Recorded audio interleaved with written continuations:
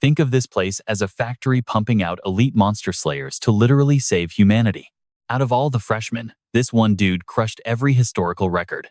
Enter Kim Suho, our literal chosen one meant to rescue everyone. Of course, he is hiding some incredibly edgy trauma behind the scenes. Right behind him is another absolute beast. Shin Jonghack snagged rank 2, flexing skills so hard the whole campus is practically seething with envy. Hold up though, we are not actually following either of these prodigies. Actually, this whole Doomsday universe is just a fictional story penned by a seriously miserable writer. A reader called him out, daring him to actually care about the nobodies filling up the background. They claimed the sidecast deserved better. Next thing we know, our gloomy creator literally wakes up trapped inside an unnamed student at Cube Academy. Because he is playing a nobody, he did not even recognize his own reflection. After suffering through classes, he stumbled back to his room and found a mysterious delivery waiting. Inside, the literal computer he used to draft the story back home. Then, things get wild. A holographic status window flashed. Blinding light engulfed everything, followed by an alert confirming total sync. Boom! Our faceless NPC just scored an identity and a serious glow-up. Staring at the glass, he spots his real-world appearance. He essentially triggered an awakening, exactly like the top tiers in his universe do. To break it down, he got dared to appreciate his background cast, and ended up becoming one. Still, he is packing a massive cheat code. Nobody understands the lore better than the creator. Hajin glues his eyes to a special privilege menu. Turns out, he can literally manifest items out of thin air using story points. It drains his meter, but basically unlocks unlimited potential. Catch is, he only earns currency by making waves in the main plot. The crazy part? He definitely never wrote a system like this into his original draft. He quickly figures out the hustle, become relevant, mess with the timeline, and farm those sweet points. His overall game plan is finally starting to click into place. The universe handed him a computer and UI because he is meant to survive absolute torture fighting beasts to derail the canon. Yeah, definitely a huge bummer. He is practically ready to trash talk the very lore he wrote. Before he can complain, a new window jump scares him.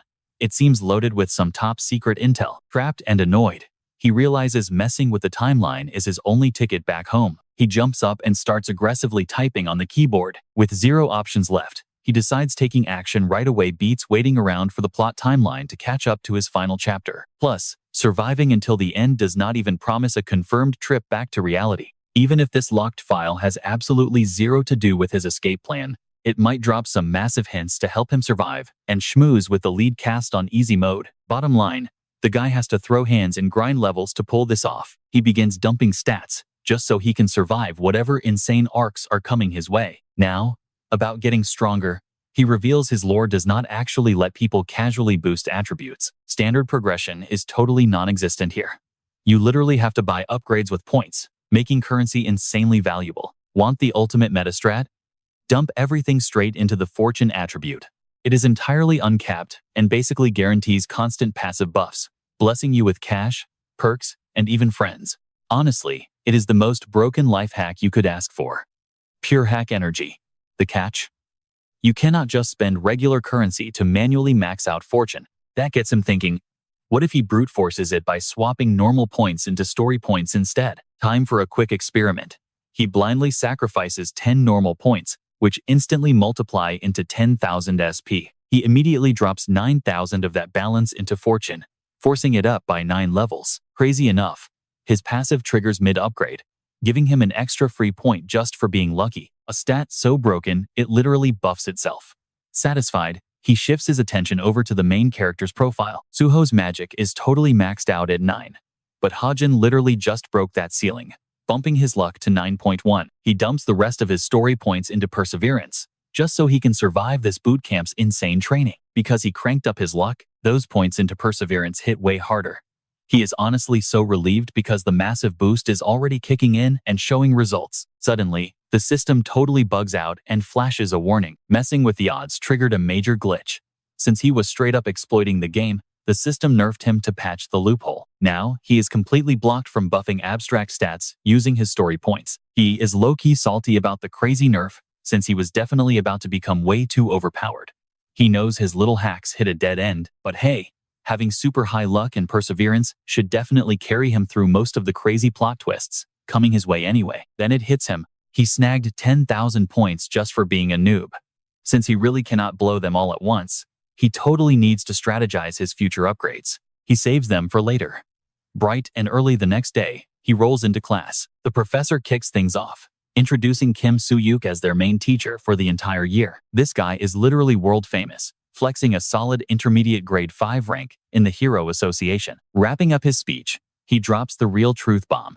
He makes it crystal clear that the cube isn't just some luxury vacation spot for kids to chill. The only thing that actually matters here is your rank. So if you totally tank your scores or fail to meet the standard, you are instantly getting kicked to the curb. Keeping those scores up is brutal, honestly.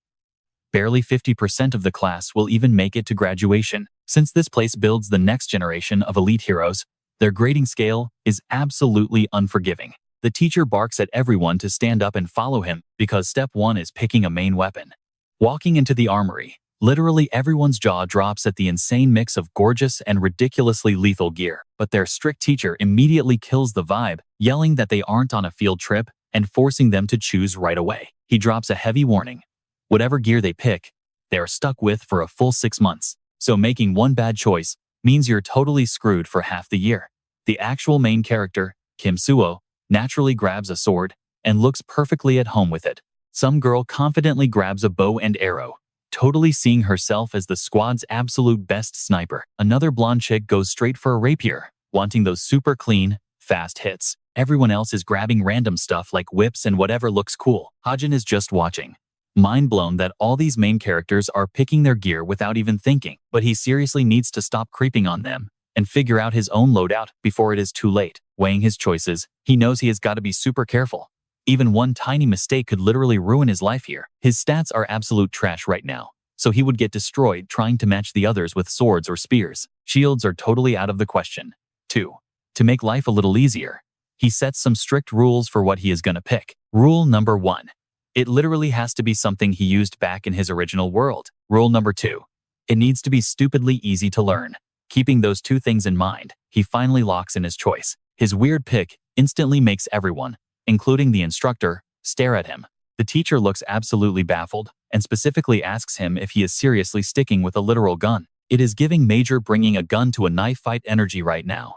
The instructor just glares at him confused, clearly remembering that Hajin applied to the school as a sword main. Scrambling for an excuse, Hajin just shrugs and says he caught a different vibe. Surprisingly, the teacher lets it slide, even though he is totally lost on why a kid would suddenly ditch their main weapon on day 1. He officially logs the choice, reminding everyone that they carve out their own destiny here. Looking super annoyed and frustrated, he warns Hajin that whatever happens next is entirely his own fault. All of a sudden, his super hearing totally activates. He instantly catches all the other kids whispering and totally dragging him for picking a basic firearm in a hardcore academy meant to train elite superhuman heroes. People literally debate if helping him in training is even worth it, basically writing him off as a total clout chaser. Even with all those haters totally roasting him, Hajin breaks down how firearms are low-key goated here, serving as the ultimate backup for regular dudes stuck without any crazy magic abilities. The ammo in this universe definitely hits way different. Mana gets packed straight into the rounds,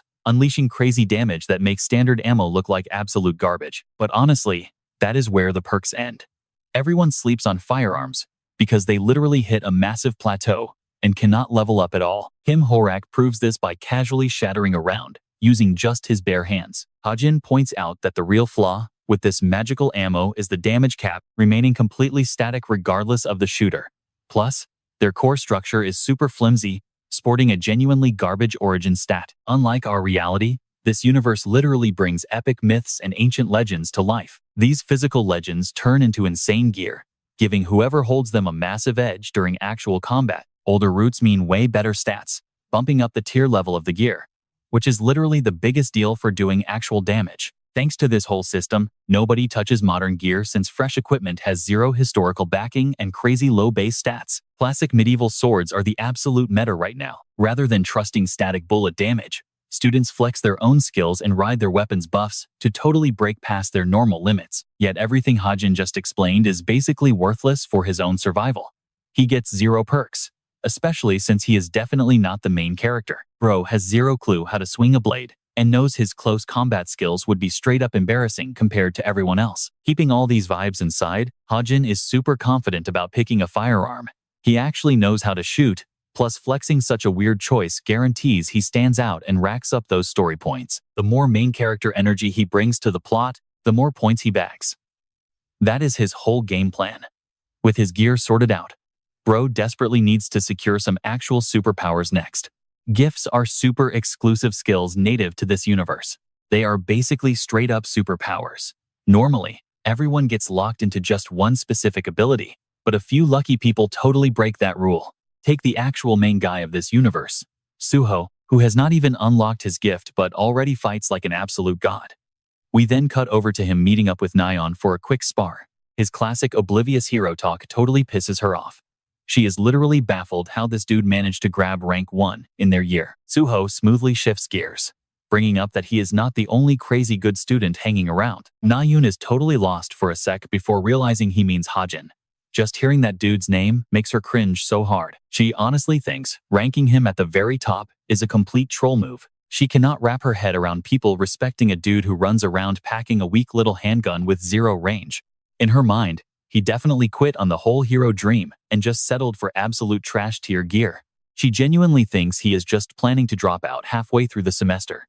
But hearing that, Suho totally calls her out for judging the guy so fast. Nayun has 0 clue what his deal is, and just hits him with a massively confused look. She straight up snaps at him for killing time talking instead of actually grinding. Meanwhile, the man himself is literally snoozing elsewhere, just wondering if getting gossiped about will score him extra points. Honestly, valid question right there. Drop your theories down below in the comments. Anyway, zooming back to our guy, Hajin realizes that Suho is destined to become an absolute legend using just his single unique ability, which obviously means securing a top-tier power is super critical for him too.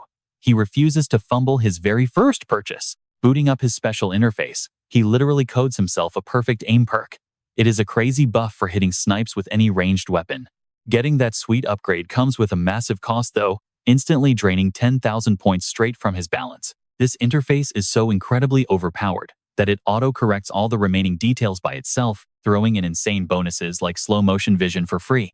The coolest part is that it works on all ranged gear, meaning he could easily rock a bow too. Plus, the craziest cherry on top is that this ability actually levels up, so even if it feels kinda weak right now, he can totally grind it out. It is a massive long-term win for his build. Hajin decides to just roll with his current setup since he's all prepped anyway. He's totally locked in. Relying entirely on his one special perk, the dude just has to gamble everything to stay alive until the finale drops. Cut to the classroom, where some instructor is breaking down tactics for clearing towers and raiding dungeons. It's honestly hilarious to Hajin that his own novel's lore is literally the textbook material here.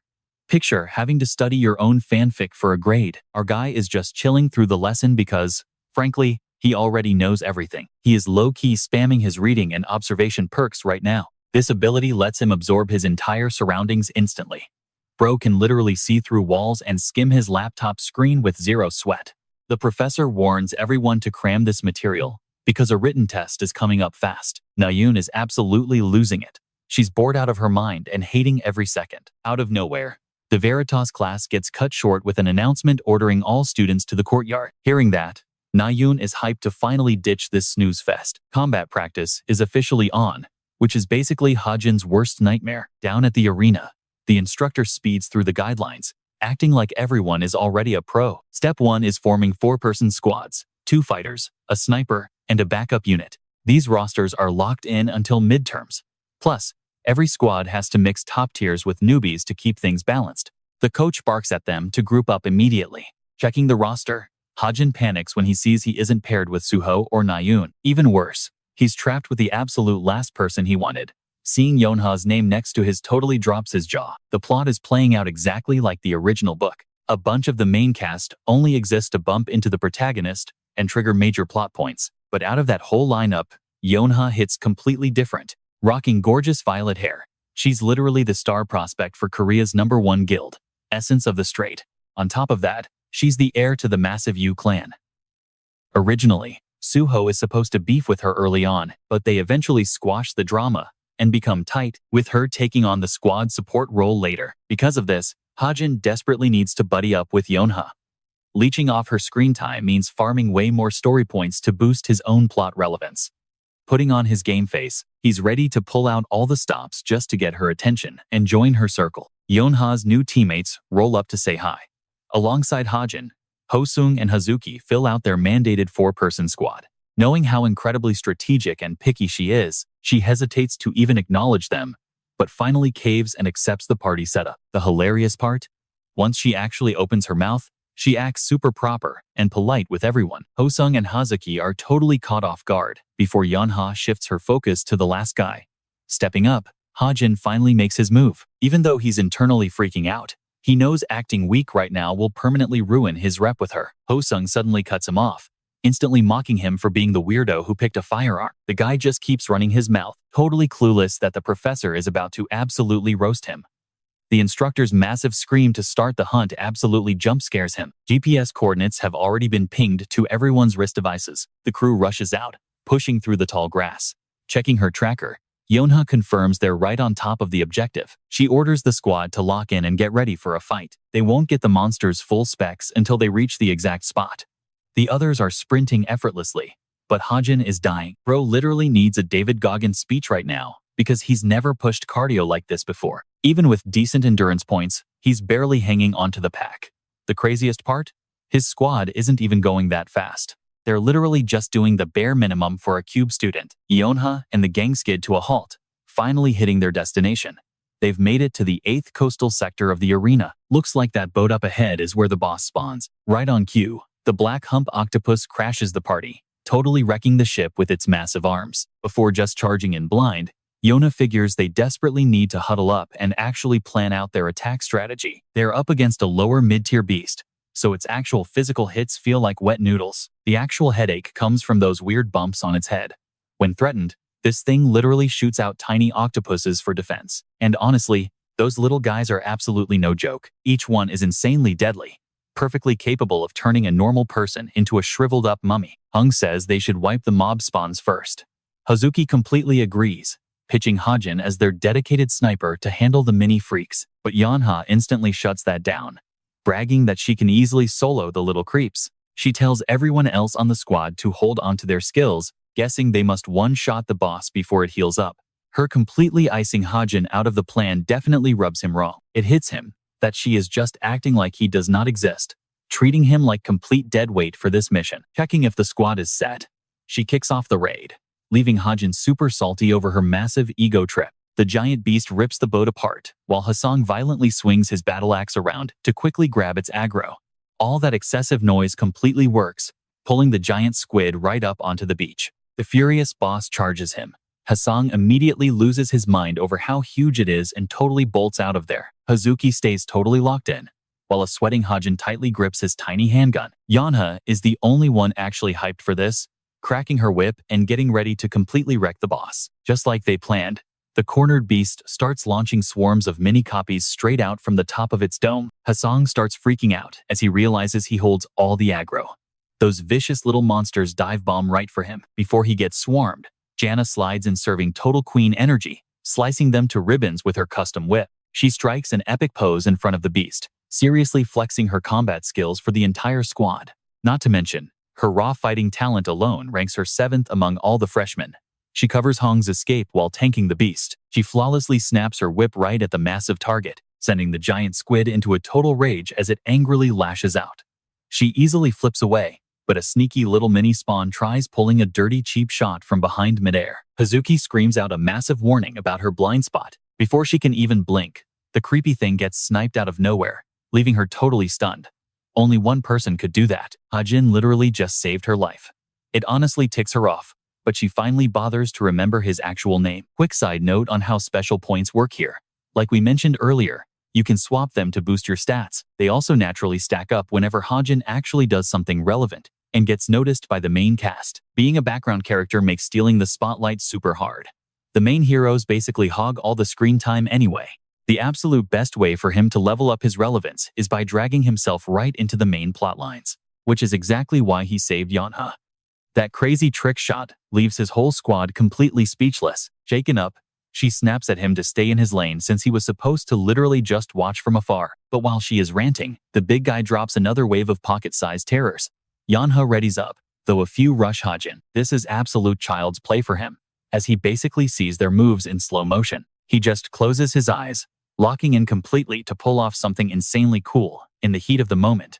He triggers bullet time, a massively overpowered perk the system custom built and tweaked just for him. It slows the whole world down for 3 seconds, turning him into a god-tier marksman who can clear the board effortlessly, marking every single target in his sights. He completely unloads the clip. When those 3 seconds finally end, he has flawlessly sniped every single mob, including the ones creeping up right behind Yonha. The bullets connect instantly, turning the little freaks into complete mush. Seeing the opening, Jana moves in for the major headshot. She throws her whip to tie up its weak points and loudly yells for the squad to finish it off. Hasang and Huzuki step up, combining their magic into one ridiculously flashy combo that utterly obliterates the boss. The giant beast finally goes down, splattering everywhere across the sand. Totally drained, Hajin completely collapses just like a classic anime hero.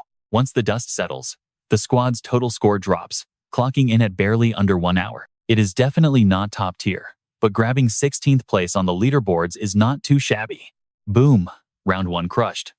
Their beast-slaying speed puts them right at 16th out of 100 squads. Yonha is absolutely shook. Hovering drones caught the whole brawl on tape, giving them perfect replay footage to fix their sloppy plays later. Sure, rank 16 sounds cool, but Yonha thinks it is straight trash. Homegirl wanted a way higher flex. What makes her extra salty? Non effortlessly outscored her, snagging 4th out of 100 groups. She originally planned to flex her family's superiority, so trailing this far behind Noun is mind-blowing. Plus, there is Jonghak, that cocky jerk clearly crushing on Nan, constantly eyeing her from a distance. Completely triggered, Yonha storms over to Nan ready to explode, but in a hilarious plot twist, she totally plays the two-faced bestie card. She subtly fishes for tea about Nan's squad stats. Nan is still low-key mad about placing 4th because her main goal was utterly crushing Jonghak. Yonha admits to placing 16th. She acts super chill, but internally, she is screaming and throwing a massive tantrum. Meanwhile, Noun is actually stunned. Yonha even hit 16th while carrying a massive scrub like Hajin. In her mind, he is definitely the dead weight dragging their whole ranking down. Yonha knows the real deal, though. She was toxic earlier because his garbage stamina cost them 50 minutes just walking. If he could actually run, that trek would have taken 10 minutes, speeding up their entire clear. Setting that aside, the guy's actual combat skills totally blew her away. His impact during the monster battle was completely insane. She perfectly recalls him zeroing out every single mini-beast with his piece before they even got close. She really questions whether pulling off 6 snipes like that is even doable using basic magic ammo. Seeing him pop off so casually flipped a switch. Now, instead of ignoring him, she desperately wants his backstory. Over with Hajin, he just finished a brutal gym session, clearly grinding his cardio after that embarrassing hike. Turns out, he totally ignored his notifications while sweating it out, and is now wondering about his fresh points. With maximum luck constantly carrying him, his shooting precision against those creatures basically skyrocketed. Plus, his special talent completely evolved. Every single bullet he fires is now an absolute laser. His vision and hearing are ridiculously enhanced, while his total story currency bumped up by 27. Looking back at the beast phase, he realizes insane luck heavily carried those sick plays and boosted his currency. His master plan to get involved with Yonha is going flawlessly so far, scoring him all those sweet upgrade points. The grind paid off physically, too. Strength, stamina, and vitality spiked hard, supercharged even further by his insane luck. Satisfied with these massive gains, he decides to call it quits for the day and head back to crash. Cut back to Yana's dorm, where she is intensely analyzing the replay of their wild monster scrap. His insane trigger discipline absolutely fascinates her.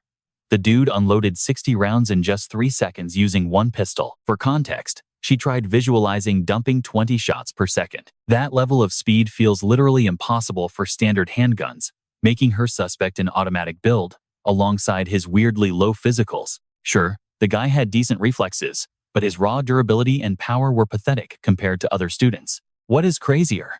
He completely swapped out his gear randomly during the initial armory phase. Her gut is screaming that something is incredibly sus. Plus, she has 0 memories of him from prep school. Mid-thought, her phone buzzes with a text from her ultimate academy crush, Jonghak. She texts back about analyzing the tapes. Her master plan? Finding hidden talent to eventually monopolize Korea's #1 guild. Jonghak is genuinely confused, completely convinced her entire squad is just full of total nobodies. Really, he just wants the tea on that mysterious marksman, since that guy's crazy plays caught his eye too. Blushing hard, she gets incredibly hyped that her dream guy is finally initiating a conversation with her. Playing it cool, she replies the shooter is just average, considering his trash tier rank in the 900s. Jong-hak was totally shook, thinking Hajin just caught a crazy lucky break. Yeonha chewed on that thought, seriously doubting if his insane flex was just some random fluke. We then jump over to the Holy Grace of God Guild, where the vice captain was literally drooling over Suho's epic gameplay. Out of all the clips, his highlight reel had Sunga totally hooked. She was hyped about his flawless footwork and crazy sword skills that were basically next level. The dude was so smooth, making his fights look like some effortlessly gorgeous, choreographed dance. Plus, his attacks were so savage they looked like they were literally ripping reality apart. Korea's top 3 guilds were already simping hard, ready to do whatever it takes to snatch up this prodigy. Sunga was right there with them, desperate to sign the guy while he was still completely untethered. But then she shifted gears to Hajin. Honestly, she was totally mind-blown that he actually mained a handgun. Her assistant nodded, mentioning how this dude was suddenly trending all over the guild network. Everyone was already watching their squad's tape anyway, just to hype up Yeonha's moves. The biggest forum gossip? How he spammed 60 shots from a semi-auto in 3 seconds flat. It literally defied physics. Even with maxed out agility, any regular piece of metal would snap from that massive recoil spam. With his whole vibe being super mysterious and low-key fascinating, the community branded him a total wildcard.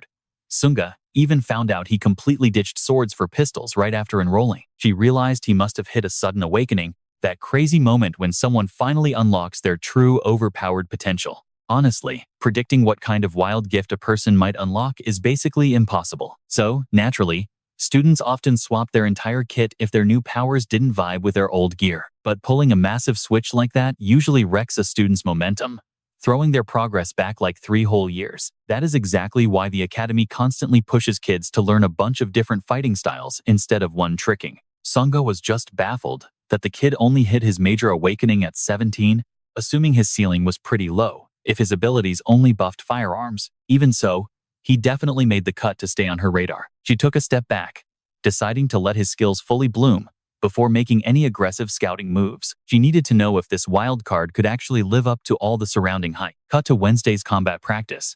Suho is having an intense one-on-one duel during their classic player versus player combat drills. These are standard duo matchups, using totally safe prop gear to keep anyone from getting wrecked. Meanwhile, Kim Hajin is getting absolutely flamed by the teacher for bottom fragging.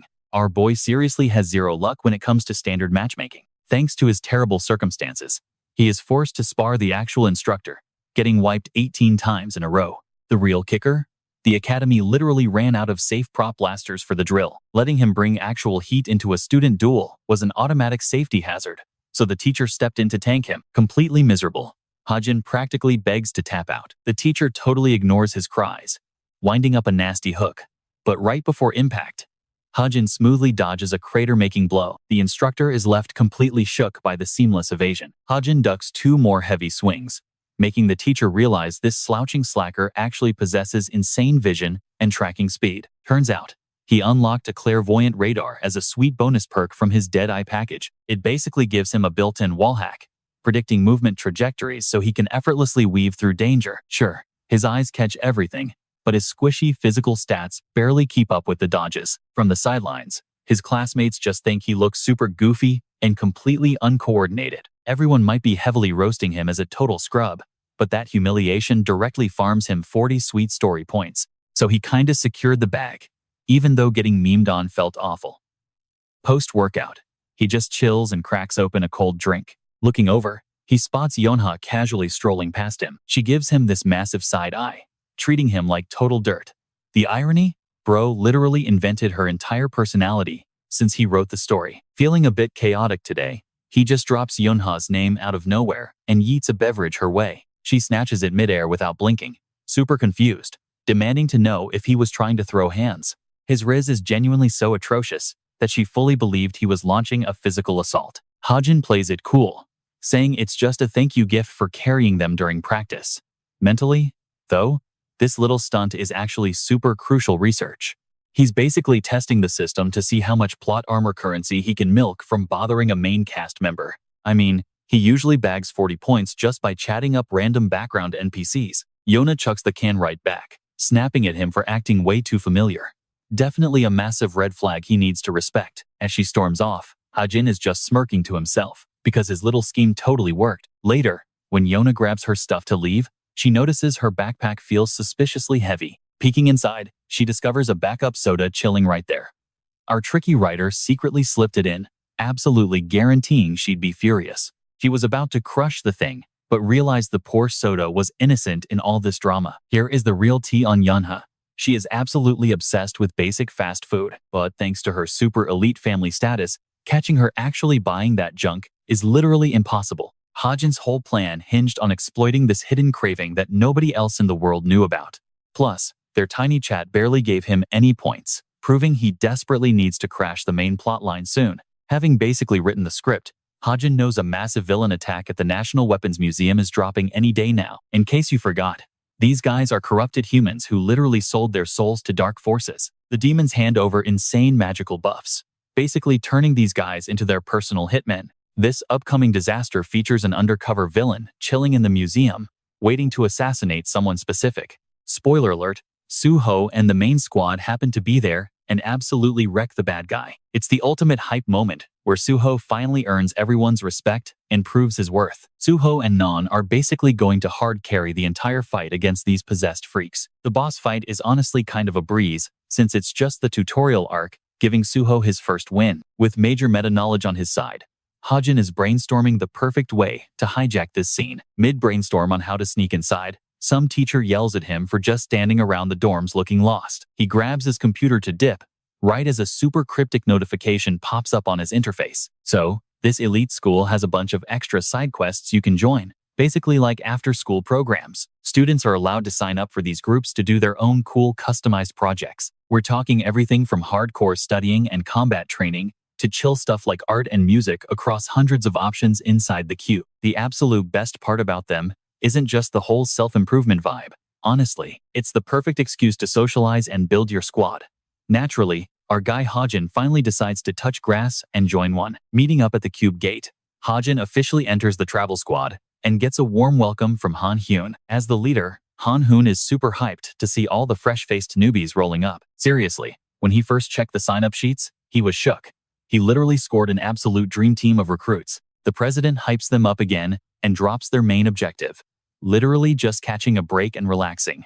Twice a month, they get VIP access to a warp gate that lets them ditch the academy grounds entirely. For their very first trip, Han Hyun announces they are keeping it local by hitting up the capital itself, Seoul. Hajin runs the math in his head, figuring out that roaming the city would be a breeze if they just buddied up. Everything is tracking perfectly with his original script.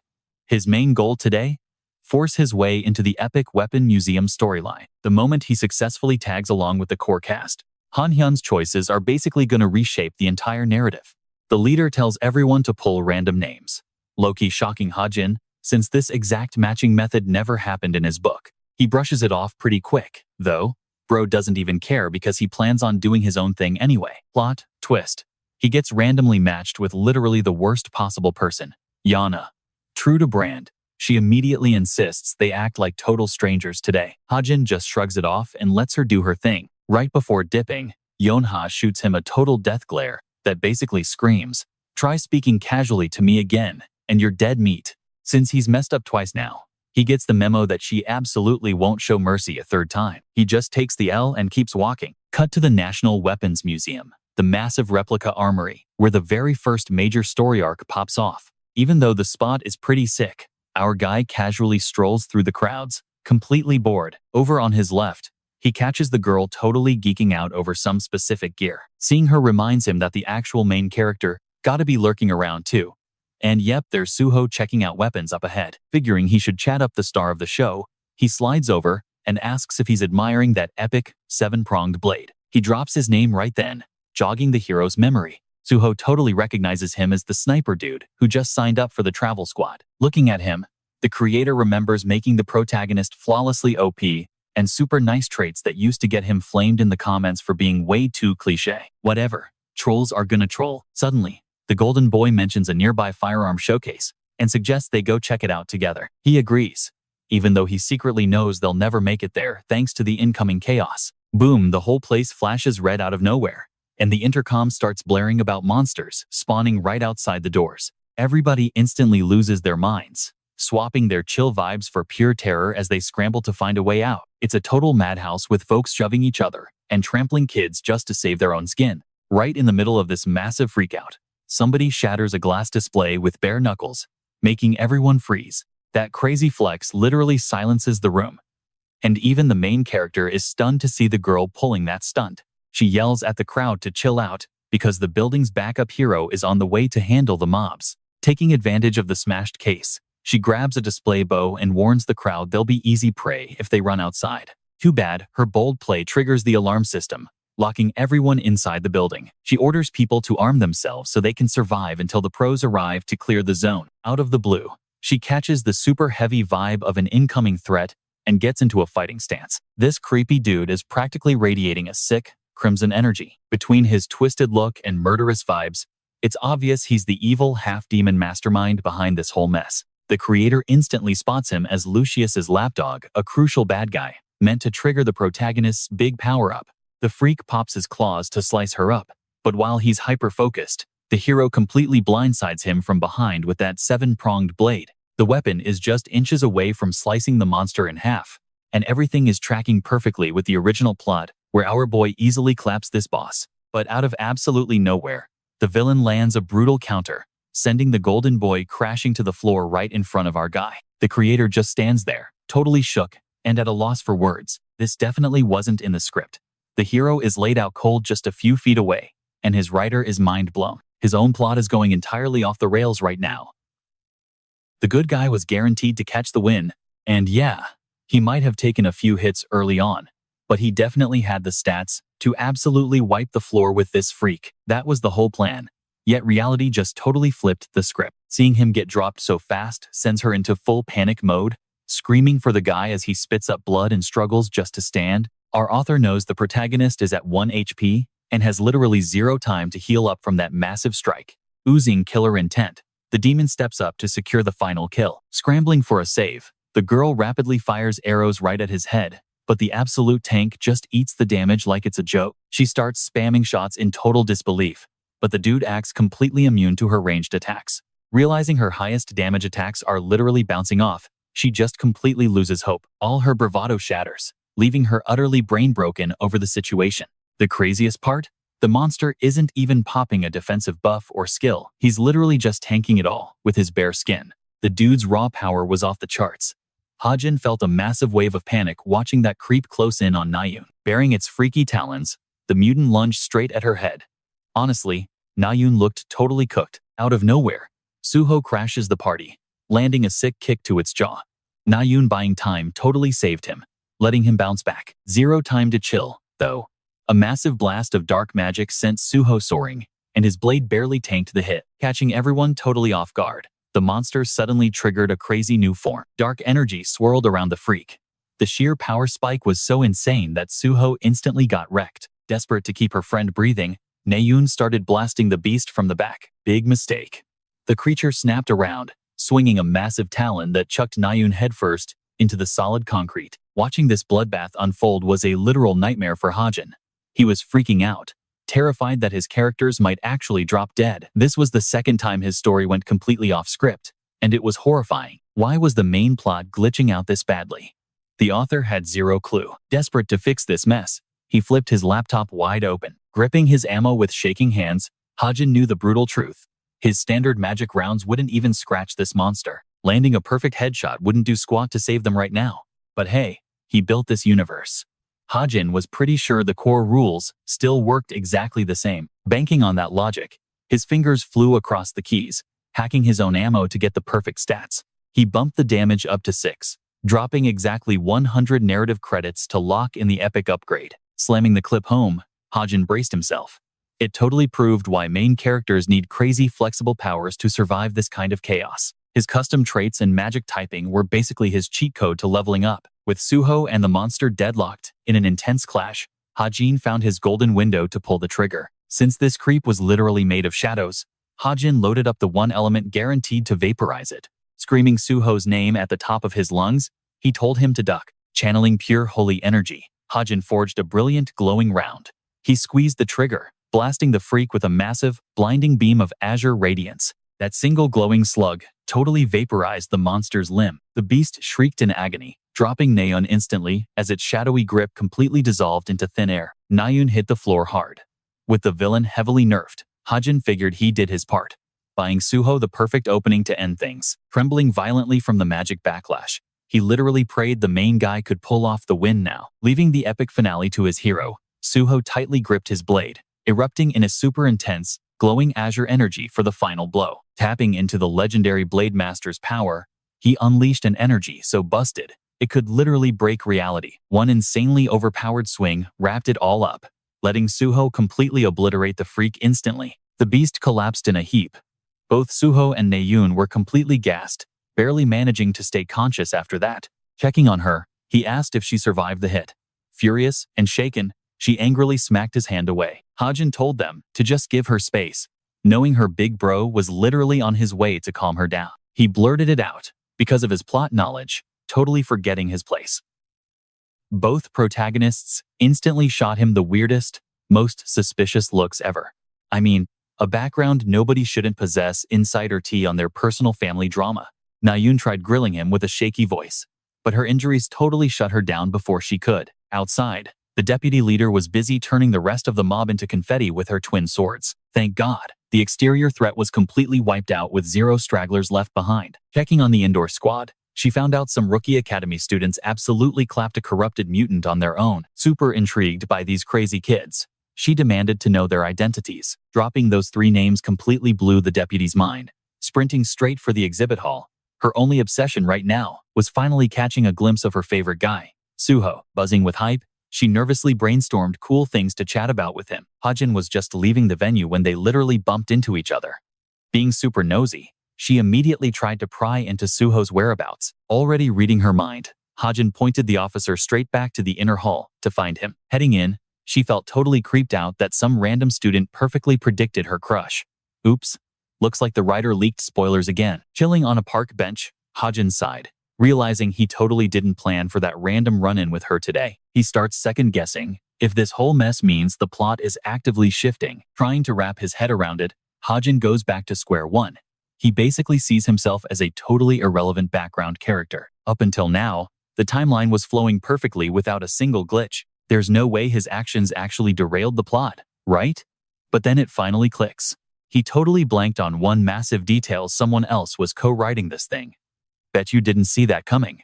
It hits Hajin that this entire world is basically a reboot of his original draft. Everything was shaped by that random fan email he got on day 1, which totally explains all these crazy unscripted plot twists. If that's the reality, then his entire playbook for surviving this world just went straight out the window. Honestly, flying blind absolutely terrifies him. He frantically pulls up his laptop to check. Sitting right there in his inbox is a massive piece of feedback. The message straight up roasts the plot for lacking real stakes, claiming the main hero was just speedrunning through the villains way too easily. Since overpowered heroes usually make readers drop a series, the co-writer gave every single upcoming boss a massive power boost. They didn't even care if it turned the world's lore into an absolute chaotic mess. Right after the disaster goes down, their teacher pulls Hajin and Suho aside for a quick debrief. The teacher gives them the short version, completely skipping the heavy details to make sure the guys are actually okay first. Suho is totally stressing over Nayun and asks how she's holding up. Turns out, she took medical leave and dipped with her family. Their teacher tells the boys they should probably take a breather and head back to their rooms too. With the teacher giving them some space, Suho immediately takes the chance to confront Hajin. The blue-haired hero isn't letting it go, demanding to know why Hajin dropped that bombshell on Nayun regarding her sibling. Hajin looks super confused for a second before his own words click. He opens his mouth to explain, but suddenly flashes back to that co-author's email. Instead of answering, he deflects, asking why Suho even cares. Suho isn't dumb by any means, and it seriously ticks him off that Hajin is acting completely clueless and dodging the question. Frustrated and completely over the mind games, Suho drops it, deciding they'll hash this out later. Let's take a closer look at Chae Nayun.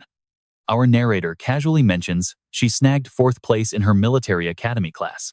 Now she's hanging out at the Cube, getting tons of hype for her raw talent and crazy rich family background. Basically, her dad is the legendary Shinyuk, and her older brother is Jin Yoon. Since Hajin is actively snooping around her background, those high-profile names totally ring a bell. The part he can't wrap his head around is why she absolutely lost it when he simply mentioned her brother.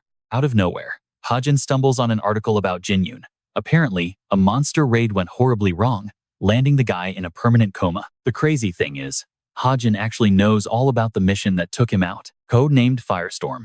This anti-fiend raid was literally designed to be Jin Yoon's big breakout moment to shine. It was supposed to be the perfect setup for him to bond with the core main characters. And for a young Nayun, watching her big bro thrive as a superhero was literally her favorite thing in the world. But the plot got completely ripped to shreds. Jin Yoon actually became the tragic victim, leaving Nayun deeply scarred. Right at that moment, his system pings with an update. It warns him that spotting any future plot holes will instantly unlock more hidden lore. It also drops a massive lore bomb. Jin Yoon and Suho's main backup crew have been completely rewritten in this timeline. We then get a quick flashback. The bleeding hero was clinging to consciousness after taking an absolutely fatal hit. It turns out, the co-writer thought the main character was being way too babied by his massive friend group, so they started ruthlessly cutting down his support system. And tragically, Jin Yoon made the hit list. 4 years prior, right after getting his official hero badge, Jin Yoon actually mutated into a demonic vessel. That level of dark fantasy was way beyond anything Hajin ever wrote. He never saw such a brutal swerve coming. The camera cuts over to Nayun's room. A news broadcast blares in the background, talking about a museum monster raid that left 7 dead and 50 hospitalized. Completely shattered, Nayun shuts off the radio. She buries herself under the covers while her stressed-out dad bursts in, calling for her. Naun spots him, totally confused why he isn't working. Jin Hook ignores his job completely, hyper-focused on her well-being. He pushes for a thorough hospital screening, though she plays it cool, acting totally unfazed. She really hates stressing her dad out, and honestly feels bad he dropped everything to check up on her. But obviously, he is a super protective parent, regardless of her tough act. She ends up begging him for one quick hangout with Jin Yoon before heading home. Seeing his kids so wiped out, her dad finally caves. Let us backtrack to Jin Yoon's tragic fate and break down what those corrupted cores actually do. These dark spirits are literally top-tier threats, packing way more heat than any regular monster or person around. Their absolute creepiest trick? Tagging normal folks and morphing them into living corruption vessels. Anyone infected basically turns into a walking incubator, trapped in a parasitic nightmare, slowly draining their energy. Eventually, the darkness completely hijacks their system, mutating the victim into a full-blown nightmare. So Jin Yoon's situation is basically a ticking time bomb since he is guaranteed to turn evil. Usually, it takes around 5 years for the massive mutation to fully trigger, and we are hitting year 4 right now. His countdown is practically at 0 before the monstrous shift drops. As his younger sibling Naun sneaks into the ward, Hajin agonizes over how messed up this whole tragedy feels. There is literally just one way to fix this mess. To stop the dark force from permanently possessing someone, you have to eliminate the host before it wakes up. Standing over her passed-out brother, Naun braces herself, gearing up to say her final piece before doing the unthinkable. Meanwhile, the creator knows ending Jin Yoon premutation is a total pipe dream because nobody actually has the guts. Seriously, 0 hired guns would ever touch a bounty this insane. Plus, the guy is literally next in line to inherit Shin Huk's entire legacy. The mutation happens entirely under the radar, without visual cues, making outside interference impossible. The craziest part? The entity inside him would effortlessly destroy our main protagonist, Kim Suho. Hajin also knows that if top-tier pros actually tried brawling his monstrous form, the body count would be absolutely astronomical against a threat that huge. Desperate to cancel that terrible ending, Hajin resolves to halt the awakening by any means, mainly because those elite fighters are needed later. Watching Naun hover over her comatose sibling, Hajin gets totally overwhelmed by pure dread. Finally accepting his brutal role here, he realizes he is the one who has to pull the plug to dodge an ultimate apocalypse. Naun starts venting out loud, pouring out the insane near-miss she survived during today's ambush. She had literally never faced a threat that massive, knowing 0 regular trainees could survive it. Honestly, it absolutely sucks to admit. Naun recalls Hajin being the sniper who randomly bailed them out. She skips mentioning him, then realizes her visiting time is totally up. She heads out, fully planning to swing back around as soon as possible. Right at the door, she freezes up, struck by a heavy, terrifying gut feeling regarding him. She tried burying the memory, but Hajin's comments were completely burned into her brain. His icy glare made his speech feel like straight-up bullying while she was weak. Instantly, her gaze shifts into pure, stubborn rage. Flashing back to Hajin's remark, we transition to the hero's tower to spy on Vice Captain Suna. She is solo snooping through classified files, completely gambling her job and flirting with major backlash. She is super invested in pulling the museum ambush logs, crossing massive red tape lines to get answers. Her deep dive reveals tons of holy magic residue left on that vanquished, corrupted guy, basically proving whoever wrecked him had to be an ultra-rare holy energy wielder. Just imagining a legit holy mana fighter popping off out of nowhere completely hypes her up, mostly because shadows actively hunt that specific talent. The bad guys run on shadow energy, making holy power their absolute kryptonite. Sununga is totally obsessed with drafting this secret savior and desperately wants them on her squad. Checking out the security tapes, Sununga spots a major clue.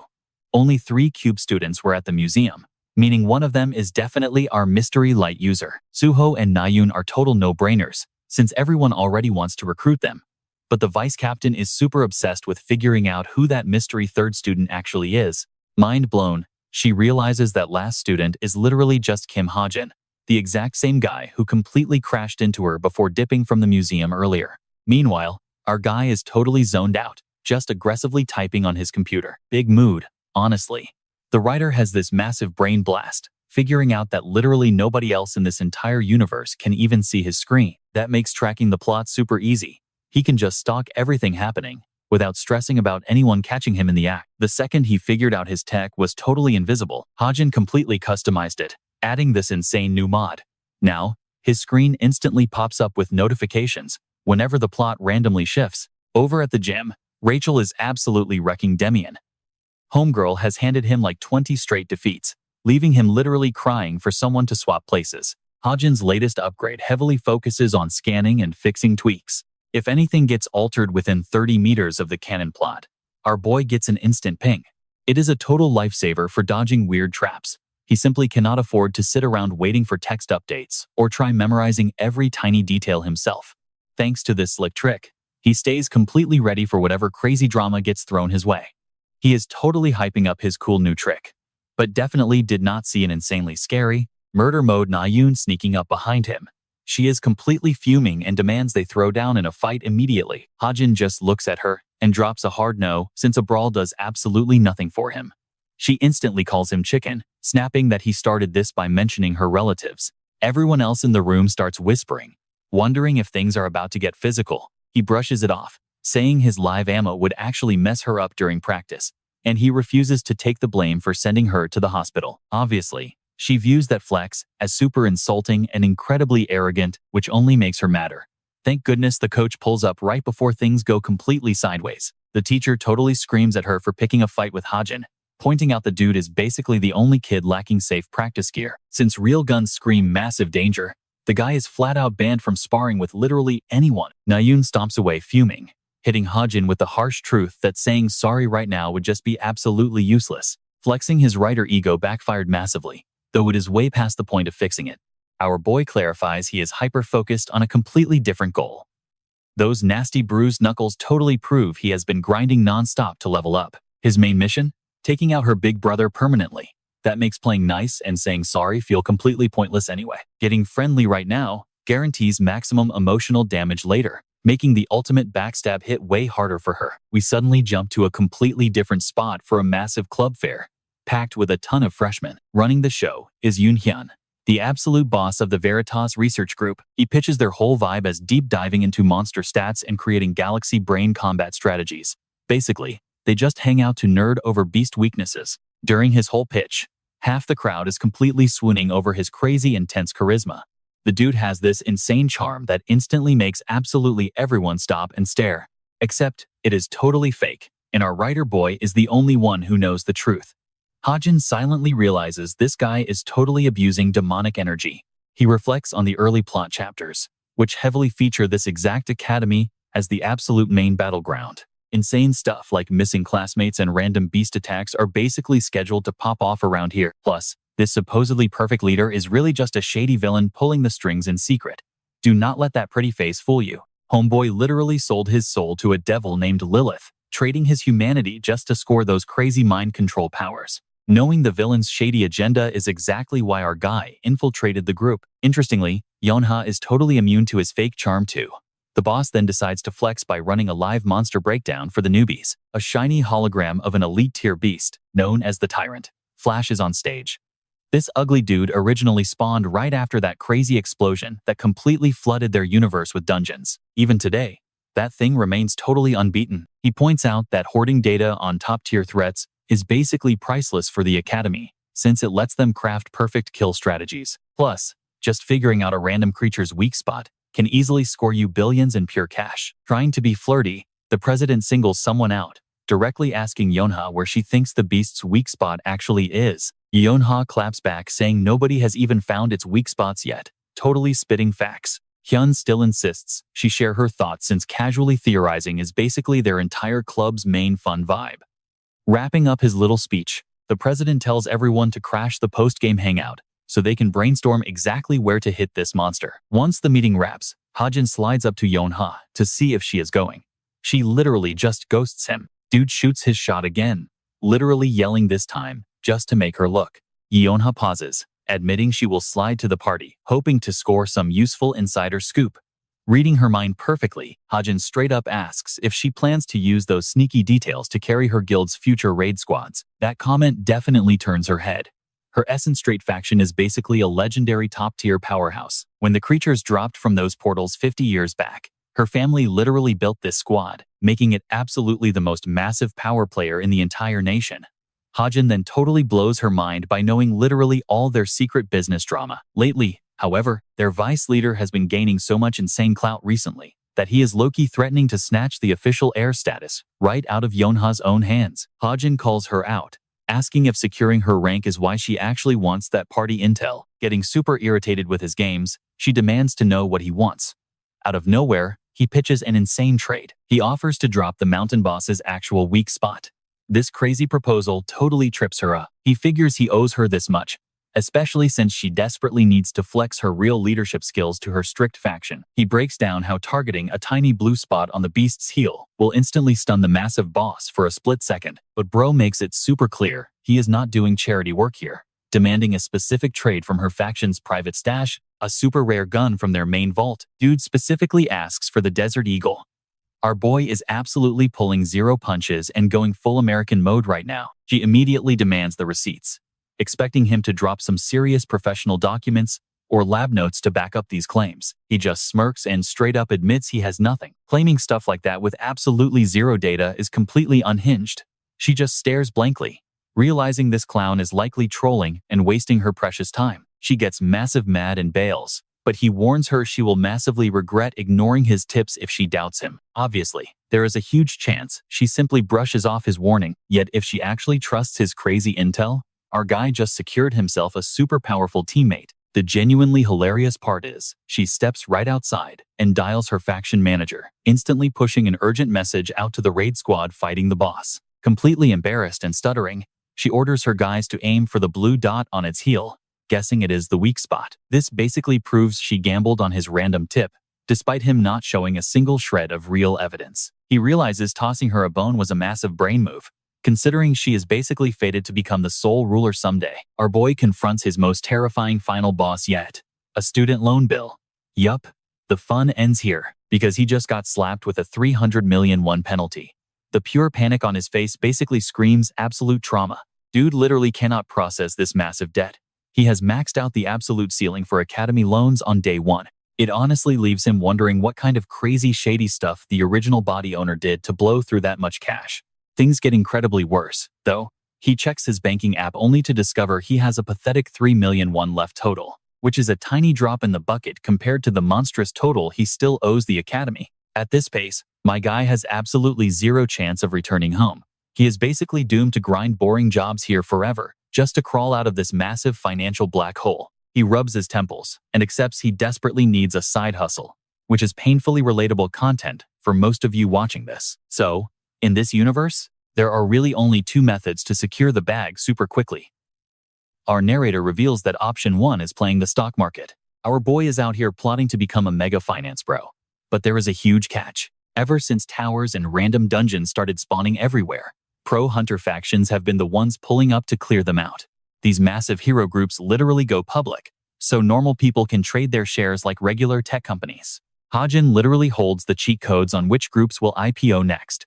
Classic author perks, he just magically holds all the insider trading secrets. The fatal flaw is he needs starting cash to even begin investing, meaning this genius get-rich-quick scheme gets delayed for now. Option 2, grinding in the fields is a wild way to make bank, especially since this specific spot is basically a high-risk monster playground. Forget your basic towers and dungeons, fields are packed with crazy diverse beasts that can totally make you filthy rich if you drop them. Think of it more like knocking out bounties rather than just tossing dead monster parts on the market. But Hajin's biggest hurdle right now is his own trash tier stats, which honestly barely beat out a regular dude walking down the street. Naturally, he is totally second-guessing himself, doubting if he can actually survive a field run with his current garbage skill lineup. He figures blowing his precious story points just to buff up a basic training gun is an absolute waste of resources. Because of that, he is super desperate to find some alternate cheat code to juice up his gear or base numbers. Out of nowhere, the doorbell buzzes and someone starts shouting his name. Turns out, he got a delivery from Cadet Yonha, which totally trips him out since she is absolutely not the type to give him the time of day. He cracks the door open anyway to see what is up and spots a tiny package waiting for him. Peeking inside completely blows his mind. And boom, we instantly cut to the Wonju field zone over in Gangwon province. Our guy Kim Hajin just teleported in for his absolute first monster hunting gig. Rocking a seriously fresh fit, he gets a huge grin from the receptionist, making him realize just how hard academy kids get flexed on out here. He steps out of the portal hub and straight into the bustling heart of Gangwon. Normally, this specific turf is ranked super low on the threat scale. Because of that, it totally blew up as a tourist trap for foreign thrill seekers, snagging the slick nickname of the global metropolis. Some dude is screaming for a magic-focused party member so they can go raid Shack Mountain. The place is swarming with loudmouths just like him, but Hajin just chills and watches the chaos unfold as he strolls by. He spots a staff member officially logging a triple hobgoblin kill. Catching that, Hajin figures running his drops through an official broker would be a way cleaner and more profitable hustle. While he is scoping out the crowd for a decent rep, some random guy hollers at him from the back. Reading Hajin like a book, the dude asks if he is looking to slay some beasts, revealing this jittery mess is actually an official broker. The guy flashes a fancy card to back up his claim, though Hajin is honestly thrown off by how wildly sweaty and stressed he is. Then, the agency title on the card catches Hajin completely off guard. It is run by Park Soo-yu. This absolute legend is destined to become Suho's exclusive manager, meaning behind all those jitters, he totally has the golden eye for elite talent and will eventually run the absolute biggest agency in Korea. Running into him this early is super weird, but it totally explains why Soo-yuk is acting like an amateur right now. Completely intrigued, Hajin reaches out for a handshake, totally down to sign with his crew on the spot. Deep down, our boy knows the game is just beginning, with tons of hidden gems out there waiting to glow up and hit their peak. He is essentially playing the long game, locking in VIP connections way before anyone else catches on. But then it hits him since this manager is basically meant for Suho.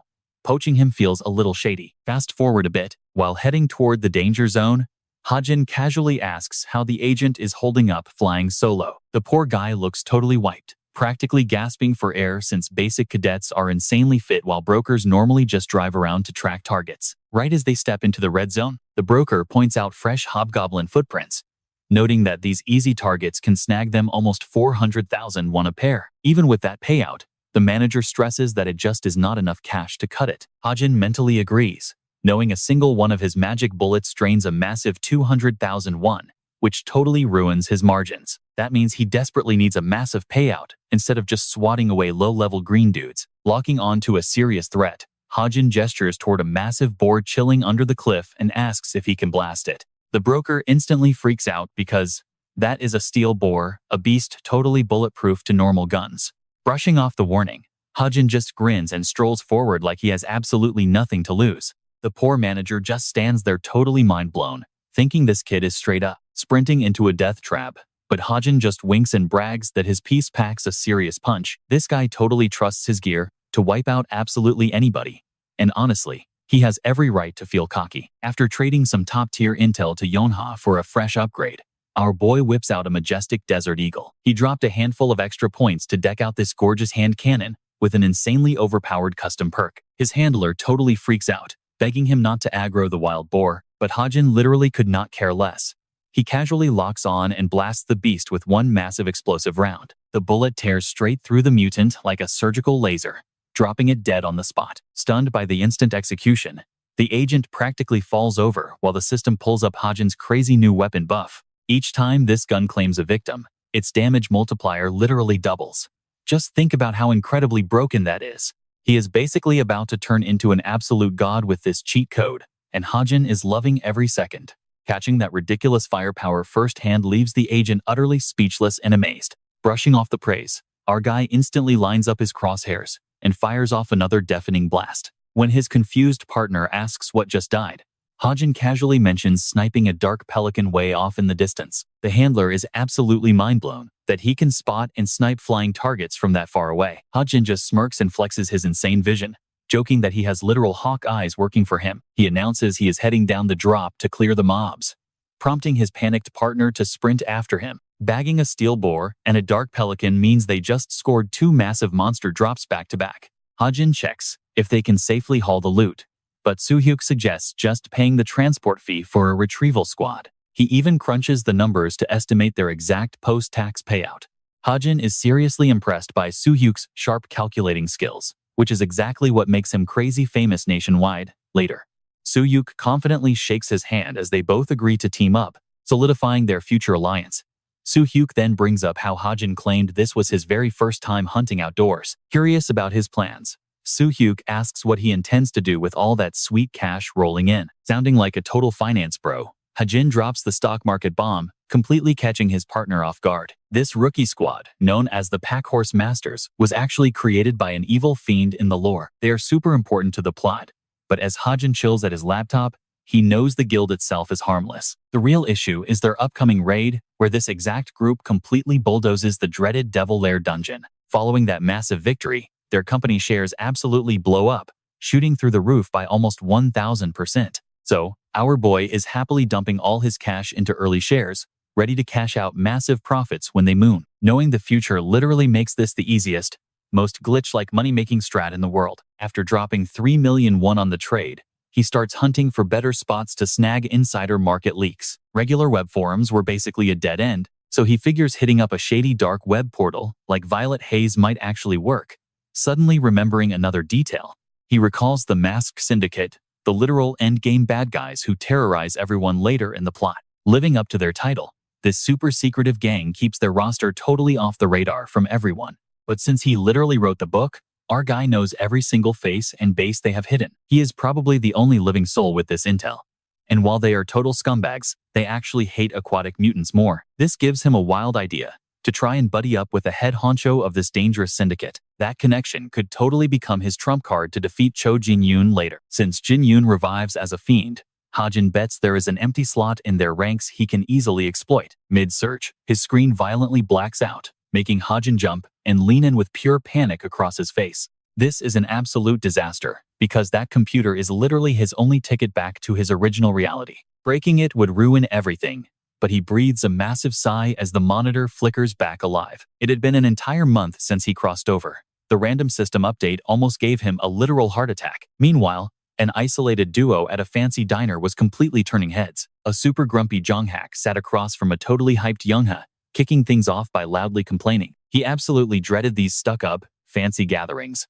Youngha totally clowned him, assuming he only showed up to milk the perks. I mean, the dude was literally chatting with a future boss of the world. When she casually checked on his academic standing, finding out he was doing all right made her roast him for slacking, but Jonghack's version of all right actually meant holding the runner-up rank. The guy was totally crushing it but just had crazy perfectionist energy. Their little chat got crashed by a surprise arrival, the gorgeous Nayun, who Jonghack was completely simping over. Homeboy literally leaped out of his seat, completely dropping his cool guy act just to get her to notice him. Watching him act, all desperate, totally gave Yeonha the ick, especially since she had a massive crush on him herself. Jonghack immediately started fawning over Nayun, checking if she was okay. She brushed it off, but as they playfully argued, Youngha got super salty sitting there like a third wheel. Out of nowhere, Nayun dropped Kim Hajin's name, instantly making Yeonha perk up and listen. Yeonha whipped around to interrogate her about the guy. Nayun spilled the tea about the museum's monster attack. Only 3 students were there, including Hajin, and that psycho villain completely wiped the floor with them. Suho and Nayun got wrecked so hard they couldn't fight back. until some random dude unexpectedly crashed the battle. Hajin absolutely obliterated the monster's hand with a single bullet, and Nayun saw the whole crazy flex go down. It blew her mind that he pulled off such insane damage using a weak practice gun, making her super suspicious of his true vibe. Yeonha was zoning out processing this when Nayun suddenly started pressing for more details. Nayun asked for her honest opinion since they were squad mates during freshman orientation. That question totally caught Yeonha off guard. Turns out, she was already secretly stalking his digital footprint because he gave off major red flags. Her snooping revealed he was literally just a parentless kid attending the academy, dragging around a massive 300 million in debt. Honestly though, beyond those basic stats, he was still basically a total mystery to her. Plus, she was dying to know how he magically guessed the mountain boss's weak spot, when even the smartest pro analysts were completely clueless. Yeonha recalled cornering him about his inside info, but he played completely dumb and flat out refused to spill his secrets. That shady behavior fueled her stalking session. She legit believed he could be a massive carry for her clan in the future. She admitted that initially, she totally wrote him off as a complete nobody. Putting the pieces together, she realized his damage stats from practice definitely weren't high enough to casually blast off a villain's limb. Doing the math, she bet her life he was gatekeeping some overpowered hidden ability from the rest of the school. Nayun dropped a crazy conspiracy theory, whispering that Hajin might low-key be an undercover mutant himself. That wild hot take left both Jonghak and Yeonha absolutely speechless. The purple-haired snob couldn't wrap her head around a villain betraying their own kind so easily. Nayun couldn't pinpoint the exact vibe, but she swore Hajin was incredibly sus. On that note, Hajin's computer is currently glitching out as its system upgrade hits the 100% mark. Out of nowhere, his wrist starts feeling crazy hot. The burn turns into absolute agony while dark red stains soak his shirt. He completely freaks out as the scorching pain escalates. This fresh patch is literally branding him with a supernatural tattoo, proving his god-tier admin privileges. Whenever he boosts his clout and levels up the narrative, that magical tattoo gets a massive glow-up too. He can trigger the tattoo's inner mana whenever, and it basically recharges after 24 hours. Right now, though, his entire body feels like absolute garbage. A massive data dump is essentially hijacking his mind, and he's totally powerless to block it. Meanwhile, at the diner, Jonghak angrily smacks the table, totally triggered seeing Nayun stressed over Hajin's latest stunts. While Hajin is literally passing out on the floor, the scene cuts to Nayun, who keeps replaying his toxic insults in her head. She straight up admits the guy is on her permanent hate list. The dude is completely knocked out, his system basically crashing. A close-up reveals the brand new magical tattoo gleaming on his skin. A random alert pops up on his screen. His sensory and scanning talents just caught a massive buff, unlocking a brand new skill. Fast forward to the hero headquarters in Seoul. Right on the heels of that chaotic museum showdown, Suho, Nayun, and Hajin all scored fancy medals of honor for totally carrying during the monster raid. The whole city hyped up their bravery. Meanwhile, Hajin's arm is still throbbing like crazy from his brutal magic awakening. He survived the worst of it, but the sting lingers, and he's still utterly clueless about what the tattoo actually does. To make things super awkward, Hajin ends up cursed with a seat right next to Nayun. She is absolutely raging, snapping at him to stay quiet, even though he is literally just breathing. Honestly, Non gets triggered just by his aura and refuses to sit near him. Hajin casually drops a hint, wondering if her memory just glitched out on him. He drops a quick reminder that his abilities literally kept her from dying back then. Having him flex that totally gets under her skin. He is dropping straight facts, though. Her sudden outburst forces Suho to step in and kill their petty drama. He volunteers to swap places just to chill the vibes, but this wildly stubborn girl shoots that idea down too. They bicker forever, until she finally trades spots. Now, Suho pulls up beside Hajin, totally ready for a deep chat. He actually drops a thank you for the life-saving carry, totally shocking our guy who never expected that confession. Suho admits they were completely cooked without his backup. Basically, playing clutch MVP won him their absolute respect. Our dude keeps it super humble, though. He genuinely believes they would have caught the victory without his help anyway. Let us be real. If Hajin had not stepped up to rescue them, Suho would absolutely pop his main character, plot armor, and randomly level up to crush the boss.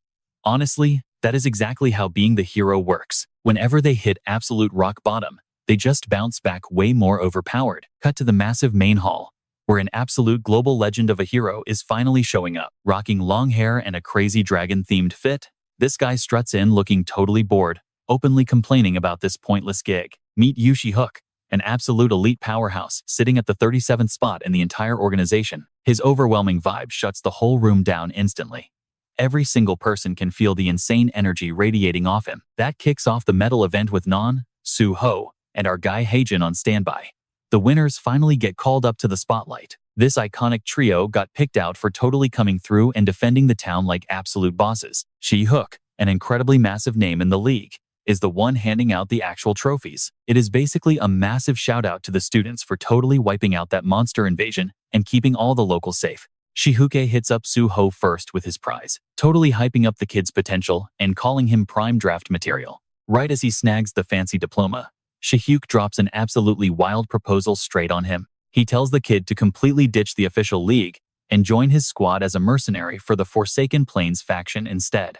He basically calls the traditional hero path super lame and full of annoying duties that he personally could not care less about. The fearless dude instantly rejects the pitch, though totally locked in on pursuing his righteous dream. Hearing that completely kills She-hook's overall vibe, so he just sighs and shifts right over to the next student.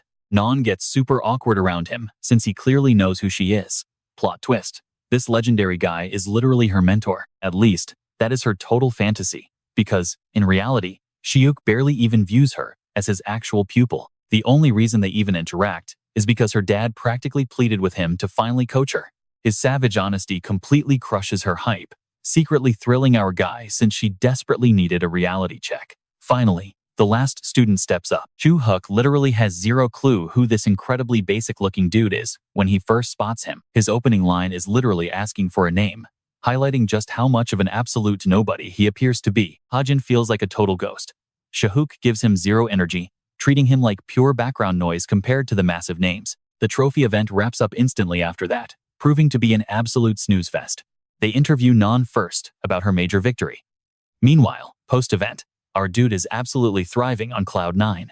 He just bagged a truly massive $15 million in sweet bounty cash for taking out that demon, which is incredibly clutch, because he desperately needs every single penny to handle that massive 300 million hurdle. Chilling solo, he brainstorms how to flip the leftover cash.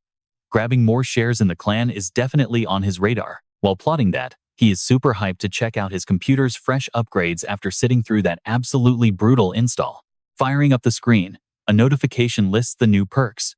First up is his fresh tattoo buff, followed closely by his brand new web access. The final awesome drop is the literal book of facts, giving a massive boost to his overall scanning and analysis stats. That tattoo is closely tied to whatever went down with his arm, though the system gives basically zero info about what it actually does. It just promises on-demand spellcasting. Sounds epic, but Hajin is totally clueless about how to actually trigger the power. The second he stresses over turning it on, the symbol starts glowing like a magical badge, signaling it is totally ready to fire. Panicking about accidentally nuking the area, Hajin instantly decides to test this out in his room, away from any prying eyes. Getting caught right now would be a massive headache anyway. Oh, and the second update finally unlocked his internet. He casually drags his mouse over the prompt and taps confirm. The monitor glitches out before dropping him into a hub of obscure links, including Law-Abiding Spirit and Violet Haze. Jeremy's sword popped up too, along with some others. Best part? He just scored VIP entry to the restricted dark web without dropping a single dime. Out of that whole sketchy lineup, Violet Haze was the absolute jackpot, packing literally everything he needed. This place is the ultimate exclusive hub, where the elite swap top-tier secrets and major intel. They deal in illegal gear, bounties, and shady commissions. Honestly, barely any pro heroes skip this site. The feds practically ignore the black market because of it. Normally, logging into this portal costs an absolute fortune just for the entry fee. But for our guy, he just drops 200 of his hard-earned narrative points, instantly bypassing the paywall to set up his profile for now. Right as he gets ready to browse a specific thread, somebody interrupts him. Enter the gorgeous Seong Ah. Yep, the second-in-command basically just busted him. She is fully aware he knows her real status. Plus she remembers how he mysteriously ghosted everyone during the recent assembly a little while back. She tracked him down just to slide him an invite to the holy grace of God. That is a massive flex.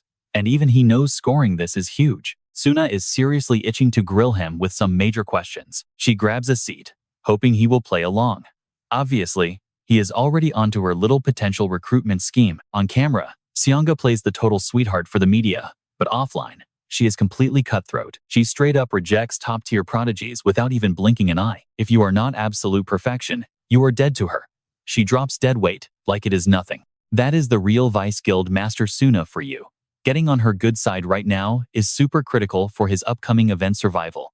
So, before she can even speak, he shuts her down completely, icing her out with a blunt rejection. Caught totally off guard by the rejection, Shauna scrambles. She insists she is genuinely intrigued by his skills, casually name-dropping her status as the second in command of the nation's biggest and most elite faction. He gives her a nod for the fancy title, but brushes her off since her motives are totally personal. It is super obvious she only approached him after secretly watching the replay of his insane light attribute, magic attack. She does not actually want him on her team yet. She is just dying to satisfy her own nosy curiosity with endless questions. Knowing this, our guy plays it cool, acting entirely unbothered to boost his own mysterious, overpowered vibe. By treating her like whatever, he plans to flip the script and make her actually desperate instead of just mildly curious. He then drops the ultimate mic drop, boldly announcing he is heading out immediately, leaving Suna totally shook. Meanwhile, the system casually drops fresh lore about his cool tattoo. Once he farms enough narrative currency, his spotlight ranking levels up, adding an extra sick detail right to his physical brand. The interface confirms he can trigger this hack on demand. After one use, the cooldown timer completely resets in exactly 24 hours. Wanting a quick test run, he focuses hard on visualizing a knife. And boom, his tattoo literally spawns a legendary weapon out of thin air. This thing is absolutely legit. He gives it a couple test swings and feels it is perfectly balanced. In this universe, your magical output relies heavily on raw genius and smarts. Since he got dropped here as a total nobody, he figured throwing fireballs or casting spells was completely off the table for him. But hey, thanks to his overpowered ink, he finally unlocked a totally unique cheat code for casting spells. His final experiment is the Tome of Truth, an item literally designed to put his basic observation and reading stats on absolute steroids. After a quick think, he speaks the activation phrase. The tattoo flares up again, summoning a literal encyclopedia packed full of objective facts. Radiating weird vibes, this artifact lets him solve basically any mystery, provided it does not break the item's magical limits. Honestly, how insanely broken is that?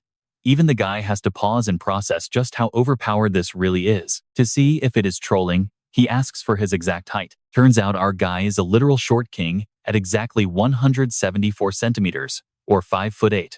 Also, every single query drains exactly one plot point. Out of nowhere, his smartwatch spams him, flashing a massive campus-wide panic alarm. A frantic group chat demands a missing kid's location. Staring at the glaring red screen, he instantly gets suspicious. It completely hits him the timeline just kicked off the second massive plot point, the terrifying string of student kidnappings at the Cube. This time around, 6 cadets are going to vanish into thin air. The mastermind behind this is super careful, wiping away every possible clue.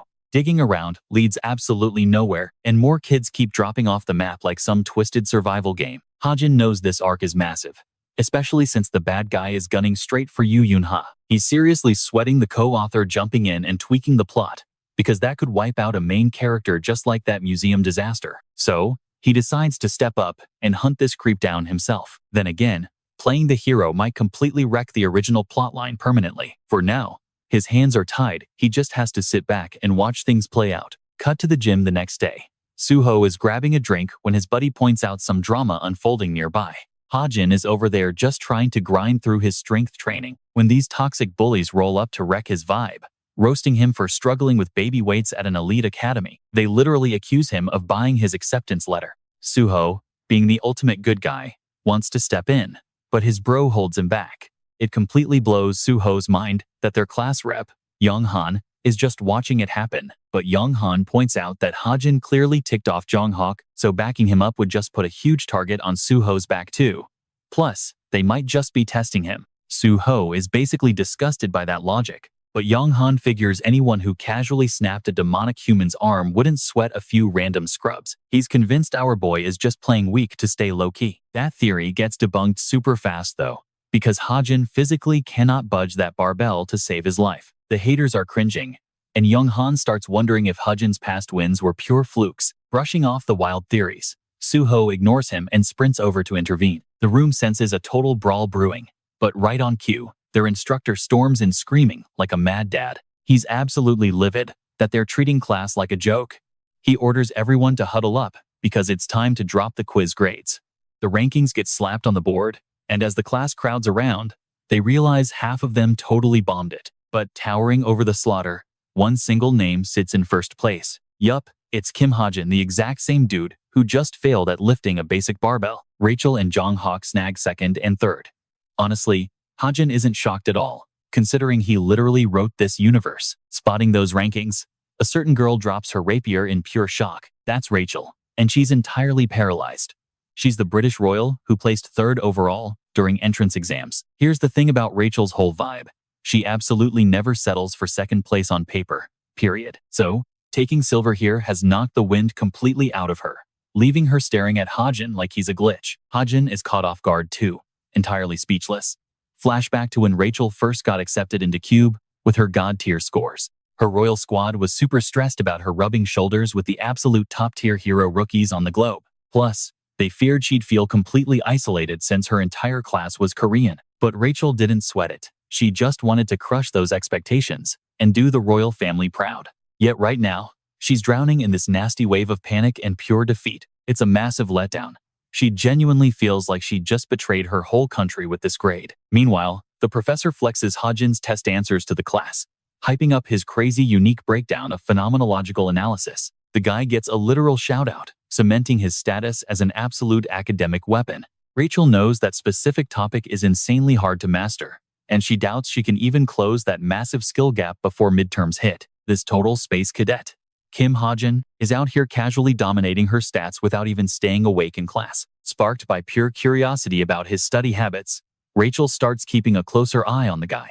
Meanwhile, Hajin is busy hunting down answers at the info desk. He just scored the Book of Truth, the ultimate cheat code to solve absolutely everything. With this sick new power, he can literally uncover any universal secret or fill in his blind spots. He just has to drop some of his hard-earned narrative points, which is clutch, honestly, because right now he is totally stuck and getting literally nowhere. Our guy is just praying his luck turns around soon. After finishing up his official rep sign-up, he plans on dropping those rare points to get some extra errands sorted out. Get ready, because the plot's second huge crisis is dropping soon.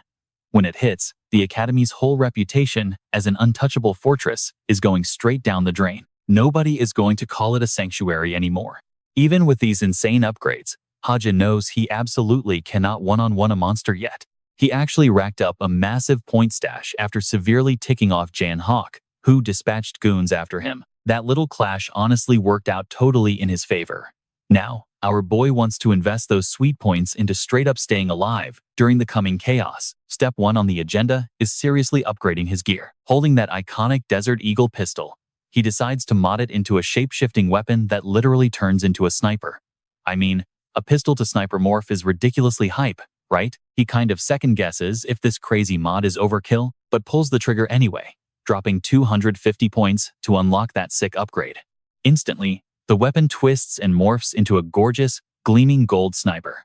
The absolute drip of this brand new design leaves even our main character totally speechless. But realizing all that bling is way too extra and begs for unwanted drama, he quickly switches the weapon right back to its standard pistol mode. Moving on, he desperately needs to craft a reliable survival skill, having exactly 3 open spaces left for custom moves. Talents are basically straight up magical, supernatural gifts, whereas skills are purely physical, combat arts you earn through pure grinding.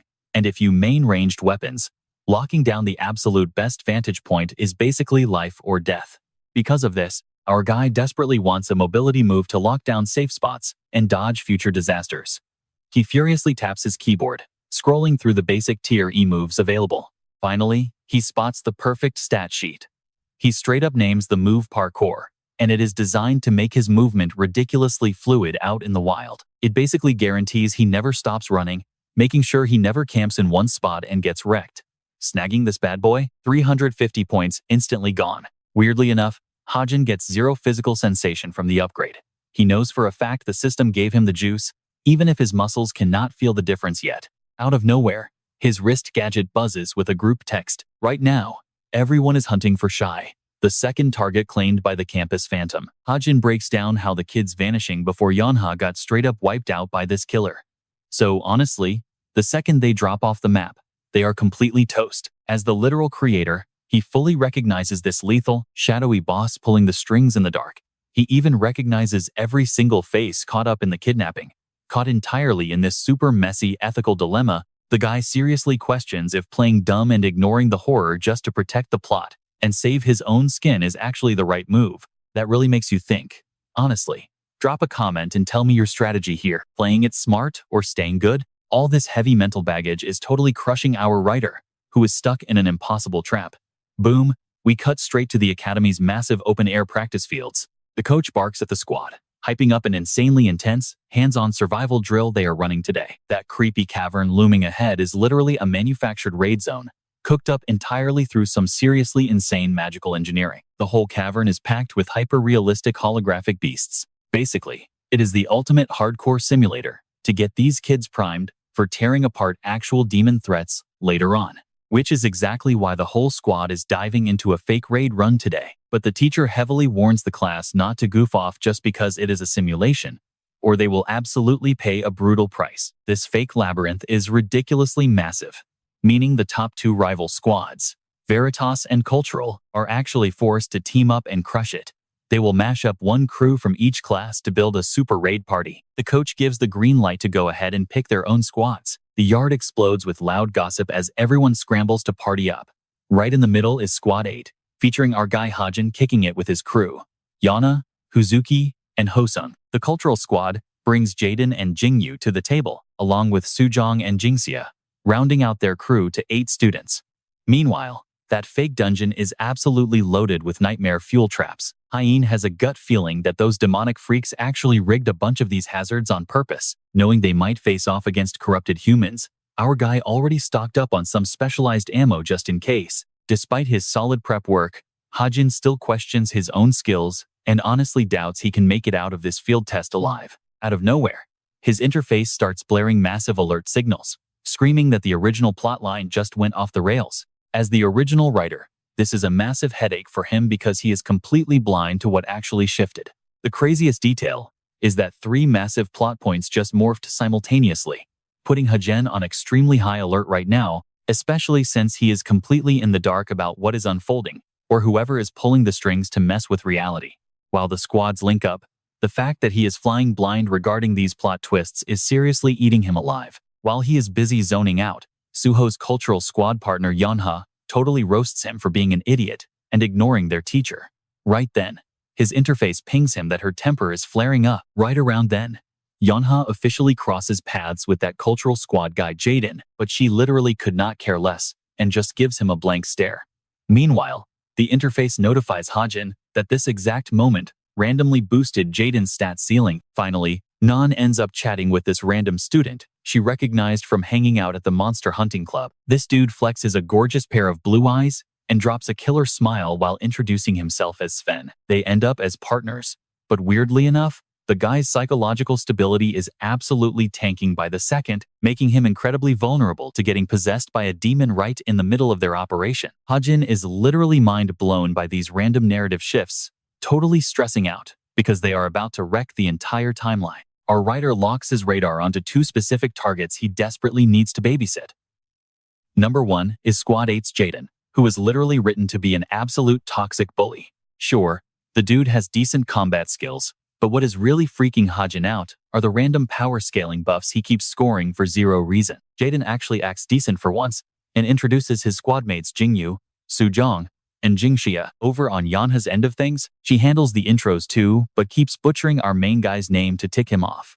Honestly, it is hilarious how she deliberately calls him Lee Hajin just for the drama. Snapping back to reality, Hajin brainstorms his game plan for his second massive red flag, which is Sven. This kid is literally banking on state funding because Germany treats him like an absolute prodigy hero trainee. There is exactly one core character trait you need to remember here, and it is his massive crush on Nan. Seriously, why is literally everyone obsessed with Nan? We might need to verify if she secretly sold her soul to a charm demon. Regardless, just like every other foreign exchange student at the academy, Sven showed up aiming for absolute greatness and top-tier fame. Sadly for him, that goal is basically just a total pipe dream right now, especially when competing against main character powerhouses like Naun, Suho, and Yeonha.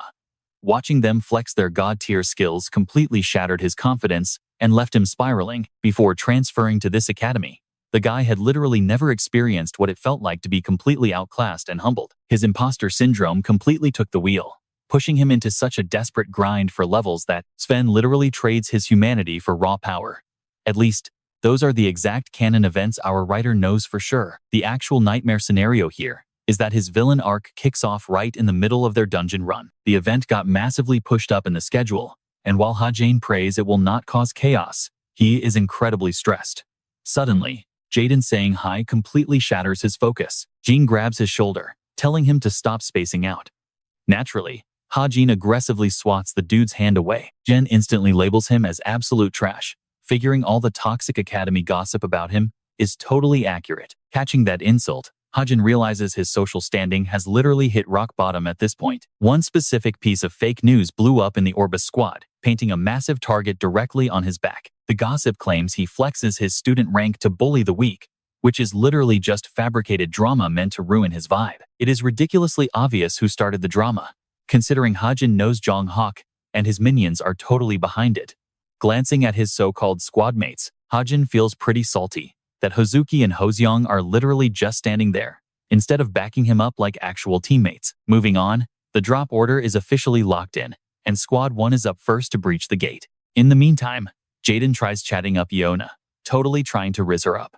He literally will not shut up about how utterly broken their combined roster is. They actually have the nerve to trash talk Hajin for being useless, which is honestly just absolutely hilarious. Seriously, it feels like the ultimate anti-Hajin squad just dropped.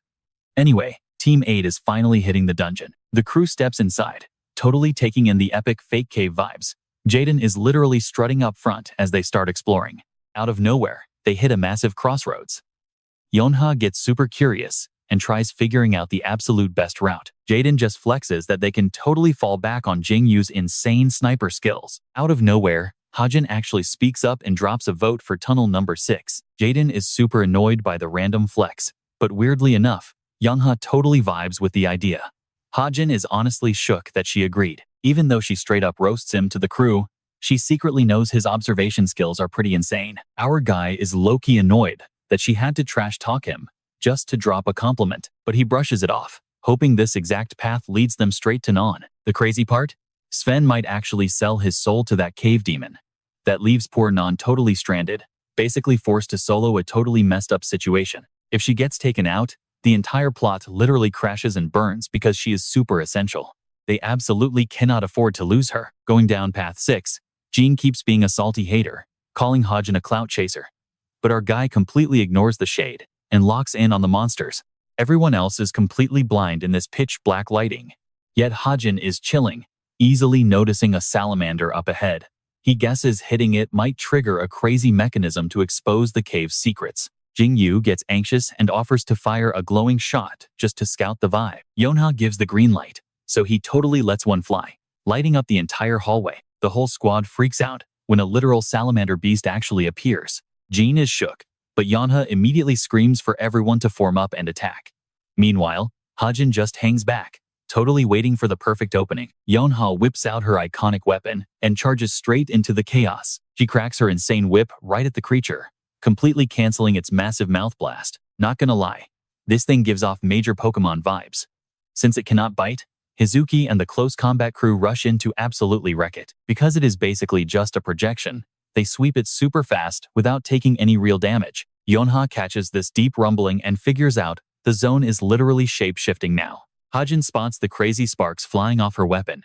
Totally amazed, she unlocked her ultimate power early. Right before they dip, our boy literally trips over a rock and completely tackles Yonha. At that exact second, a deadly spike breezes past them, which absolutely would have connected otherwise. They totally wipe out on the floor. Hajin is absolutely sweating buckets, thinking he is about to get murdered. Yonha tries playing it cool for a sec, but quickly loses it and prepares to destroy him. Just as she is about to end his life, the squad points at the crazy dart that almost deleted them. That is when it hits Hajin. His goofy fall literally saved them from a toxic dart. Cutting over to Sven, he got tagged by one of those spikes and is basically begging Non to ditch him. Non straight up yells at him to stay quiet and keep moving, still totally traumatized by the chaos. A spike spawned from nowhere and completely sniped Sven in the back. Knowing this crazy danger was definitely not planned for a fake training zone, she instantly booked it. Now, she is out here sprinting away from a massive demon that looks like a literal mini Godzilla. You really cannot blame her for snapping at Sven's whining. Meanwhile, the other students are still doing their cave run. The crew is totally distracted, brawling with fire lizards spamming crazy mouth lasers. Hajin's squad is absolutely holding their ground, relying super hard on their snipers to block and counter. Hajin and Yeonha are literally carrying, wiping out the mobs fast, while Jaden is just soloing beasts for fun. The whole endless battle honestly feels like a massive walk in the park. Every single enemy has been pure trash mobs so far. Besides that one toxic dart, nobody really suspects there are hidden traps waiting, so the team just keeps casually pushing into the dark. But Hajin is getting major red flags from that toxic spike, especially after his interface literally pinged him about it. He is honestly baffled that these guys are clueless enough to think a deadly trap is just another test. Hajin's mind is racing when this super creepy vibe, from behind, suddenly sends chills down his spine. Turns out, a fully charged salamander is gearing up to blast them into oblivion. He is absolutely mind blown. Like, how is this thing still breathing when they literally just double-checked its corpse? The beast unleashes a massive inferno right at Yeonha and the crew, leaving them wide open for a total wipeout. So, Hajin has to step up, burning his one-shot stigma magic to instantly spawn a massive water shield. The magical wall immediately materializes, totally tanking the brunt of that devastating laser. Sure, the flames are intense, but they eventually fizzle out against the defensive dome protecting the squad. The lizard totally wipes out after blowing its ultimate move. Meanwhile, Hajin's insane save leaves his squad completely speechless. Hazuki and Hosung are just standing there, trying to process what just happened. They are also freaking out over how crazy strong that blast was, especially for a basic school exam. That was a legit, max power breath attack. Even though it missed, it was ridiculously lethal.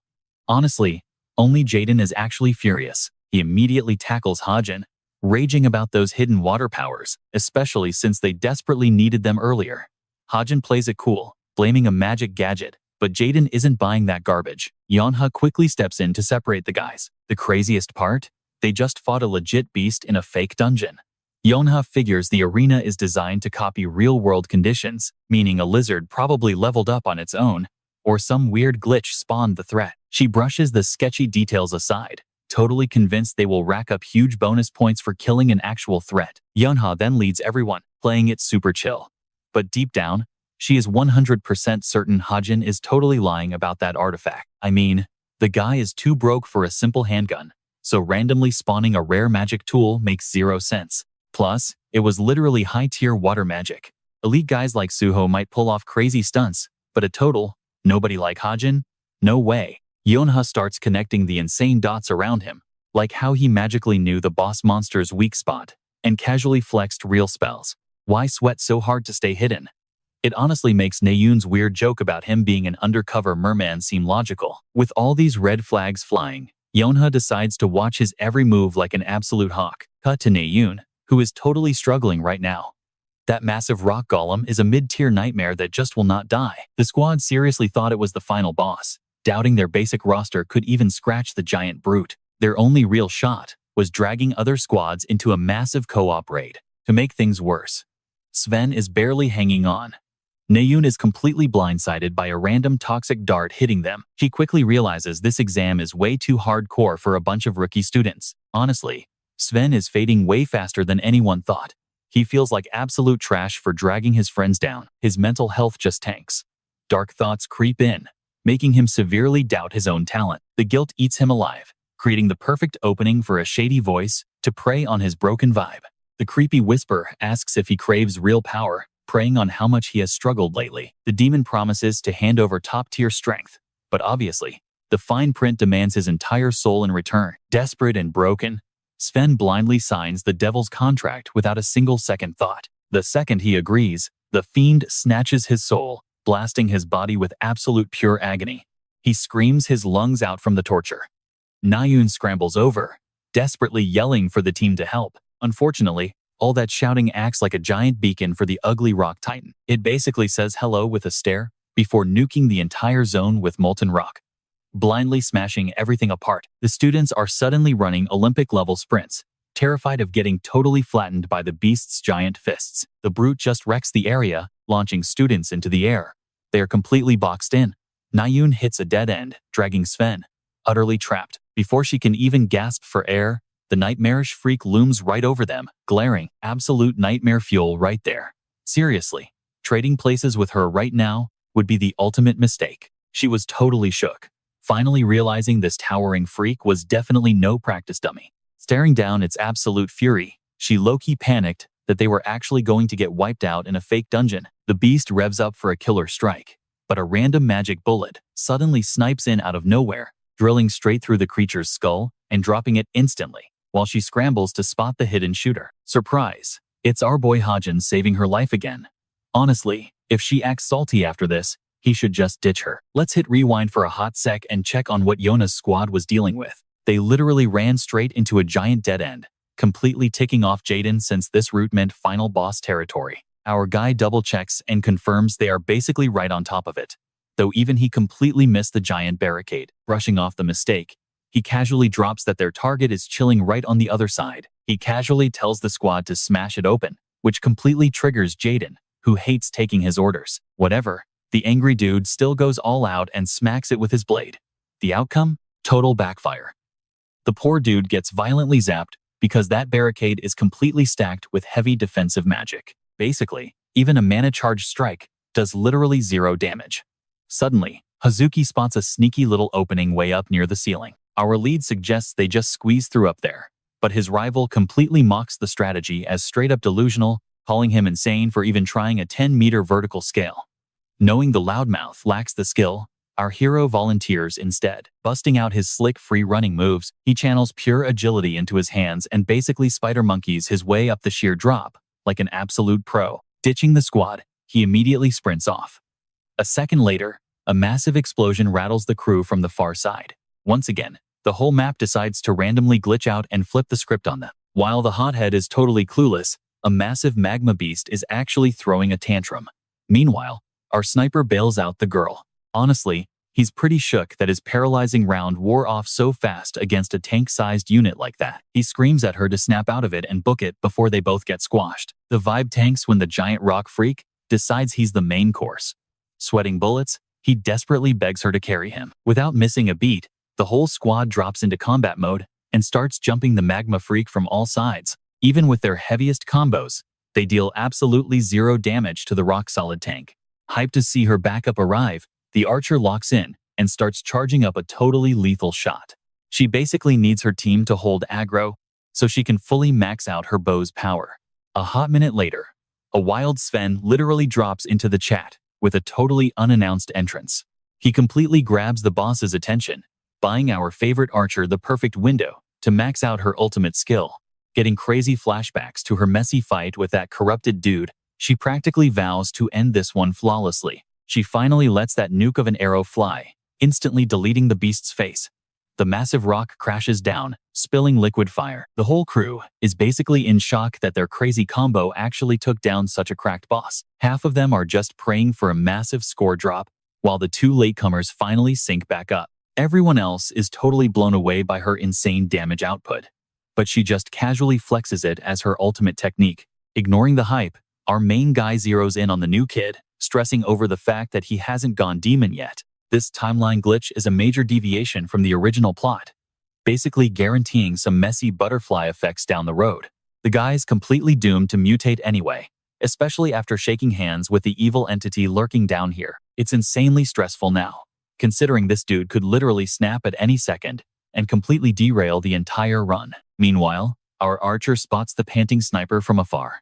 Pushing her usual salty attitude aside, she pulls him away for a private chat. Fully aware she owes him big time, she struggles to force out a tiny thank you, feeling completely mortified about it. Getting that crumb of validation leaves our guy totally short-circuited and glowing. Glitching out, he asks her to repeat it, instantly triggering her bratty side as she aggressively refuses. He's honestly mind-blown that she swallowed her pride for 5 seconds. After all, her whole backstory is literally just non-stop trauma. The very first trauma drop in her life actually hit when she turned 6.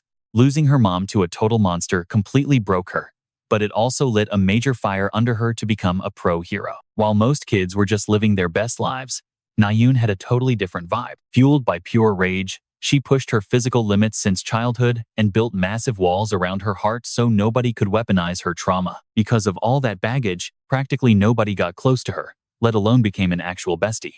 So for Hajin, this interaction is a massive deal. His own fictional creation, who was just supposed to drop an apology, went completely off script. Being the literal creator of this universe, he spotted the glitch instantly. Nayun randomly starts pressing him, super confused why he lets those school bullies push him around when he is actually overpowered. I mean, the dude literally paralyzed a beast with a single bullet.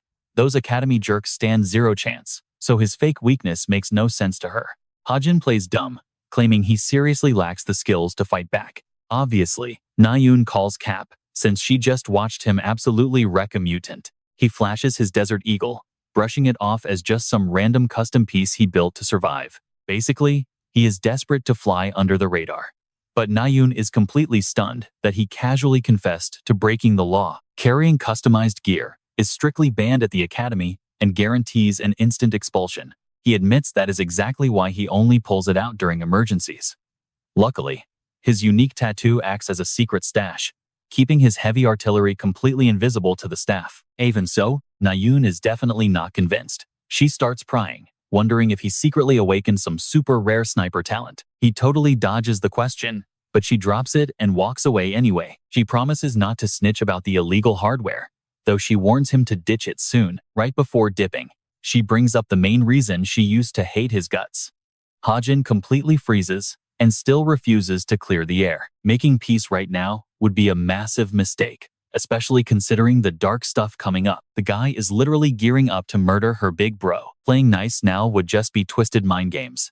His priority is taking down Jinyun, and absolutely nothing will change that. The second Nayun regroups, her squad instantly grills her about whether they are secretly close now. She shuts down the rumors fast, but Sven gives her this mega suspicious glare like he knows something. Suddenly, the loudspeakers blare out a massive update. The whole combat test is cancelled immediately. The teachers scream at everyone to evacuate. Talk about bad timing. If Hajin had not stepped up, it would have been a total bloodbath. The mock battle basically turned into a giant train wreck for a few crazy reasons. Number 1, the security feeds mysteriously went black the second the trial started. Next, legit lethal beasts hijacked the map instead of the practice bots.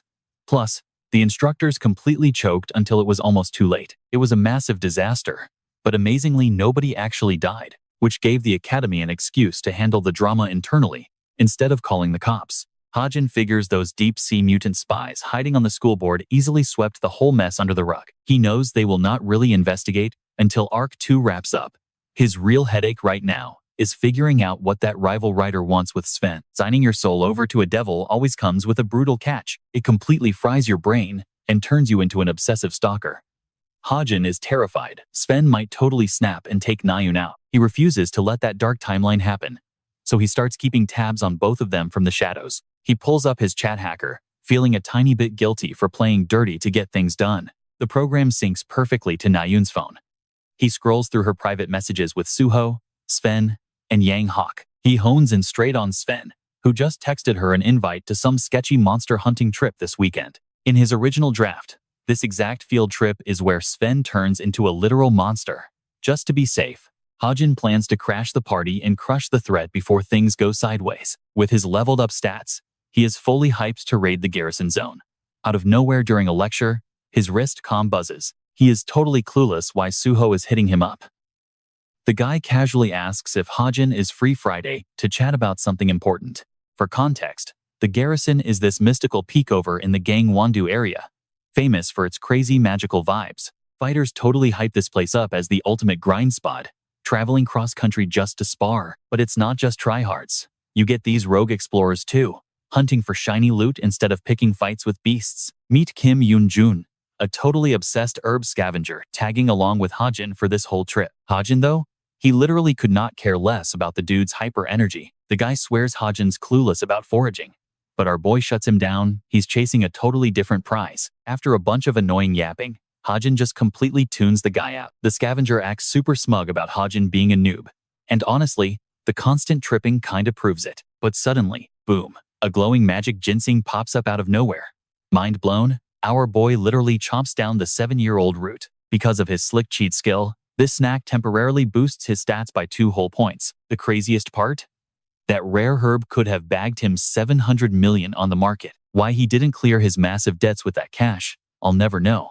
Anyway, trekking this high is totally wrecking him. No wonder nobody has found the secret zone he's hunting for up here. Hidden past all that shiny military base stuff is his real target, a super creepy zombie cave. The main baddie running this place is a seriously overpowered mid-tier boss called the Death Knight. Even with those 6 stat buffs, this crazy boss would absolutely wreck him in a fair fight.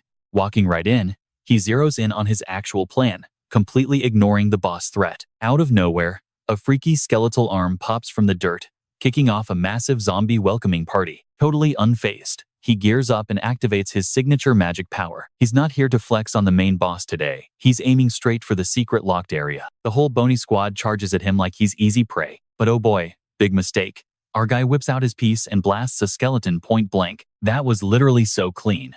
He just keeps dropping the rest of the horde with insane accuracy. Turning on his sniper vision, he perfectly calculates every single bullet path. Then he goes full parkour mode, vaulting over the mob to rain down fire from midair. He finally holsters his weapon once the entire wave is completely wiped out. The deeper he goes toward the secret zone, the crazier the zombie spawn gets, proving he's nearing Evangel. Plot twist. This chick is a nasty magic user, running the secret level of this whole place. She's a massive deal for the future storyline. Later on, she literally builds humanity's worst nightmare, a spooky skeleton base inside a creepy abandoned high school. Letting her level up would be a total disaster. So our boy is here to spawn kill her now. Once she's dusted, he plans to snatch 2 insane loot drops. This sick leveling gear called Ether, plus her core seed. Those exact items basically turned some random villain into the ultimate boss of the bad guys. So if he wants to speedrun his power scaling, grabbing that Ether is an absolute must. He pulls up to the secret boss room, staring straight into pitch black nothingness. Flipping on his sniper sight again, he scopes out the deep cave totally safe from ambushes. Bam, he spots this weird, glowing dead tree covered in sharp crystals. His prey is just a kid right now, super weak and unguarded. Ganking her early is literally his only shot. Even though she's squishy and super low level right now, the tiny caster is just goofing off with cute little magic tricks. Seeing a literal kid playing breaks his heart. He's here to stop a future apocalypse, but the guilt hits hard. Being the one who wrote her story, he bites the bullet and gets ready to attack. I mean, even the future main villain did the exact same brutal thing. Creeping closer, he justifies it. She's literally just characters he wrote anyway. He created her, so he's gonna end her. You literally can't just shoot a spirit form witch with regular bullets, even if you pack them full of magical energy. So to deal with this mess, Hajin taps into his stigma abilities, whipping up a solid spear made completely of pure light. That alone ought to one-shot this crazy enemy. He is seriously mind-blown by how much that ancient ginseng buffed up his raw stats, too. Crazy enough, our guy absolutely launches that spear straight at the tiny boss, landing a flawless headshot that completely vaporizes her ghost body. He honestly surprised himself with how hardcore that felt, fully assuming the hit would be an instant game over for her. Somehow, this tiny menace is built totally different and actually tanks that massive strike despite being so young. Scraping together her remaining energy, the Phantom somehow stitches her broken form right back together. Suddenly, the whole dungeon violently shakes before the tiny boss finally hits her limit, bursting into a massive cloud of dust right in front of him. Boom. The exact 2 epic loot drops he came here for finally hit the ground. First up is the Seed of Evangel, which basically holds her soul and lets her revive once it fully blooms. Then you have the Ether, a super rare material that lets whoever holds it massively upgrade their gear and abilities. Grabbing that Ether instantly bumps all his core stats up by 0.6. Though the system warns him it is permanently account bound. Chilling back in his room, our boy is super hyped about his new upgrades after totally nailing the mission. Plus, that Ether buff is only going to scale way harder whenever he hits higher levels. Looking at his current skill list, he figures he can actually hold his own as a proper academy cadet now. Factor in grabbing nearly 50 story points and bagging that wild ginseng boost, he is totally winning today. But honestly, scoring that Evangel item is the ultimate flex since he can literally grow it to bring the boss back to life later. Sure, being called the Witch of Despair sounds super evil, but if our guy plays this smart, he could totally raise her to be an overpowered teammate, especially since planting the item is actually pretty easy. Since he literally wrote the lore, he knows it just requires feeding it a ton of blood over a set period. The catch? The donor's blood completely shapes her future personality, meaning he desperately needs to pick someone chill. He is already plotting to borrow some DNA from Suho or Rachel just to ensure the kid grows up treating him well. On the flip side, begging Yana or Non is a massive no-go, because their drama would definitely make the kid wildly toxic. He is dodging those walking red flags at all costs, but figuring out how to actually harvest the DNA is the real problem. Deciding to table that headache for later, he crashes for the night, because tomorrow's massive event will definitely drain him. After all, that chaotic hunting club outing, where Sven is basically destined to attack Non, is happening tomorrow. Cut to the next morning out by the beautiful mineral springs. All the fresh cadets are absolutely buzzing about their first field trip while the student leader runs through the schedule one last time. Our main guy is standing quietly in the crowd, hyper-focused on every single word. She breaks down how the club handles field hunts, strongly warning everyone not to treat this like some fun little camping trip. It is super high stakes, since their main job is actually protecting regular civilians living in the area. While she speaks, our boy is basically sweating buckets, having zero clue how badly the plot is about to derail.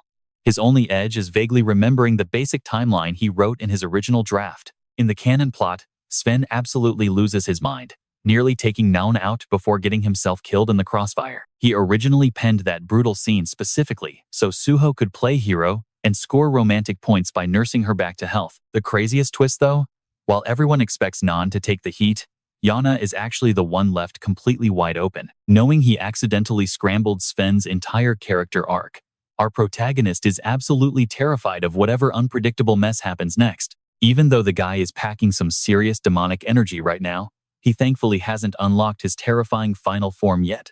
Honestly, the best case scenario would be Sven raging out immediately so the whole group could easily jump him together. But while our boy is intensely glaring at his target, Nan gets totally creeped out feeling his eyes on her. She thinks he is just being weird, totally oblivious to the fact he is actually just tracking the ticking time bomb standing right next to her. Hilariously enough, she even starts panicking that the quiet kid is secretly obsessed with her. Sven notices the weird vibe too and warns her to watch her back, though she laughs it off since the bottom feeder cadet seems completely harmless. Frowning, the guy clarifies he actually meant she should be extra careful about those creepy local kidnappings happening lately. Rumors hinted at Hajin being involved, but Non actually trusted him now, completely convinced he was way too harmless to pull off something so shady. The hunt officially kicks off. Sven and Naum take the lead, while Hajin hangs back, silently shadowing them just in case things go south. A little while later, deep in the woods, some poor unsuspecting deer gets totally wrecked by a savage monster. Turns out, that monster is actually Sven flexing the crazy dark powers he just scored. Hearing Nan shout his name, he instantly drops the carcass. She just bagged her own catch, too. She's totally blown away, though. The dude racked up a crazy high kill count in literally no time. He just stands there looking like a total angel, while she's completely clueless about his dark secret. Sven takes the win for the hunt, meaning she owes him a favor. But when it's time to cash in, he totally panics and clumsily tries to score a date. Meanwhile, Hajin is watching the whole awkward exchange like a hawk. He knows this is a ticking time bomb. The evil entity Sven made a deal with, it's literally called the Carnal of Desire. So anyone it possesses gets completely consumed by their deepest cravings. That's exactly why Sven has zero chill or self-control right now. Anyway, Sven finally spits it out. He straight up asks Nan to be his girl. Nan just freezes, totally lost for words. Her bewildered vibe instantly makes him paranoid that she's about to shoot him down. She bluntly admits she's not really down to date a guy she barely even knows. That harsh rejection hits deep. Hajin realizes this is the exact spark needed to trigger Sven's obsession, forcing his monstrous side to violently snap. To make things worse, Nan casually adds that she's only into guys who can actually beat her in a fight. If the first rejection stung, this one is an absolute gut punch. And boy, does it land. Sven looks absolutely destroyed. So much for the whole. The worst she can say is, no theory, right? Nan makes her boundaries clear and tries to bail, but Sven totally misses the cue, asking if he just needs to prove his strength. Now she's just getting super annoyed and creeped out. Without warning, a freakish monster hand violently swipes right at her. Sven completely obliterates the floor beneath her feet, going full savage mode and transforming into a literal nine-tailed beast. The only reason she didn't get flattened is that Hajin clutched up, stepping in to supercharge his defense barrier with his aether gear. But the second he turns to check on her, Sven viciously skewers him with a massive hit. Scrambling, Nan tries to summon her weapon, while Hajin desperately chokes out, fighting for his life against the monster's grip. Instantly channeling her magic, She slices straight through a tentacle and screams at him to let Hajin go. Sven totally loses his grip on reality, screaming like a lunatic about his insane obsession and undying love for her. Feeding on his twisted crush, the monster mutates into something way worse. Absolutely furious, Nan charges up more magic, while Hajin helplessly watches. A blinding flash of neon green explodes around her as she finally unlocks her ultimate hidden power. Fun fact from the author: in this universe, people sometimes mess up and pick weapons that completely clash with their natural talents. Nan is literally the poster child for this mistake. Her true calling was never ranged combat, it was pure magic. Pouring everything she has into it, she spawns a massive, glowing blade and orders the beast to drop Hajin immediately. She unleashes an absolutely apocalyptic strike on the freak. When the dust settles, the entire area is an absolute wasteland. The blast literally tore the earth apart, leaving even Nan shocked by her own flex. Hajin is just completely speechless. He seriously thinks she just whipped out a lightsaber like a freaking Jedi. Honestly, she's just as bewildered by the whole thing. Pushing the shock aside, she frantically asks if he's okay. He nods, but that last epic move totally drained her tank to zero. Her sight instantly blurs out, and she face plants hard into the dirt. Hajin sprints over to help. A bit later, Nan groggily wakes up and violently flinches when she realizes she's getting a piggyback ride. Blushing like crazy, she demands to be dropped right away. He warns her it's a bad idea, but she's way too flustered to let him act like her hero. So, he casually lets go. Surprise, her legs instantly turn to jelly, and she eats dirt a second time. Panic sets in when she realizes she literally lacks the muscle power to just stand upright. It feels like her lower half has been totally disconnected. Hajin gives her the most bewildered look ever, guessing from her totally shell-shocked face that she's never experienced mana burnout before. Yep, she hasn't even heard of it. He breaks it down for her. Using up every single drop of magic basically turns you into a helpless noodle. Translation? She won't be taking a solo stroll anywhere for at least the next 2 days. Smirking, Hajin totally roasts her, joking about just ditching her right there in the woods. Out of options, Nayun bites the bullet and hops onto his back for a ride. On the trip home, Hajin totally calls her out, wondering if she'll seriously stick with her bow after that insane power leap. She is completely lost by the question, though he points out she definitely felt that crazy new spark too. Basically, she tapped into some epic hidden skill she never even knew existed. One single swing packed enough magic to absolutely wipe out hundreds of beasts and dark creatures. With this crazy new talent, she'd be completely cracked in a full-scale war. It's literally why she becomes a future battlefield legend. Catch is, she has to ditch the beloved weapon she grew up mastering. Hearing him act like a total know-it-all about her life seriously ticks her off. Knowing she's probably keeping the bow for now, Hajin just drops her near the gate and suggests she walk the rest. She's totally stranded when he dips out so fast, practically pleading with him not to ditch her. But our practical guy just walks off anyway. By tomorrow, the whole academy is already buzzing about Nayun getting attacked. Everyone even knows Sven was the culprit. Meanwhile, Hajin just breezes right past the gossiping crowds, completely unbothered. He swings open a specific door to discover a whole squad of main characters chilling inside. You've got Jonghak, Yeonha, and the class rep all hanging out. All the heavy hitters are united, and Hajin is right in the mix. Flashback real quick to the day before Nayun went through that massive ordeal. Suho pulled Hajin aside for a Friday favor. When pressed for details, he admitted he wanted to dig into those sketchy student vanishings. The academy actually made him the team captain for a special squad of students. Because the higher-ups desperately wanted to keep things totally under wraps, they set up a secret task force, using kids from all years to track down whoever is doing this. The big names repping the freshman crew are exactly who you'd expect: Suho, Jonghak, and Nayun. Suho mentioned the school totally had the option to bring in elite pros, but figured sending students to catch a rogue student hiding in plain sight was the smartest play. Makes perfect sense to Hajin, except for the part where he's actually getting an invite to this exclusive club. Shockingly enough, Nayun specifically asked for him to join up, prompting Suho to extend the offer.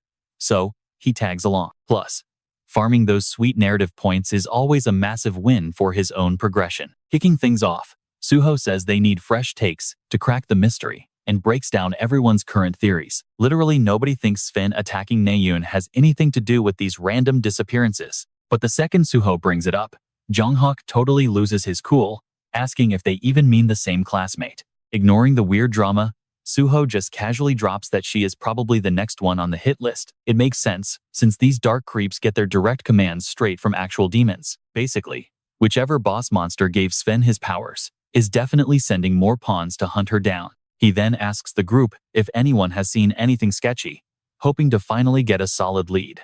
Here's the kicker.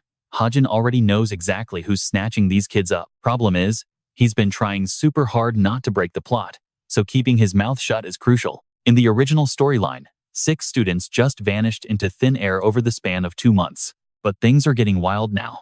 3 kids are already gone in just 2 short weeks. The timeline is totally speeding up, putting way more innocent lives at risk.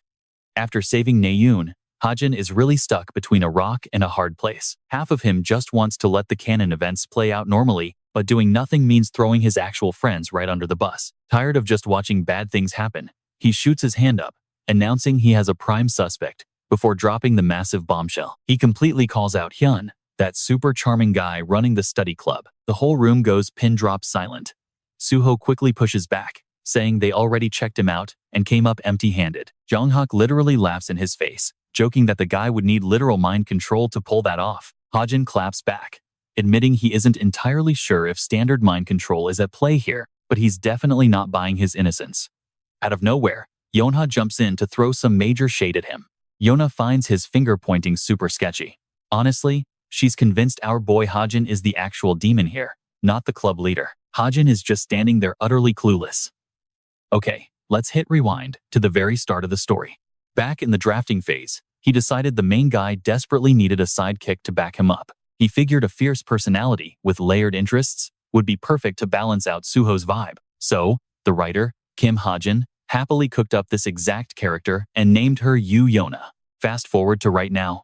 Yona doubles down, throwing the accusation right back in Hajin's face, calling him the real monster. Suho jumps in to play peacekeeper, pointing out that Hajin has a rock-solid alibi, since he was literally using a portal during the attacks. Yona claps back, claiming she's just matching his energy with her own wild guesses. She calls him out for dragging the club president into this mess, especially since that guy's alibi absolutely wrecks Hajin's. Our writer tries to diffuse the tension, but things spiral out of control when another hot-headed cadet demands they jump Hajin just to see if he morphs. This chaos plays perfectly into Yona's hands.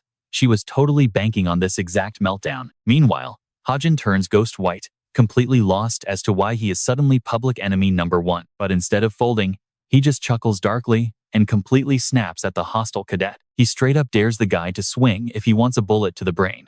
Not gonna lie, this savage energy is everything. Suho tries to break up the beef, while Hajin insists they just ask Nan to back up his story. He's right about to mention they were hanging at the portal together when Jonghyuk absolutely pegs a basketball at his head. Furious that her name even crossed Hajin's lips, Jonghyuk demands to know why he's dragging her into this drama. Hajin fires back that when Nan was literally getting jumped by the demon, they teamed up to body the beast. He even roasts Jonghyuk and his squad for messing around and missing the obvious fact. Jonghyuk completely loses his mind, forcing the class rep to step in and chill him out. It's pure chaos among the main cast. Having dropped his truth bomb, Hajin turns to leave, but the second his hand hits the knob, that angry cadet charges in with a massive haymaker. Hajin feels the crazy bloodlust and casually dodges, letting the fist absolutely shatter the door into splinters. Even Jonghyuk is startled by the cheap shot, while the attacker is mind-blown that Hajin actually dodged his lightning-fast hook. Okay, now Hajin is officially furious. He pulls his piece, ready to drop the guy as the cadet lunges for round 2. But boom, our main boy Suho steps in, blocking them both with a swift sword slash. Suho calls out Horak for crossing a massive line and tells Yona she's doing way too much without even asking Nan first. Yona freezes for a second before finally tapping her smartwatch. Hajin walks out just as Nan confirms over the phone that he is 100% innocent. With his name cleared, the whole room feels incredibly awkward, realizing they totally did him dirty with their toxic behavior. Honestly, these guys don't even deserve his help. Hajin heads out to the field to cool off. He hits a massive mental wall, totally struggling to figure out why this new life is breaking him. First, he gets sucked into his own fictional universe, and now he's literally throwing hands with the characters he poured his soul into. Hitting his absolute limit, Hajin just collapses, admitting he is completely exhausted by this reality. He's super homesick for his real family and just wants to bounce back to his actual universe. Random things like his apartment lease are stressing him out, making him wonder if he's already on a missing persons poster back home. Plus, he can't stop thinking about his parents, praying they're safe and wondering if they're desperately searching for him. All that bottled up trauma is spilling over. Right now, he just feels super fragile, trapped, and completely helpless. Returning home is impossible, but he still can't shake that desperate craving to go back. He's mid-breakdown when a system alert suddenly pops up, announcing his mental toughness leveled up from today's drama. It feels kind of useless to him right now, but hey, free stats are free stats. He honestly thinks he would have ended things by now, without that mental armor. Shaking off the sad vibes, he hypes himself up and rises from the dirt like an absolute boss. Now, he is standing tall, radiating main character energy and totally ready to tackle whatever comes next. Let's check back on Suho and his clueless squad. Yona asks where Hajin vanished to, and Suho guesses he just needed some breathing room. Meanwhile, Yona is fully aware that Horak, the absolute moron, actually dared to use his powers during that scuffle. Plus, she's super skeptical about how a sniper like Hajin completely dodged a direct hit from a close combat pro. That whole stunt just cranks her paranoia about the guy up to 11. Out of nowhere, Hyun texts her to meet up at the library tomorrow, which is literally playing out exactly how Hajin predicted. Yet, completely ignoring all the giant red flags, this girl actually agrees to hang out with a literal active serial killer. Meanwhile, Hajin is finally getting why folks say staying super occupied is the ultimate cure for feeling totally down. Grinding his stats and hunting monsters, since dropping into this novel has kept him so distracted, he hasn't even had a second to miss his old life. He's just chilling in his own zone, though his own creations like Suho and Young Hun are clearly stressing over his overall vibe, especially considering that massive, absolute disaster of a fail that went down recently. It hits him hard how annoying it actually is to be trapped inside a universe, alongside the exact fictional people he created. He figures it's high time to seriously brainstorm an exit strategy back to reality. Meanwhile, a fully healed Non finally makes her come back to class. Even though Jungyuk is constantly hovering over her, Zuo steps up to help out since she's honestly still pretty fragile. Jungkook is totally flexing his overprotective energy. Meanwhile, Hajin locks eyes on Young Hun, who's acting like yesterday's drama never even happened. The teacher kicks off the lesson by dropping a heavy reminder about the dreaded upcoming midterm exams. Once the paper test is completely out of the way, they've got to face a massive two-part practical skills assessment. Part 1 is a straight-up student versus student brawl, and Part 2 grades them on fighting magical, summoned boss monsters. The prof makes it crystal clear that these upcoming trials are going to be way more brutal than their standard daily training. Taking all that in, our boy knows he's basically going to ace the written stuff in his sleep. The one-on-one fights are his real headache though. Everyone gets 3 challenge tickets to pick who they want to scrap with. You'd normally think the elite kids would just farm the lowest tier students for incredibly easy wins, but the academy staff definitely aren't idiots, so they completely balanced it out with a scaling point system. Basically, an elite tier student beating up a low-rank scrub yields absolutely 0 valuable credit. Punching down too hard could actually tank their overall scores, completely based on the massive level gap. Still, meatheads like Horak don't care about the math. That muscle brain is literally just aiming to absolutely demolish Hajin, regardless of points. Besides the upcoming fights, something else is creeping him out. Rachel keeps hovering around his personal space, acting extremely suspicious. He notices the usually lone wolf honor student is constantly side-eyeing absolutely every single move he makes. He's totally clueless about her actual endgame here, wondering if she's just secretly trying to steal his homework answers or what. She sneaks a quick peek at his notebook, only to find him super casually doodling his mom and dad's names, which obviously leaves her scratching her head even harder. We then cut over to Yeonha, who's walking into Hyun's little trap, totally oblivious to the danger. She strolls right into the private lounge where Mr. Perfect is chilling. It honestly doesn't even faze her that the rest of their study squad hasn't even shown up yet. He smoothly tells her to sit tight, promising the others are on their way, while a really weird-smelling candle burns openly on the table. He quickly plays it off as some kind of fancy aromatherapy hack for massively boosting his studying brainpower. He casually brings up her gig with the task force tracking down the creeps kidnapping kids, mentioning he's on a similar squad himself. Claiming his group has hit a total dead end, he casually fishes to see if Yeonha has zeroed in on any actual suspects. She brushes it off, saying nobody stands out, though her mind instantly flashes back to a certain guy's absolutely wild theories. Totally sensing she's holding something back, he pushes for way more of the tea. Then, with a literal snap of his fingers, he mind controls her. She totally zones out under his spell and just spills everything. She blurts out that a guy in her class is dead set on Hyun being the actual monster using mental hacks on the victims. Panicking slightly, He eagerly asks if they've got any solid proof. That was honestly his biggest mistake. Hearing that specific, highly defensive buzzword completely snaps Yeonha right out of her hypnotic daze. He tries backtracking, claiming it was just a slip of the tongue, but she's already drawing her weapon, coldly pointing out that innocent people don't sweat over evidence. Because if you honestly didn't do it, you wouldn't be panicking over imaginary receipts. Yeonha cracks her lethal whip right at him, screaming for him to completely drop the mask.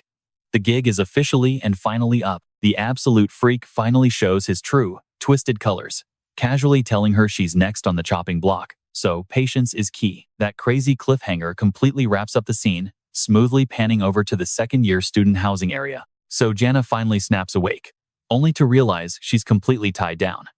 She immediately starts scanning the sketchy, empty room around her. It hits her instantly. These are the second-year dorms.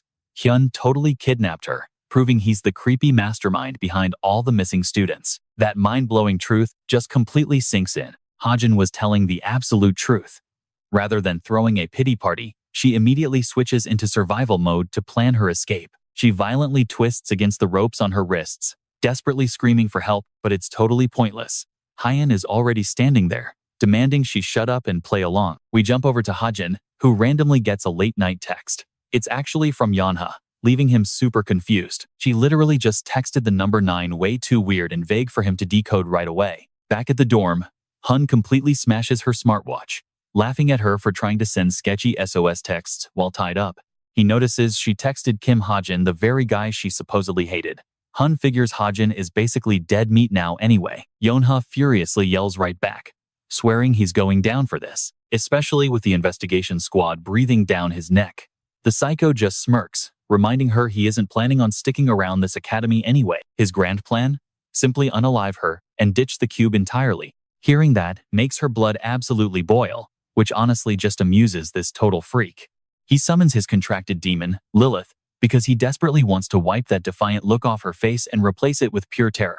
Meanwhile, Hajin is still racking his brain over what on earth her weird text meant. A million theories cross his mind until it finally clicks. She was trying to type 911. He instantly whips out his book of truth and demands to know exactly where she is. The book drops the bombshell that she's stuck in the second-year dorms.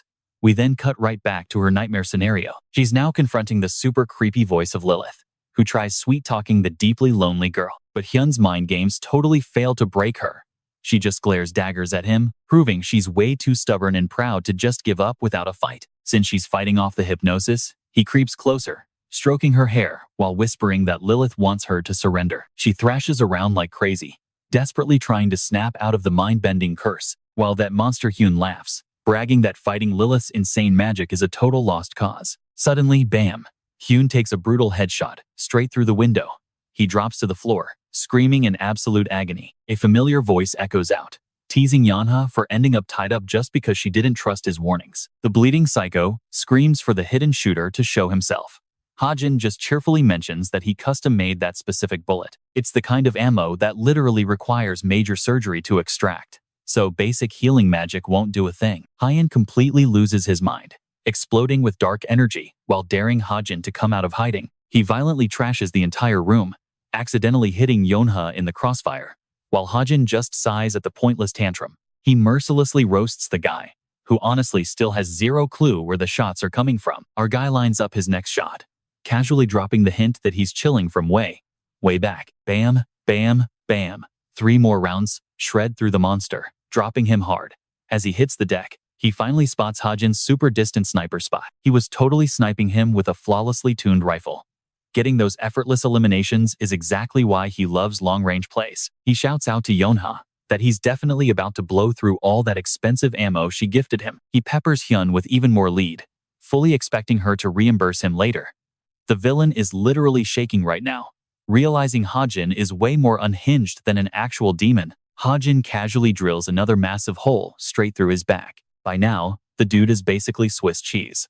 Feeling pretty proud of the damage, Hajin figures that's more than enough. He checks if she took any damage, but luckily she's safe. He just tells her to play dead until the backup squad arrives. She finally blacks out, weakly murmuring a huge thank you to the absolute legend who just saved her. Later, she wakes up in a hospital bed to find Suho chilling nearby, peeling an apple.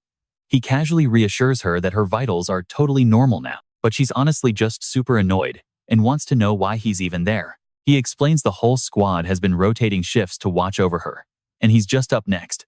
She's completely baffled about why they'd care that much. Suho admits the crew honestly felt super guilty about letting things get that bad. The whole squad was supposed to be investigating, but they totally dropped the ball and let one of their own get hurt. Suho stepped up to take the blame for everyone. Yonha was literally speechless at how thick-headed he was, but honestly, she kinda respected him a lot more for it now. Still, she just could not shake off that whole awkward misunderstanding with Hajin. She fished around to see if a certain someone had dropped by to see her, but Suho was completely clueless, way too flustered to spell it out for him. Yonha just dropped it and stared out at the gorgeous sky instead. Later on, Hajin got a private text from Yonha saying she totally owed him one and wanted to pay him back. Things worked out incredibly well for Hajin, seeing as he scored almost 500 story points and his dead eye skill leveled up to grade 7. He realized that was literally the biggest point drop he had ever gotten from doing just one thing. Honestly, considering he basically wrapped up a major plotline, the massive payout felt totally earned. Even though he barely flexed his sniper skills, it was more than enough to pull Yonha out of a literal death trap. Right then, someone shouted his name. It was Agent Soo-hyuk, looking absolutely thrilled that the kid actually reached out of nowhere. The guy literally threw himself on the floor, pleading with Hajin not to rip up their contract. Hajin thought he was being super dramatic, especially since backing out was never even on his radar. Instead, he slid over a briefcase, casually dropping that he wanted to pour some serious cash into SH Entertainment. That totally floored the agent. Here is the math behind it all. That ginseng he flipped online netted him a sweet 300 million won. First off, he dumped 250 million of that into Packhorse Master stock, saving the last 150 million to bet on SH Entertainment. Knowing how fast the company was blowing up, Hajin was super confident it would print money for him just like the guild did. The agent was completely shook. He honestly felt like he did not even deserve to handle that kind of crazy wealth. Hajin basically told him to stop overthinking and take the bag, since it was a massive win for both of them. He also casually tossed in a request to cop a magic pouch and a heavy-duty ride with those funds. Once he double-checked how old the guy was, Hajin told him to drop the whole stiff professional act and just talk to him normally. The dude was way too stressed to talk like that to his biggest backer, which honestly made Hajin joke about pulling the funds entirely. That immediately snapped the agent out of it, and he instantly switched to casual mode before they strolled over to the local convenience store. When the agent asked why they were randomly buying lotto tickets, he had no idea just how massive Hajin's brain really was. He knew perfectly well that cashing out a winning ticket was impossible without an actual adult guardian stepping in. He wanted to totally max out his insane luck stat, bagging Hajin a cool 2 billion won from the lottery alone. To put that in perspective, we are talking about $1.5 million, which Hajin immediately wanted rolled into his investments through an updated contract. The agent basically treated the cash like a holy relic, swearing to protect it with his actual life, absolutely terrified that someone might jump him and snatch the massive payout. Meanwhile, deep inside some sketchy warehouse, a ghost-like pet popped up to warn its boss that their rivals were finally moving, and the Packhorse Masters were totally on the radar. The boss only cared about swiping one specific artifact, completely ignoring all the other loot. But the spirit mentioned something super weird, pointing out that some random player was aggressively buying up huge chunks of the guild's stock. They started small with 3 million, bumped it to 10 million, and just dropped a ridiculous 250 million. It was totally sus for a nobody to throw around that cash, but the boss brushed it off to stay laser-focused on the mission. The little ghost also spilled that fresh forums were popping up online, leaking details about both the Relic Hunters and the Truth Agency. Honestly, the whole vibe of that Truth Agency felt incredibly off to him. He kept wondering if they ought to just drop a bounty to track down their target. The boss snapped it done by name, telling him to quit clowning around, which instantly reminded the guy that midterms were literally kicking off tomorrow. Everyone was hyping up Kim Suho and Shin Jong-hak, making Dunn wonder if his boss was planning to crash the event. Turns out, she was absolutely going to show up, banking on scouting someone with actual skills from the crowd, which basically meant she had her eyes set straight on Kim Hajin. A bit later, the massive opening ceremony for the practical midterms finally went live. Hazuki literally launched herself into her mom's arms, since it felt like forever since they last hung out. Word on the street is that during practicals, the cube throws its doors wide open for top-tier guilds, the main association, and all the students' families. That turns the whole place into an absolute madhouse. giving off crazy major festival vibes everywhere. They just blasted an announcement, flexing Cube as the absolute top-tier hero school on the planet. Supposedly, it is breeding the next generation of legends. Elite Pro Lee Jun-ha is hyping it up on the mic, though Hajin is honestly completely over it. He is just debating whether sticking around is even worth his time. He already snagged some drones off Soo-hyuk and rigged the whole campus to sniff out any uninvited guests. Out of nowhere, he crashes into some girl and quickly mumbles an apology. Turns out, it is the exact same mysterious chick from the shady warehouse scoping out fresh recruits. Catching a clear look at her totally short-circuits his brain. Dude completely blanked on the fact that he wrote her into the story to drop during the practicals. He is practically sweating bullets and looking crazy obvious. Hajin quickly dodges her gaze, knowing he just made things super weird. Desperate to save face, he scrambles for something cool to say. Instead of a normal sorry, he accidentally blurts out how gorgeous she is. She just hits him with a freezing death glare, proving he basically dug his own grave. She just pivots and walks off, totally giving off the vibe that he is literally beneath her. Vanishing into the mob, she hits up June and tells him to keep tabs on the random kid she just bumped into. Somehow, the guy actually saw right through her high-tier stealth gear. With massive red flags waving, she orders a full background check. Meanwhile, our writer realizes the good guys aren't the only ones crashing the welcome party. The totally infamous chameleon troupe is secretly lurking inside Cube 2. Their one and only goal is snatching up elite powerhouses like Soo-hyuk or Jang-hak. Soo-hyuk totally rejects their messy villain ideals, so they eventually cross his name off the recruitment list. That pushes them to zero in on Jang-hak, which follows the original plot perfectly. But the break-in isn't what is currently stressing Hajin out. It is the massive butterfly effect these tweaks might trigger, especially with campus security getting dragged in. If things go south, the body count is going to be way higher than just a handful of casualties. Back to the troop situation, the pro guards are getting seriously pissed off about coming up empty-handed on the intruder hunt. One guard points out that letting a trespasser slip by during exam week would totally tank their street cred.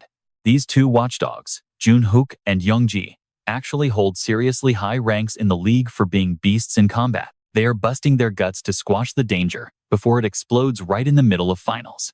On the flip side, the shady boss squad is absolutely shook that some random teen bypassed their top-tier invisibility necklace. The dude is honestly intrigued since everyone else around here looks like absolute fodder to him. June is just rolling his eyes at this meathead. Knowing the guy only cares about throwing hands with tough opponents like Hajin, he gets ordered to chill out and stick to the plan since they still have zero clue what the kid is actually capable of. June also drops the memo that the combat trials are kicking off any second now. Over at Arena 2, a massive hype crowd is buzzing to catch the opening brawl. The kickoff match was literally handpicked via a call-out ticket. Kim Hajin is strolling down when Yona abruptly blocks his path, checking if he is heading to the ring. He nods, casually mentioning that he is starring in the main event. Looking smug, Yona has her butler hand over 100 premium rounds, just like she swore she would. Obviously, bringing them to the exam is totally banned, but they're his to keep for whatever. She even offers to hook him up with more later if he runs dry. Grabbing the case, he listens, as Yona makes it super clear this isn't some cheesy payback for saving her neck. Honestly, she just wants him to take it as a straight-up present. She gossips that literally everyone keeps bugging her to spill who actually clapped that psycho demon Hun last time. But knowing he wants to stay under the radar, she kept her mouth shut tight. Hajin is super relieved and prays she stays zipped, because it would be an absolute nightmare if the whole school found out he was the secret boss who wrecked that monster. Yona is being weirdly chatty today, straight up admitting she gets why he keeps his crazy skills completely locked down. At the same time, she flat out roasts him, saying he is doomed to fail the test if he keeps holding back. Hearing that hot take leaves, Hajin looking totally utterly confused. She drops the bomb, asking if he even checked his opponent, and his blank stare screams that he is completely clueless. Cut to the locker room, some absolute unit is rage, lifting, praying for the chance to completely obliterate Kim Hajin in the dirt. Meanwhile, June is deep diving into Kim Hajin's digital footprint, only to find the dude's history is aggressively average. This dude is literally a bottom-tier military academy cadet with 0 parents and 0 skills. His only real defining trait is a massive 300 million in crushing debt. Looking back, the girl is totally baffled about how he pierced her flawless stealth gear. She is completely stumped, and honestly, June is just as lost. That beefcake Young finally regroups with the chameleon troop boss, but she is super ticked he wandered off first. He tries playing it totally chill, but she straight up ignores him and demands his intel. Bro swears everyone he bumped into was just dead weight and total scrubs. Jun figures that makes sense, yet still pushes to see if any specific newbie caught his eye. The huge guy insists absolutely nobody stood out. Since this freshman class is supposedly stacked, Jun assigns him to scout them instead as Hajin's match kicks off. Yep, the exact same dude, who somehow busted through their captain's invisibility hack. Meanwhile, at the stadium, those top-tier pros are totally slacking off and snacking instead of doing their jobs. Mid-gossip about family drama, some random guy suddenly grabs their focus. It is Young grinning creepily from afar, making them wonder if he is just a weirdly obsessed fanboy watching them. Anyway, the hyped showdown finally kicks off. Martial artist Horak steps up first, gearing up to crush Kim Hajin, literally the school's biggest loser. The two rivals finally lock eyes. Knowing he already ticked Horak off, Hajin totally trolls him to inflict massive mental damage. Horak's signature trick flexes his inner mana to manifest an invisible force field, known as enhanced protection energy, that basically makes him immune to practice rounds, and an absolute menace to anyone foolish enough to fight him. The ref signals the start of the year's debut match, and these guys are hyped to brawl. Horak charges in like an absolute beast, while Hajin just chills and triggers bullet time to read his vibe. Produce? He seriously buffed his bullet time from 3 seconds to a crazy full minute, giving him enough breathing room to track Horak's insane speed. That still does not stop this brute from absolutely shattering the floor and sending him flying though. Hajin totally agrees the guy is a monster. Horak goes full beast mode, wrecking the stage while hunting Hajin, until our guy finally pulls his pistol. Hyun blasts a shot, letting the cocky brawler think his opponent is totally dumb for ignoring his busted armor. Horak is super confident that the round will just bounce right off him, which is literally exactly the trap Hajin set for him. The slug connects, absolutely tearing into Horak's shoulder and bringing him insane agony. The dude is just as mind-blown as the audience, because breaking through enhanced protection energy is straight up impossible. Horak is finally realizing just what kind of psycho he is fighting. A tiny bullet, shredding his god-tier defense, simply makes zero sense to him. Panicking hard, he curls up defensively to tank the shots, but every single hit spikes him with brutal pain. Hee-jun almost pities the poor guy for acting so cocky about bouncing off those rounds earlier. Real talk. These bullets are insanely overpowered and laced with pure stigma magic. Plus, they pack anti-demon stats, making them ridiculously lethal. So Hajin keeps firing to pin Horak down. While the crowd goes absolutely wild for the kid, a triggered horse smashes the ground to interrupt the spam. Flying chunks of the stadium force Hajin to instantly dash away and reposition. He playfully warns his rival before instantly chucking a dagger straight at his head. Totally spooked, Hor completely dodges instead of blocking, paranoid the blade might be rigged. But it was literally just another massive bait, because that dagger was completely fake. Catching him totally exposed, Hajin just spams his weapon until the dude physically cannot get back up. Stepping up slowly with his gun drawn, Hajin leaves a shaking Horak and an absolutely terrified audience, bracing for the finish. Hyun has his finger glued to the trigger, totally hyped to wrap this brawl up. He's about to blast Horak, while the dude can't even defend himself. But plotting a massive twist, Kim Hyun empties his clip right at the worst possible moment. Even though Horak is running on fumes, he somehow gets back on his feet. The guy is just as hyped, totally milking the moment for all it's worth. Horak straight up drops the towel and bails on the match, leaving his rival tasting a super salty mix of winning and losing. Quitting out of nowhere like that literally leaves the hero speechless. The whole showdown shuts down fast, officially crowning Horak as the champ. Winning like a loser totally triggers the muscle head, who starts screaming for Hyun to return. But our guy's way too unbothered to care and just dips from the arena. Post-match, the medics are absolutely tripping over how fast Horak healed up, especially after eating literal live ammo. Meanwhile, with the top-tier heroes, Junhyuk hits up Youngji to get her vibe on the crazy brawl. She points out how Hyun flexed some actual skills, while the other dude just fumbled the bag. If Horak just chilled and played the long game instead of speedrunning, he could have caught the win. Honestly though, Youngji is just straight up hyperfixating on Hyun's crazy performance. The dude flexed some cracked shooting speeds and insane reflexes to actually track a fighter and lock him down. Plus, once Horak started running out of gas, Hyun totally mirrored his energy. Youngji is seriously questioning if Hyun has some broken ability that lets him scale to literally anyone he fights. Those magic-packed rounds he fired also have her stressing out. Junhyuk, though, thinks that logic is pure cap, since he's totally certain that not even magic-infused ammo packs enough punch to shatter a buffed-up energy barrier. Youngji fires back, saying they don't even know what kind of wild talents Hyun is actually hiding yet. Plus, Dude might have actually just buffed his own stats. Judging by today's matchup, Youngji is pretty much dead set that Hee-yoon has the raw talent to become the absolute greatest of heroes. Youngji mentally bookmarks his name after that crazy flex. Jung-young, on the flip side, is just randomly hating on Hee-yoon. He thinks the kid is super mid and basic with his tiny gun. Jung-young is low-key raging that their boss ordered him to stalk Hee-yoon's matches. Jun clarifies that Hee-yoon packs some crazy demonic ruin energy, making it totally worth the hype. Jung-young couldn't care less, writing it off as a trash way to scale pure power. Jun roasts him for throwing a total fit just because Hee-yoon happens to main ranged attacks. Jung-hyung's inner brawler insists that a real scrap only happens when everyone is genuinely out for blood. Jun claps back, daring this loudmouth to actually go hunt down some rookies with that kind of insane thirst. He also checks if Jung-young stalked Suho and Jung-hak, their top targets. Jung-young promises they're doing just fine. He watched Jung-hak popping off with a spear and actually respects his cracked physical stats. Plus, Jung-hak is so fiercely aggressive that he literally scares everyone else into playing defense. Jun jokes that Jung-hak must have a super toxic vibe if someone like Jung-hyung is fanboying. Next, Jung-hyung brings up Suho, calling him an absolute weirdo. Suho's brawl was pretty sick regarding his blade skills, basically dancing through the clash with flawless combos. His footwork is crazy, crisp, and polished, yet something about his flow just gives Jung-hyung a sketchy vibe. Suho ultimately secured the win, but Jung-young is totally convinced the guy is faking his whole personality, like he's masking who he truly is. Jun figures this just proves Suho's fighting skills totally match his hype. Honestly though, Jung-young isn't really blown away by either dude yet. Finally, Jun brings up Hae-yoon, which is enough to instantly make Jung-young's blood absolutely boil. Jun reminds him that their boss is totally obsessing over someone with anti-magic hacks.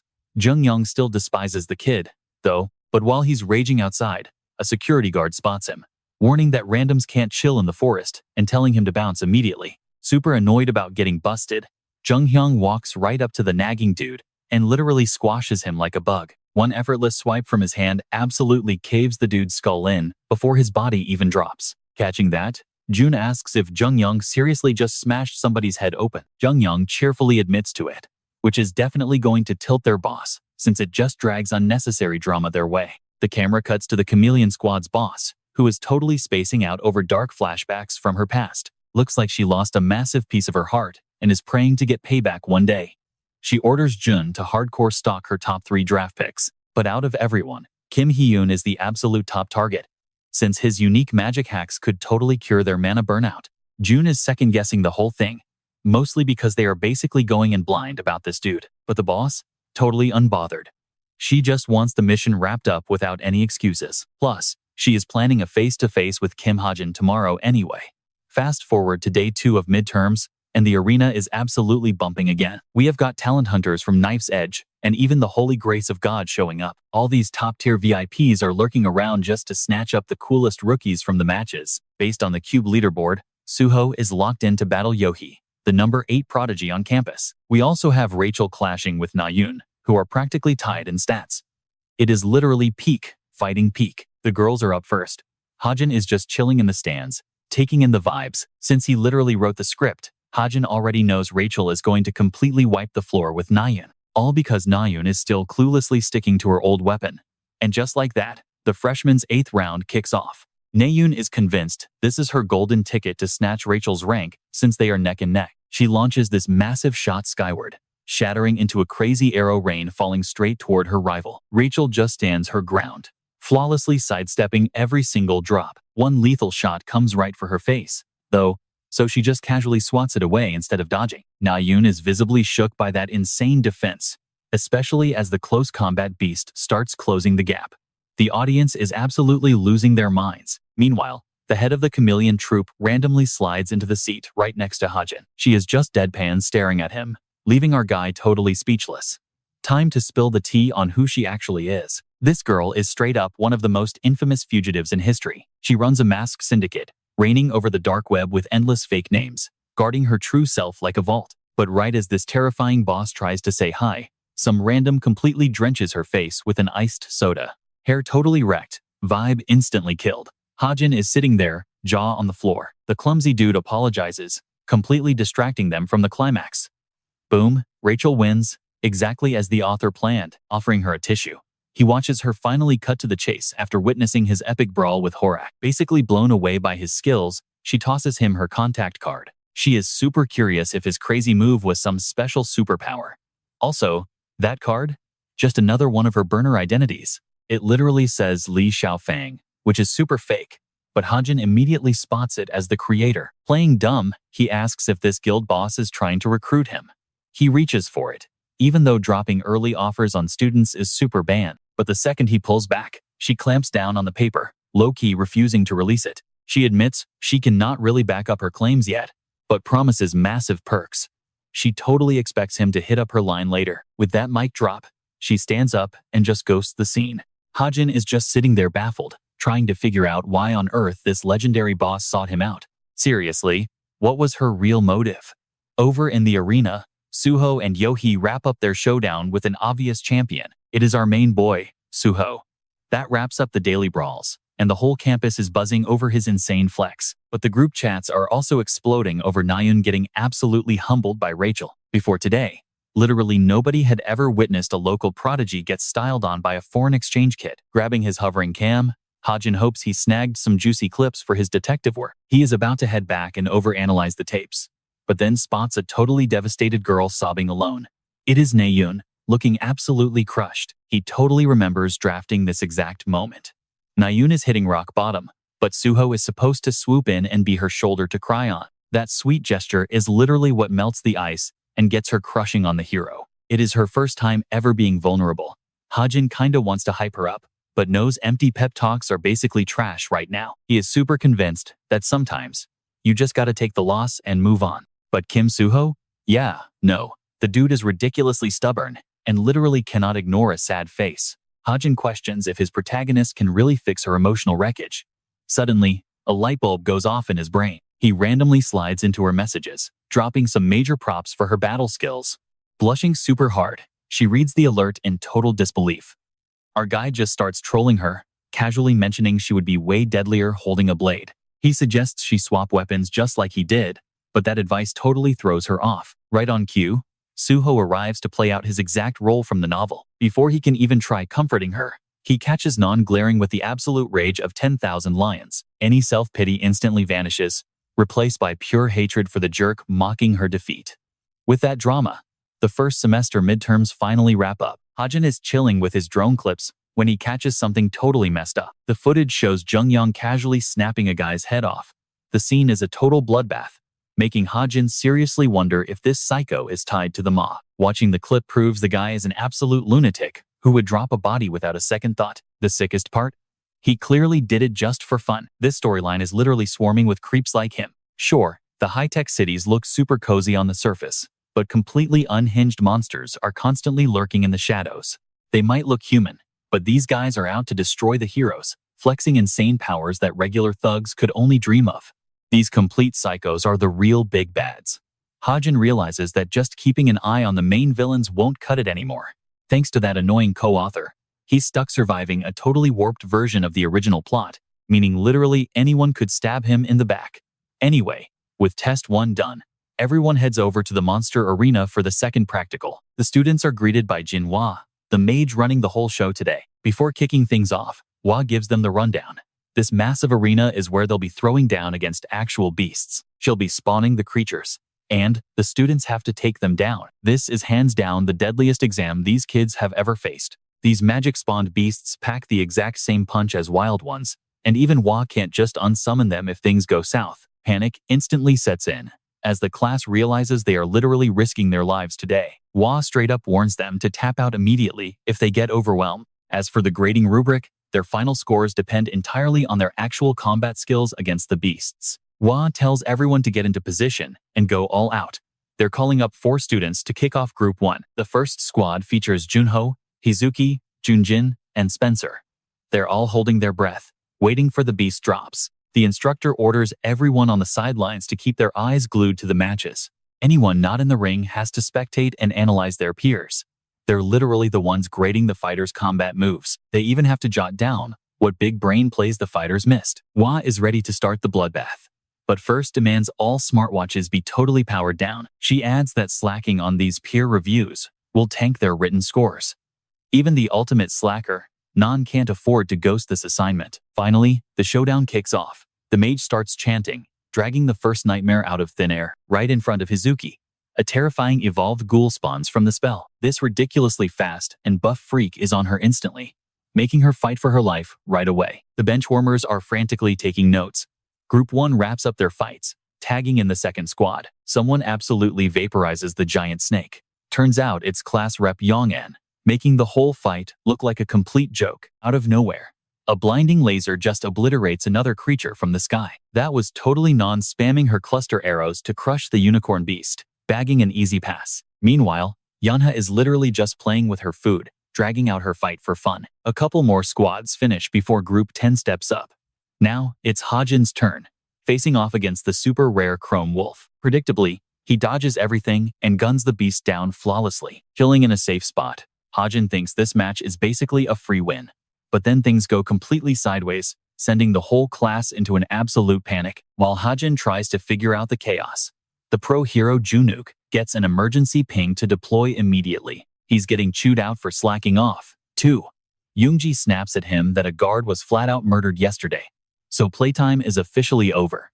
A red alert just triggered everywhere, but Junhyuk demands to know where it started. Yoongi bets the signal is coming from the nearby ocean floor.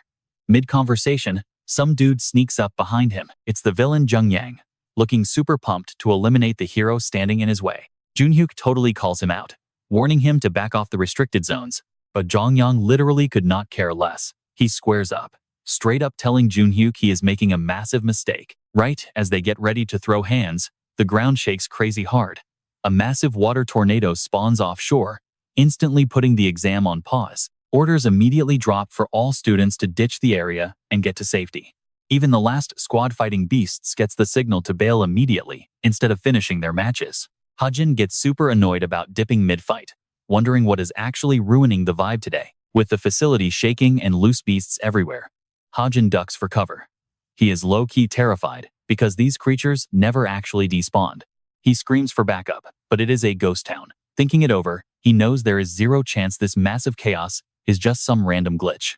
He starts guessing if some traitorous magic user is playing the villain behind the scenes. Breaking down his theories, Hajin immediately crosses Jinjua off the list. If she was guilty, his system would have totally given him a heads up. Honestly, nobody at the testing site was giving off weird vibes or acting sketchy enough to grab his attention. Suddenly, it hits him. Hajin frantically looks around as the actual reason for all this disaster clicks in his brain. Meanwhile, over in another area, some sketchy hidden fighter suddenly pulls up on Rachel. Just being near this guy creeps her out. While Hajin pieces things together, he realizes the plot might be forcing a brand new scenario to drop, kind of like how Kim Chundong exists, even though the original creator never actually wrote him in. Turns out, Sir Lancaster has some secret ties to Rachel and is probably the mastermind pulling the strings here. The narrative just threw out a massive curveball, and Hajin is completely in the dark about it. Rachel faces off against Alex Lancaster, that same wizard who completely vanished during the London crisis ages ago. She interrogates him, but the dude just flashes a super creepy grin. Rachel pieces it together immediately. This guy totally traded his humanity to demons for raw power. She is absolutely stunned that the old boss of the Royal Guard would actually sink to this trashy level. Lancaster just shrugs off her insult without caring, cockily setting the record straight. He claps back about getting backstabbed while fighting for the crown. So honestly, he just found himself a better boss to work for. Tightening the grip on her sword, Rachel locks in on her target and promises to make him pay for his crimes. Moving insanely fast, the elite girl goes for a lethal strike, but she freezes when her sword clips right through his chest like a literal ghost. Lancaster gives a fake apology. The guy standing there is basically just a hologram, meaning he cannot take a single hit. The worst part for Rachel right now, everyone else is busy handling outside chaos, meaning zero backup is coming to save her anytime soon. Those leftover creatures are going to keep the crowd totally distracted. Lancaster notes how completely different this academy's vibe is. Back in her homeland, they would have happily sacrificed hundreds just to keep the royal bloodline safe. Flashing back to the trauma of losing his loved one, the spark for his villain arc, he feels absolutely validated in his choices. The wizard casually mentions he is too busy to chat and decides to dip. Rachel tries grabbing him, but let us be real, she cannot stop him anyway. His body literally melts into dark shadows, but then a lethal, mask-wearing ninja spawns out of it. Wielding dual swords, this rogue turns totally invisible right before hitting Rachel with an insanely heavy smash. She gets rattled hard and pushed on the defensive, while the shadow just keeps spamming brutal combos. It gets so intense that she starts taking nasty little cuts all over her body. Knowing she cannot beat this guy in a pure brawl, she decides to stall and look for the perfect window to counterattack. Bad luck though, her blade gets swatted away, leaving her totally defenseless. The shady guy glares at his target, seeing she is down to bare hand, but do not count her out yet. She pulls a wild trick, using mind powers to yank her weapon right back. The sword shoots back just as the rogue lines up a kill shot, but a random crazy blast outside totally distracts them, freezing the fight. Some dude just casually strolls in over the broken debris. Spotting the newcomer, the ninja instantly changes aggro and lunges straight for him. Hajin morphs his weapon setup again, literally busting out the American breathing style's second form, pump action shotgun. Just like that, Hajin wipes the enemy out effortlessly.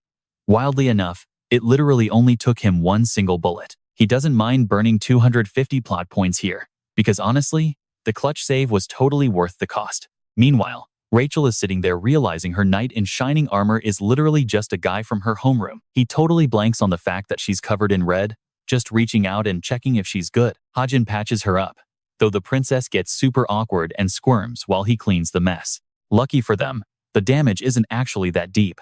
Mid-cleanup, Hajin stares at the stained cloth and realizes he just bagged the #1 student's DNA.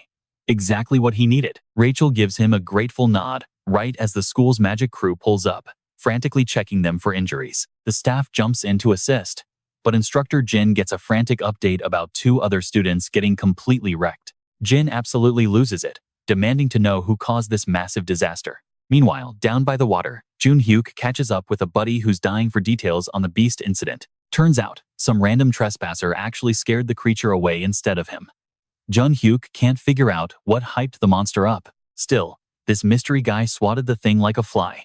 Judging by that insane flex, dude is insanely overpowered. His friend seriously struggles to buy into this crazy story. Jun-hyuk totally gets the doubt.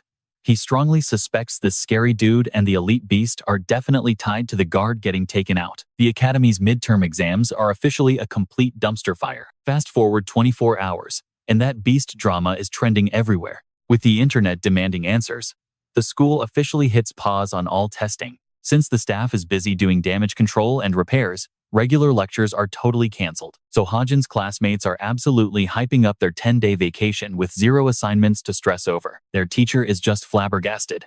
Who parties right after their peers almost bit the dust. Honestly, the hype makes sense. Suddenly, Hajin's computer aggressively pings with a new alert. Turns out, the plot is drifting off script once again. Just another totally exhausting headache for him to handle. This magic user Alex Lancaster is the main issue. Dude lost his relatives in a tragedy, and his raging anger means Rachel is heavily targeted. Plus, he's totally giving off major supervillain energy, which could get way worse as things unfold. Good thing Hajin actually recalls creating this guy in his original British character lineup. This dude was meant to be a massive threat, but showing up this early is wild. Right now, Hajin kicks himself for not giving the good guys more backup, since these bad guys are spiraling. Spacing out, he's just relieved he low-key swiped Rachel's sample without anyone noticing. Out of nowhere, a girl smacks his head. Naturally, Nayun is the only one bold enough. He's super salty, but honestly fair play, since Hajin won't stop nagging her to drop the bow forever. He just knows it literally caps her true potential. Meanwhile, Suho and the president are silently judging from afar. Spotting the troublemakers clashing again, Suho weirdly feels like their vibe is actually improving. Nan heads back to her room, feeling victorious after successfully irritating our guy for roasting her. Her smartwatch totally buzzes with a new notification. It's the official grade summary for her latest exam. Hyped up, Nan sneaks a peek at peer reviews, especially Suho's. Shockingly, he actually dropped some massive praise. He wrote about her shaking off that early panic to totally glow up into a capable fighter.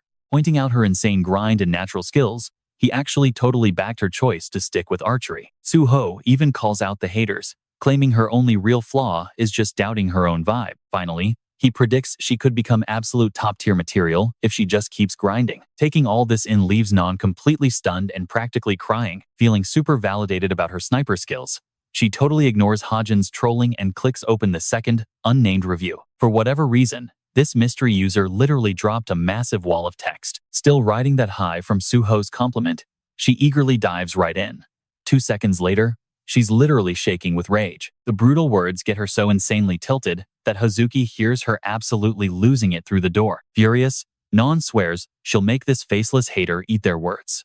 Meanwhile, Hajin drops Rachel's DNA on the core and eagerly waits. That mysterious Evangel core he snagged back in Garrison packs some seriously crazy magic. Once it absorbs enough crimson fluid, it's destined to fully respawn the legendary witch Evangel. Hajin's pretty relieved the sprout picked up Rachel's vibe, meaning it won't morph into some crazy threat later. Nobody wants a villainous plant. He totally starts jabbing the tiny sprout, silently screaming for it to bloom. Out of nowhere, pure agony blasts through his veins. All the color drains from his face. He knows what's coming. Boom. Stigma mark number 2 pops up on his wrist, guaranteeing an absolute nightmare of a pain trip. He practically screams the whole night away. By sunrise, the guy is basically a walking zombie. His manager definitely clocks the massive eye bags. Dodging the concern, Hajin quickly flips the convo to their work. Good news though, they scored a legit monster hunting ride and racked up new clients. That major win totally chilled the manager out, which is a huge vibe shift from his usual fieldwork panic. After getting showered with thank yous, our boy redirects the chat again. Spotting a massive mob nearby, he wonders about the hype. For a sec, he assumes it's just a random squad flexing. Turns out, the heavy hitters from Straits of Essence are rolling through, completely hyping up the whole block. Scanning the VIPs, he spots the girl and wonders if her squad is running an op. Plot twist. She catches him staring. She literally walks up and demands to know what his deal is out here. Keeping it cool, he admits he's grinding for quick cash and even hypes up his manager to her. The poor manager is totally shook that his client is casually chatting up a top-tier superstar from the big leagues. It clicks for Hajin. Putting these two in the same room is a massive clash since their vibes are literally polar opposites. Based on the original plot, this dude is basically destined to manage the literal main character. Usually, her finding his startup triggers a massive investment that skyrockets his brand. But right now, things are super dicey. It's a total toss-up if this timeline's version will actually drop cash on his hustle. If she bails on him, the poor dude's whole career might seriously tank. Out of nowhere, the girl actually invites herself along.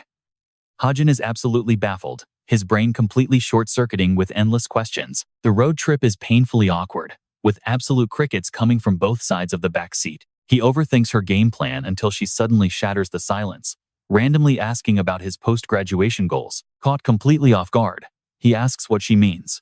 She straight up demands his game plan for life after escaping the academy. Playing it totally chill, he says graduation is way too far out to stress over right now. She argues he should absolutely be stressing it, especially since juniors barely even set foot on campus anymore. Year 3 basically makes everyone rookie heroes, completely throwing their schedules into chaos. Skipping the fluff, she straight up recruits him to her squad. She flexes that they're currently ranked second globally, right behind that insanely overpowered top-tier squad. But honestly, the second she becomes boss, her ultimate goal is to crush the competition and snatch that crown. She sweetens the deal with top-tier gear and agents. The manager practically chokes, realizing his career might be absolute toast. Smirking, she points out she's tossing a golden ticket to a guy who doesn't even know his own epic worth yet. The nervous manager pipes up, warning she can't just break the rules. Poaching students this early is super illegal, dragging a crazy penalty of almost $350,000. She's way too filthy rich to care. Suddenly, the driver slams the brakes, sending her face first into the headrest and wrecking her nose. Furious, she absolutely snaps at the driver for brake checking them out of nowhere. Sweating bullets, the guy stammers out that they've literally arrived at the drop zone for the day's beast hunt. She rolls her eyes hard, totally roasting him for acting like some low tier nobody could actually track down a hot zone. He quickly defends himself, saying these creeps always go completely feral in April, making it prime season for the pros. That's exactly why all the usual spawn spots get ridiculously jammed up around this month. He literally handpicked this specific location to let our boy flex his sniper skills with the ultimate high ground advantage. Backing it up, he swears the intel is totally safe. Unbothered, the sniper just promises to link back up after he bags his targets. With that cool exit, he just dips. Honestly, the rich girl isn't feeling a one-on-one with the manager anyway, so she bails, dropping a hint that her squad is rolling up soon. A quick window knock gives the manager a mini heart attack. Turns out, she's actually super impressed with his client's talent and definitely wants to strike a deal later. 10 whole days have flown by since those crazy midterms wrapped up. Everything clicked right back into place as the students finally hit campus again. Everyone swarmed the ranking boards to check their scores. Unsurprisingly, Kim Hajin snagged that #1 spot, exactly like he knew he would. After totally wrecking Horak in the practicals, Yeonha's clueless goons basically backed off. Since then, his life has been super chill and completely drama-free. Honestly, it was the exact vibe he was missing since day one here. While just chilling, a fist randomly zooms past his head and totally obliterates the wall. Shocker, it is Non. She is absolutely raging over a sketchy profile evaluation Hajin supposedly posted. But judging by Hajin's clueless face, he has zero idea what is happening. Non is definitely not having his fake innocence, claiming he is the only jerk who would write something that awful. Plot twist. Hajin actually did type it up, mostly just trying to do her a solid. Pissed off, Noun goes off on him for always saying she sucks at archery. A whole crowd watches as Noun throws down a challenge. Shockingly, Hajin says yes with super basic terms. If she takes the L, she has to drop the bow forever. Those insane stakes make her crazy mad, desperate to shut him up. Hajin flexes by promising to also use a bow to make his point. To make it fair, he asks for a little practice time. Non scoffs, figuring no amount of prep will stop him from getting completely wrecked. She storms off, completely positive she has this silly challenge in the bag. Meanwhile, Hajin smirks, realizing his sharpshooter ability already hit level 7, meaning just a tiny stat boost guarantees he will totally crush her in this showdown. Plus, his insane luck attribute has his back. Honestly, Non is just living in major denial right now. She actually believes she is equally good with blades and bows, which is pure delusion. Hajin gets that sugarcoating things never helps anyone level up. True progress takes raw grind. Anyway, we switch over to Grace Hall Room 303, where Han Hyun, the head of the travel crew, is dropping some news post-exams. Hajin totally zones out, thinking about how both the study and hunting squads got banned over some shady fish drama. The real plot is also dragging way more sluggishly right now, lacking the intense speed of the original timeline. That is a massive relief, telling him exactly where to focus his energy. Han Hyun keeps talking, finally hyping up their upcoming trip location. They are heading to France. But obviously, things get crazy when a mega-rich Parisian gets brutally taken out. Hajin notes that the whole mess began when a hardcore hitman squad sent the wealthy dude a scary warning. They literally dropped the exact time and day they planned to end him. The target, Vidal, had this super wholesome reputation. He lived simply and never flexed his cash. But here comes the insane plot twist. The guy was a total fake. His real name is Vervet, operating a massively shady underground empire. Basically human garbage. This dude got ridiculously rich by straight up scamming and playing innocent people. Total crypto bro energy, right? Somehow, he always dodged karma and never got caught. But obviously, you can only run so long before your dirty laundry gets aired out. Going to the cops was out of the question, and finding elite bodyguards fast enough was impossible. Seriously, fighting off pro killers takes heavy hitters. Naturally, pure panic mode started settling in. Right when he thought it was game over, a wild loophole appeared. Vidal spotted an epic bailout, all thanks to those cube kids hitting up Paris. In the main plotline, Han Hun was stressing over booking enough rooms for everyone. Hearing this, Vidal slithered right in, acting super generous by offering his help. He casually told the whole crew to crash at his massive mansion. That is how the chaos started. Honestly, he just used the students as meat shields, so the hitmen would have to fight through them first. Suddenly, Hun gets a ping on his laptop about a fresh gig. Totally hyped about his very first buyer, he immediately clicks open the gig details. The customer needs him to track down some fraudster, who basically ruined their entire bloodline. They even dropped all the files to help trace the guy. Scanning through the docs, Hajin is left absolutely shook. That wraps up the scene, and we cut straight to this creepy warehouse, where some shady squad members are binging the replay of the Horrocks vs. Hajin showdown. One dude is totally losing his mind over how sick anti-demonic magic is, while the rest are low-key amazed by the new freshman class, especially our boy Hajin. Their boss lady totally roasts them, sarcastically asking why they are suddenly fanboying over a total noob's combat footage. While she is still super skeptical, another guy totally backs up Hajin, swearing the kid has mad skills. They did some digging into his past and found out he is basically a nobody with zero scary connections, figuring his main vibe is just chasing cold hard cash. So, their master plan is to flex their endless wealth and basically buy him off to join their little secret club. One of the guys chimes in to remind everyone of their true mission. hunting down the backstabber in their crew and making them pay big time. He drops the idea that Hajin would be absolutely perfect for that hitman role. But if they recruit him, they are stuck figuring out his official color code. The literal only shade they have left is black, which is reserved for the absolute beast of the group. And totally awkwardly, it belonged to the traitor, causing one dude to step up and demand the title for himself. It is that same savage maniac who ended the guard earlier, but the whole squad immediately flames him, calling him way too dense to rock such an elite rank. This whole drama sparks a group vote, heavily swayed by whatever the boss lady thinks. She gave it the green light and told the squad to raise a hand if they were down to drag Hajin into their twisted little syndicate.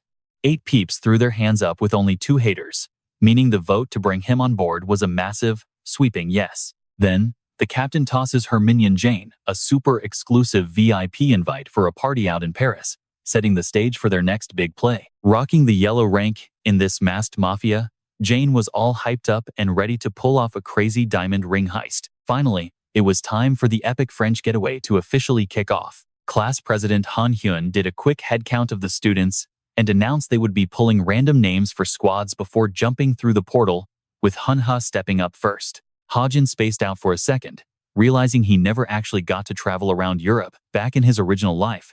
But in this crazy alternate universe, literally anything goes, and if his plot expectations held up, Hunha was totally destined to land in Suo's crew. Just as Hunha reaches into the box, we get a dramatic cliffhanger before flashing straight to the gorgeous Eiffel Tower, proving the gang finally touched down in Paris. Now, for the team reveals, and you just know everyone was anticipating some messy drama. Seriously, Nayun somehow got matched with Hajin, and she was absolutely furious, roasting him non-stop while random French locals stared at the elite academy kids. Plot twist: Han Hyun actually had a secret girlfriend living in France, and the two of them were making the entire squad insanely jealous. It is honestly hilarious, realizing this whole overseas excursion was probably just a giant excuse for Han Hyun to visit his long-distance babe. He showed off his girl to everyone, casually dropping that she was also tagging along as their official field medic. Natasha gave this super sweet intro and said hi to the squad.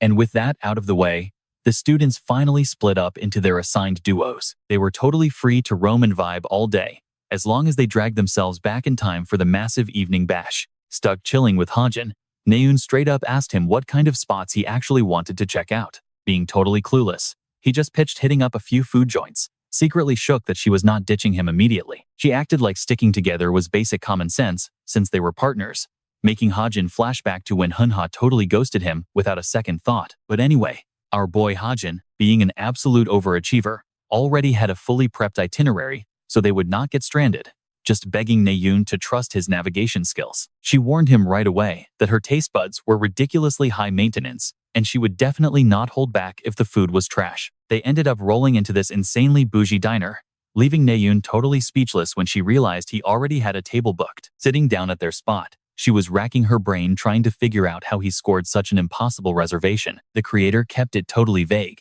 but he honestly just abused the Book of Truth to pull it off.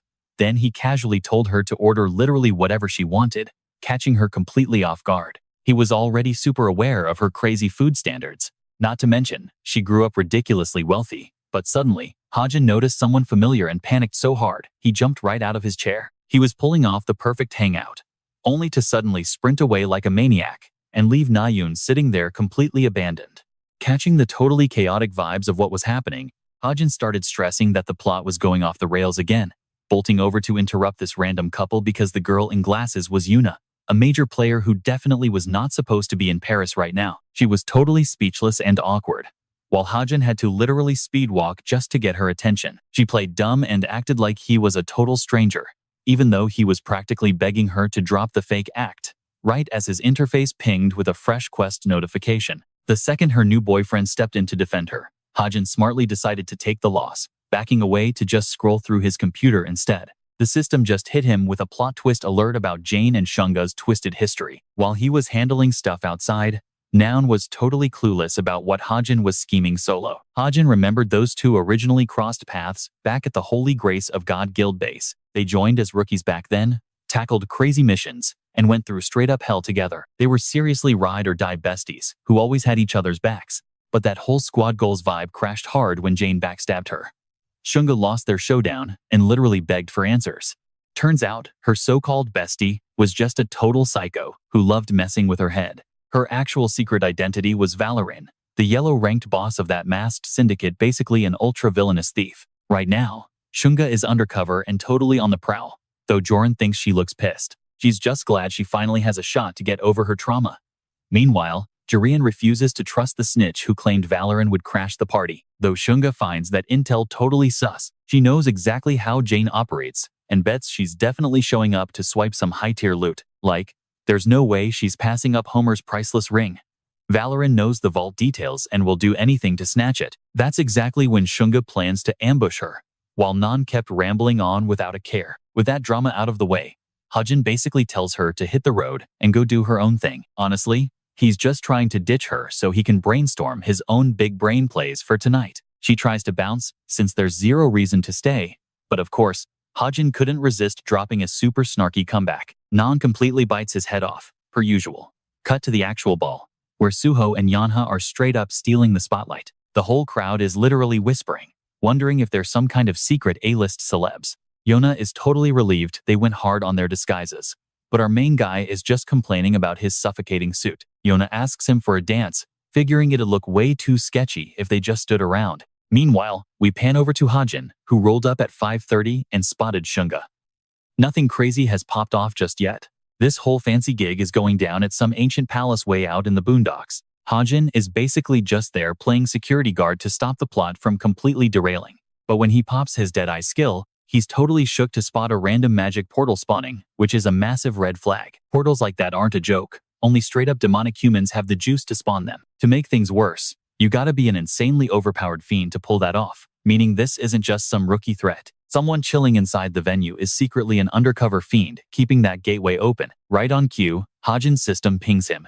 It's a message from his co-author, trying to justify why they messed with the script. This shadow writer figured an insanely rare drop like Homer's ring needed way more hype and competition. Because of that, a super shady gang called the Fellowship of Evil Deeds decided to crash the party and steal the show. Hearing that, Hajin instantly gets flashbacks about how ridiculously overpowered this villainous squad really is. Their boss, Kim Hakyo, is an absolute menace who lives for pure chaos, snagging rare artifacts and dragging the world into war. So yeah, our dude now has to solo a whole villain organization just because his co-writer wanted to spice things up. Sparking his ether magic, Hajin slaps on a disguise mask, dead set on ruining their plan, and scopes out the room from above for Valorant. Speaking of that crazy chick, she's literally in the corner quietly choking out some poor waiter. Still in full stealth mode, she breezes past the vault security. The ring is right there, making this heist look way too easy. Valorin reaches for the jackpot when a totally stressed but familiar voice shouts out from behind her. Turns out, she stole Jiren's face for this gig, and she's totally caught off guard seeing Shunga crashing her heist. Playing dumb like a pro, a super confident Shunga lies and says she's just checking in on her staff. She steps right up and aggressively hugs her from behind, leaving Valorin absolutely clueless and freaking out. Out of nowhere, Shunga locks her in a chokehold, whispering that she's completely done being played. Next thing you know, she straight up suplexes Valorin into the floor. The massive impact instantly makes everyone freeze. The crowd literally thinks a bomb just detonated. Escaping the dust cloud, Valorin drops her disguise and shifts right back to normal. Valorin was honestly low-key amazed that Suna saw right past her absolutely perfect cover. But Suna was totally not here for a chat, rushing straight in for the kill. She totally caught onto Darian vanishing the second they touched down in Paris. Plus, totally obvious vibe check on those weird dialogue changes, she knew instantly that Valorin had already struck. Loving that insane attention to detail, Valorin figured the intense paranoia made total sense after that epic past betrayal. Right before the strike lands, a random whip grabs her wrist. Enter Yonha, screaming at them to quit trashing the venue, not recognizing these random cube cadets. Suna flat out demands to know who they even are. Dropping the whole undercover act, Yonha orders her to stand down before things get messier.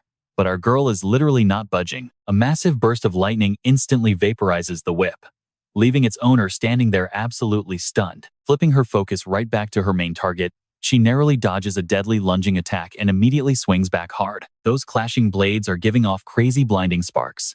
It is a brutal struggle, but she finally spots a weak point and totally parries the blow. Left with a totally shattered blade, the imposter ends up completely wrecked and pinned to the floor. Going full savage mode, she readies her weapon to end this girl permanently. right before the fatal swing, though. Suho crashes the party, parrying the deadly blow with his own steel, while the girl on the ground is literally freaking out. Knowing she just narrowly dodged the Grim Reaper, she watches the standoff. Our angry fighter coldly warns the hero to step aside or get totally wrecked too. Playing the ultimate good guy, he refuses to move an inch, totally clueless about why they are even brawling in the first place. Still, his hardcore righteous vibes force him to play peacekeeper. Big mistake though, because she completely ignores his speech and just violently boots him out of the way. Pivoting back to her actual prey, she finds absolutely nothing but empty space. That tiny distraction was all the time needed for a clean getaway. Sprinting frantically after the fleeing target, she is suddenly cut off by this insane, creepy wall of pitch-black shadows. Everyone is totally shook as some crazy villain swoops in out of nowhere and snatches up the ultimate prize. That legendary piece of jewelry is now resting with this freaky demon hybrid, basically giving off major creepy squid mermaid energy. Lurking outside and watching all this drama unfold is Hajin. But hold up, let us totally pivot and check on Non for a second. Obviously, the poor girl got herself massively lost. Exactly like our guy predicted from the very start. Fighting for her life trying to read directions, she just keeps walking in circles and ending up right back at square one. She starts raging at her trash smart tech, only to remember her own dad literally runs the brand. Instantly taking back her roast, she tries ringing Yona instead. So annoying. But the call goes straight to voicemail, pushing her frustration levels through the absolute roof. Jumping back to the chaotic venue, our fierce fighter instantly recognizes that creepy monster just from its dark aura. Flexing her own insane power, she screams at the beast to drop the shiny artifact this exact second. But the cocky monster just laughs it off, claiming her dark squad totally deserves the treasure way more than they do. Still creeping in the shadows, Hajin waits for the drama to peak. He quickly mentally calculates the whole villain squad, taking the prize. The most toxic part?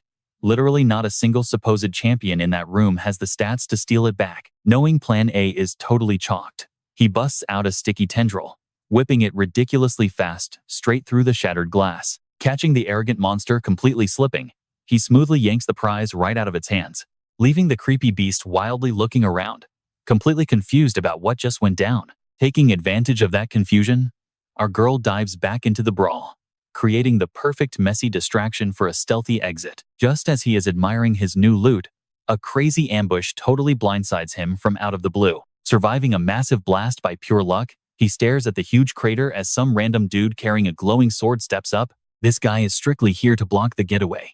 Definitely did not have a surprise backup villain on the bingo card today. Acting all fancy, the dude introduces himself as Sidious and casually name drops his totally villainous evil squad. This chatty weirdo is actually super hyped about how flawlessly our guy swiped the jewelry without making a scene, but honestly, he could not care less about those agile reflexes. He flat out orders him to hand over the shiny loot right now. Naturally, our guy says absolutely not, making things super messy for the villain, who instantly defaults to extreme violence. Readying that glowing blade, the psycho charges forward, unleashing this sick crimson energy slash that absolutely shreds the ground. He dodges just in time to avoid being literally vaporized. This psycho is absolutely not playing games, totally outmatched. The villain gloats that his super fancy magic blade set him back a literal fortune. As long as the user keeps feeding it raw energy, that ridiculous weapon can basically do anything. The guy tells Hajin to just hand over the ring and avoid a beatdown. But here is the crazy catch with these demonic dudes. Selling their souls to devils literally skyrockets their magical energy reserves off the charts. So, that sword he is rocking perfectly suits a monster, making these freaks an absolute nightmare to fight. Our boy locks his eyes on that cursed blade, trying to figure out how to disable the shiny toy as soon as possible. The villain casually winds up for another strike, blasting pure energy outward. Hajin dodges like crazy but ends up totally trapped against the wall. Realizing he desperately needs to talk his way out, our hero attempts to barter for his life. The fiend is barely interested in chatting, especially since he already rejected peaceful talks earlier. He totally mocks the masked dude for believing a cheap stalling tactic would actually work against him. Reading his power level, the demon boasts that Hajin is literal trash compared to the elite pros inside, armed with just a firearm and basic dodging mechanics. The monster is genuinely mind-blown that a complete nobody actually has the guts to challenge a heavy hitter like him. Done yapping, the bad guy gears up for one ultimate slash, planning to delete his rival from existence permanently. Hilariously, the magical aura just totally fizzles out, leaving both the villain and our protagonist completely shook. The demon is clueless about why his blade died. Amidst the awkward silence, our guy decides to break down the glitch. Turns out, that enchanted blade is completely bricked for the next 24 hours, a hidden cooldown even its owner missed. Insanely enough, our hero's broken luck stat passively triggered, forcing the enemy's gear to straight up jam. Obviously, the bad guy assumes the kid is just yapping nonsense, totally oblivious to how stupidly overpowered his stats are. The monster still thinks he can easily body a human barehanded, though our guy highly doubts that massive flex. Talk about overconfidence. Using his last bit of energy, our protagonist infuses holy magic into his firearm and switches its firing mode. The freak dashes forward insanely fast, aiming to literally one-shot the teen with a flying roundhouse. Just milliseconds before impact, our boy pulls the trigger, instantly wrapping up the entire showdown. Cut to Nayun totally raging at her games. Ignoring her lost item, she spots flashing cop sirens outside and questions the late-night drama. Plus, her friends are completely leaving her on read, giving her major main character loneliness vibes. She is super salty right now and honestly has zero clue why she is being so emo about it. Out of nowhere, some dude just randomly crashes beside her. It is literally Hajin jump-scaring her out of her mind. He is totally wrecked and cannot even string words together after barely surviving that insane brawl. The guy instantly passes out cold, completely freaking her out. She frantically checks on him, but the heavily bruised teen is already dead to the world. While knocked out, our hero relives a super core memory from his original timeline. It was right after his massive college entrance exams. His mom and dad actually showed up to support him. He asked why they ignored their sickness just to visit. Suddenly, their faces start glitching out and fading away. Back then, the kid just broke down sobbing, saying sorry for bombing the test. His folks sweetly reassured him, totally getting his stress. They pulled their boy into a massive hug, having his back through the absolute worst times. Triggered by the sad flashback, he snaps awake straight up bawling. He is in bed, but literally where? A stressed Suho and Nayun rush over immediately. The girl complains about having to carry his knocked-out body all the way across town. Spotting his teary face, she totally roasts him for weeping.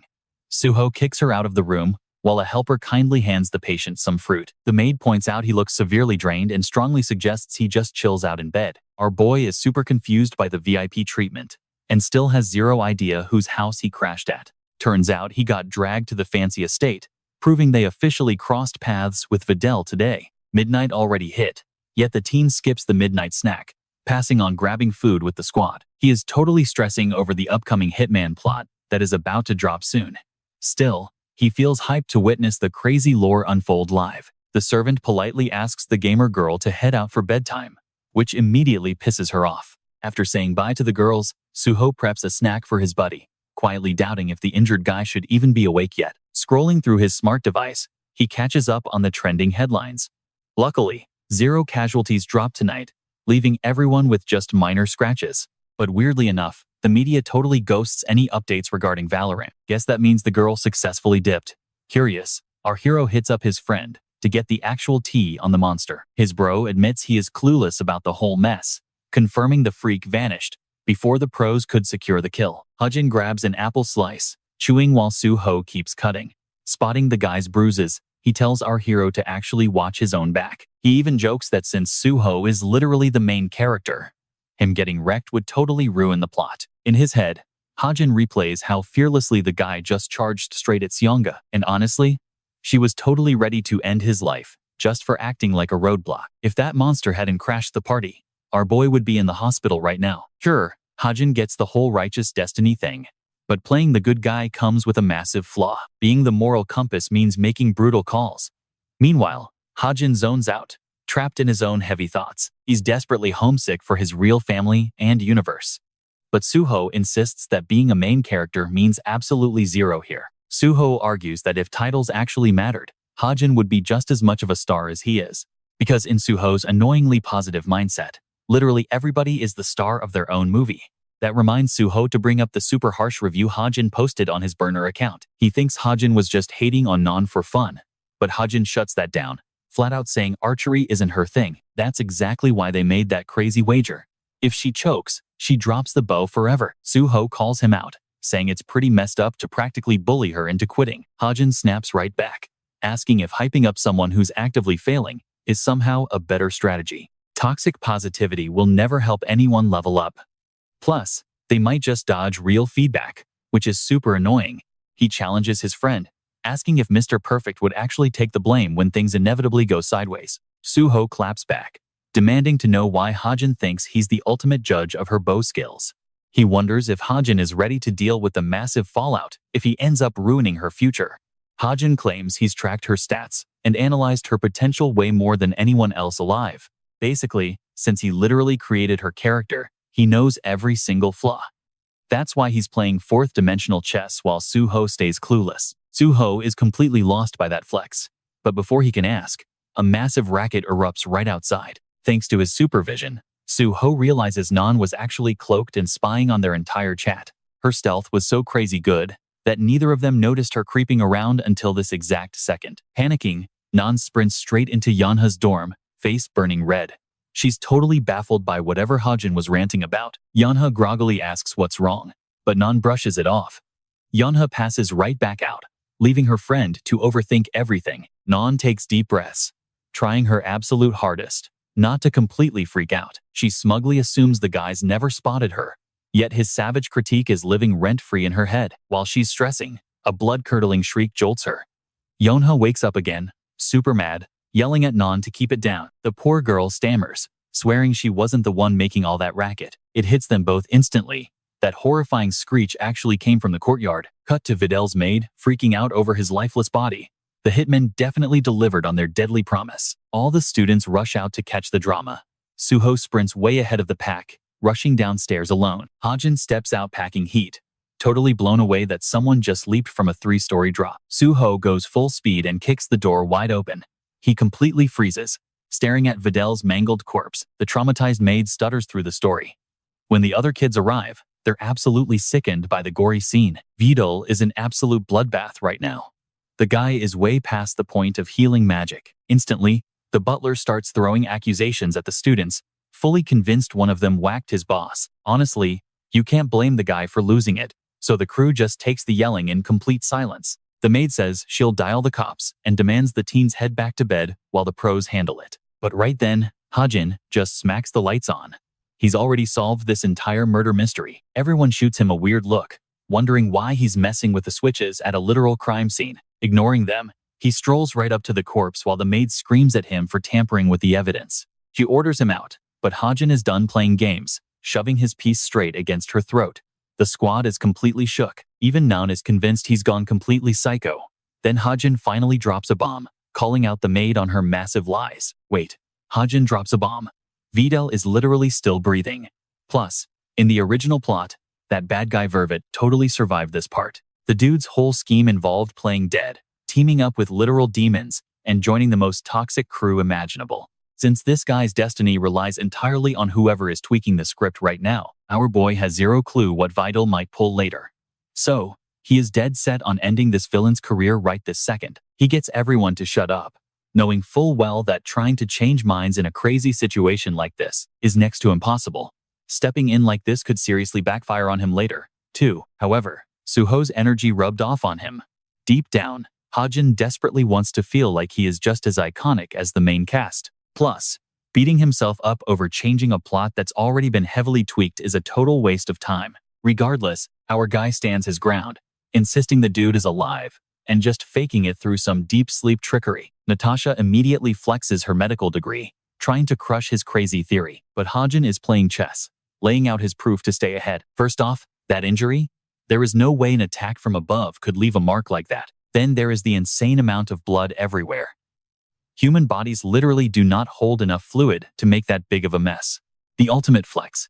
He pulls up his smartwatch, showing Vidal's face smacked right on the global wanted list. As Vervet the con artist, he exposes the guy for living a double life, explaining why they are trying so hard. Panicking, Natasha begs the butler to confirm the paramedics are coming. Once she knows help is coming, she keeps trying to brush off his accusations, demanding they let the pros handle it. She tries to end the chat, but our boy cranks the crazy dial. He whips out his gun and aims it straight at the dead body, making Natasha gasp.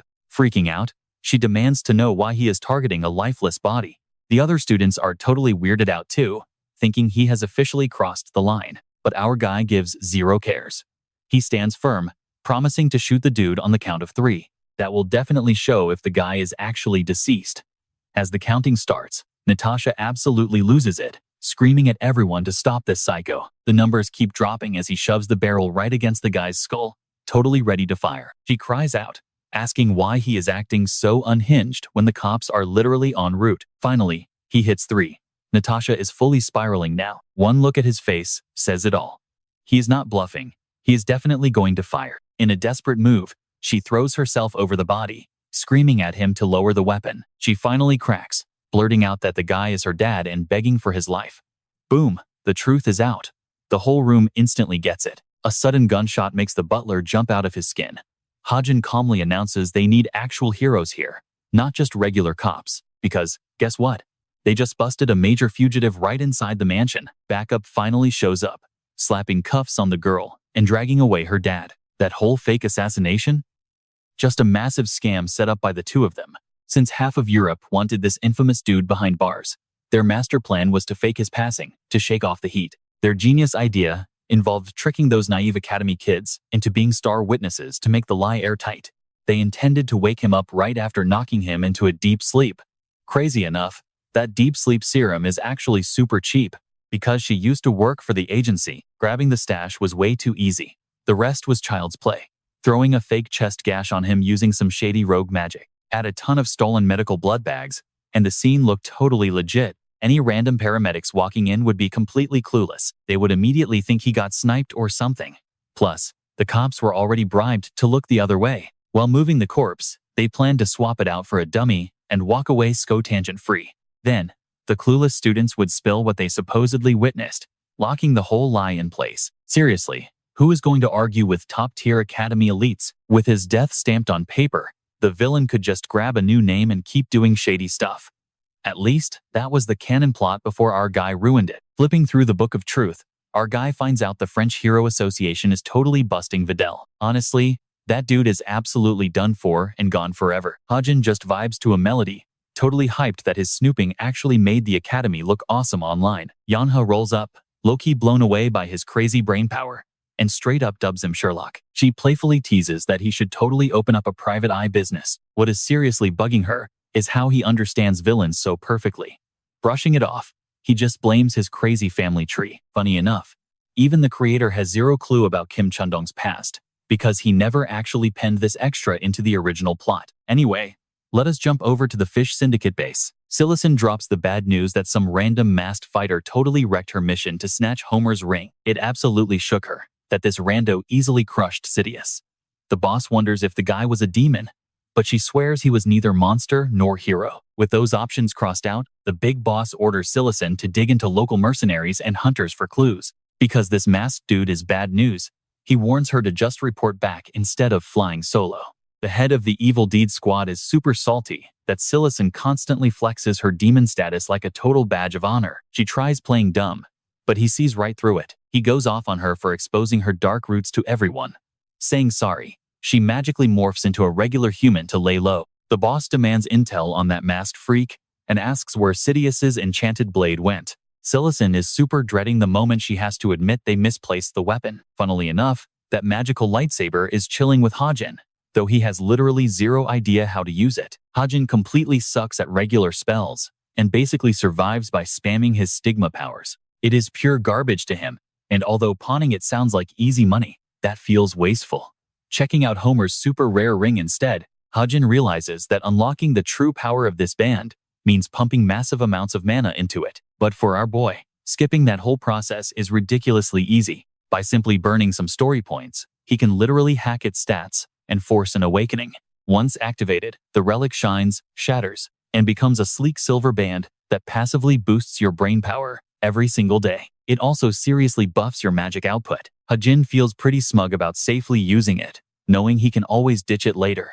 He secretly considers passing it to Suho or Noun, who could actually maximize its potential. Honestly, Noun is crazy talented with spells without even realizing it, making her the perfect fit. Peeking at his own status window, he realizes his stats are pretty much frozen, except for a slight bump in speed and senses. Hajin's progress totally feels like it hit a massive brick wall. Still, he is super hyped to grind hard and smash through those limits anyway. Thinking about this, He really doubts he could stomp that menace Non right now. This suddenly makes him want to dig into Chundong's sketchy past. He is absolutely positive the second author dropped hints. Since Chundong literally grew up in an orphanage, it is wild that this background, nobody is basically marked as a top-tier prodigy destined for greatness. That completely proves his folks were not ordinary. To get answers, he resolves to hire Eugene Huck, a legend, at digging up dirt. The guy is an absolute goat in his job, though his insane price tag totally proves it. Having zero backup plans, Hajin decides to bite the bullet.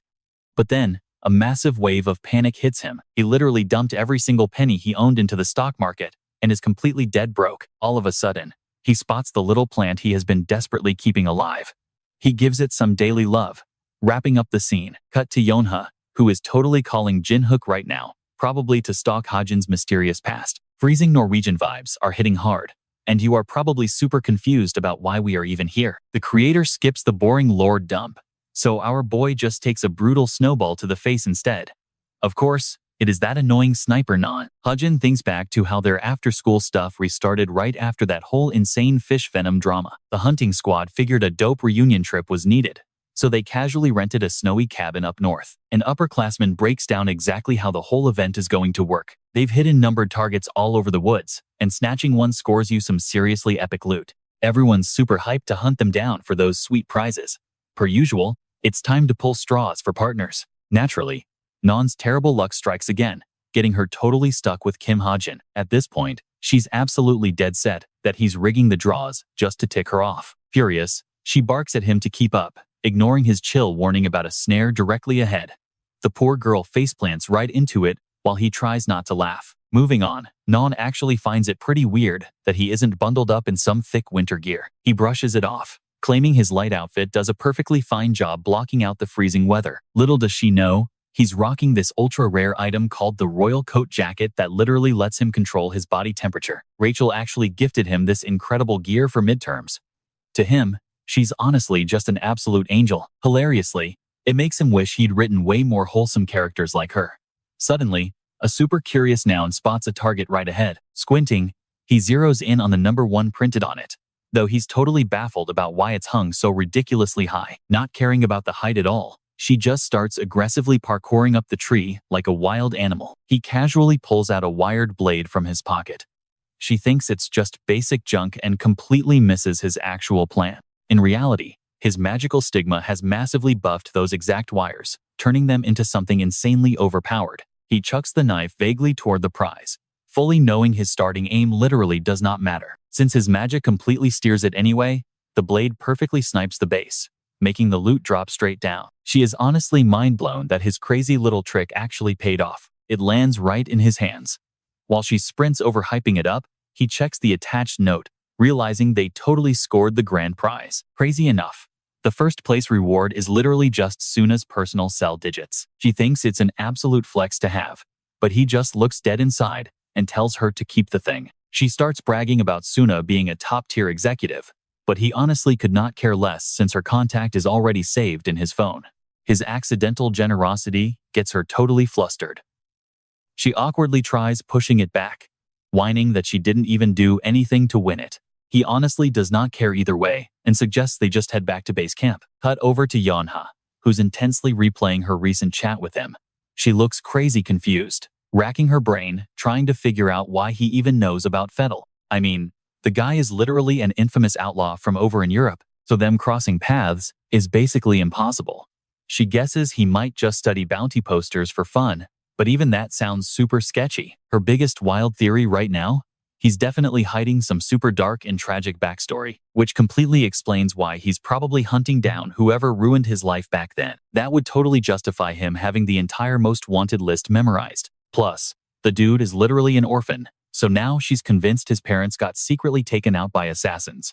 In her head, it perfectly explains why he'd memorize villain faces while acting totally weak to hide his actual overpowered skills. She's betting his master plan is just laying low until he can finally track down the killer and get his epic revenge. Even with all this deep thinking, it's literally just a fan theory, and his real history remains a massive blank. But if she's actually right, she knows she can totally use it as leverage to scout him for her own squad later. Plotting all this out instantly ruins her mood though. mostly because she absolutely despises calling Jinik.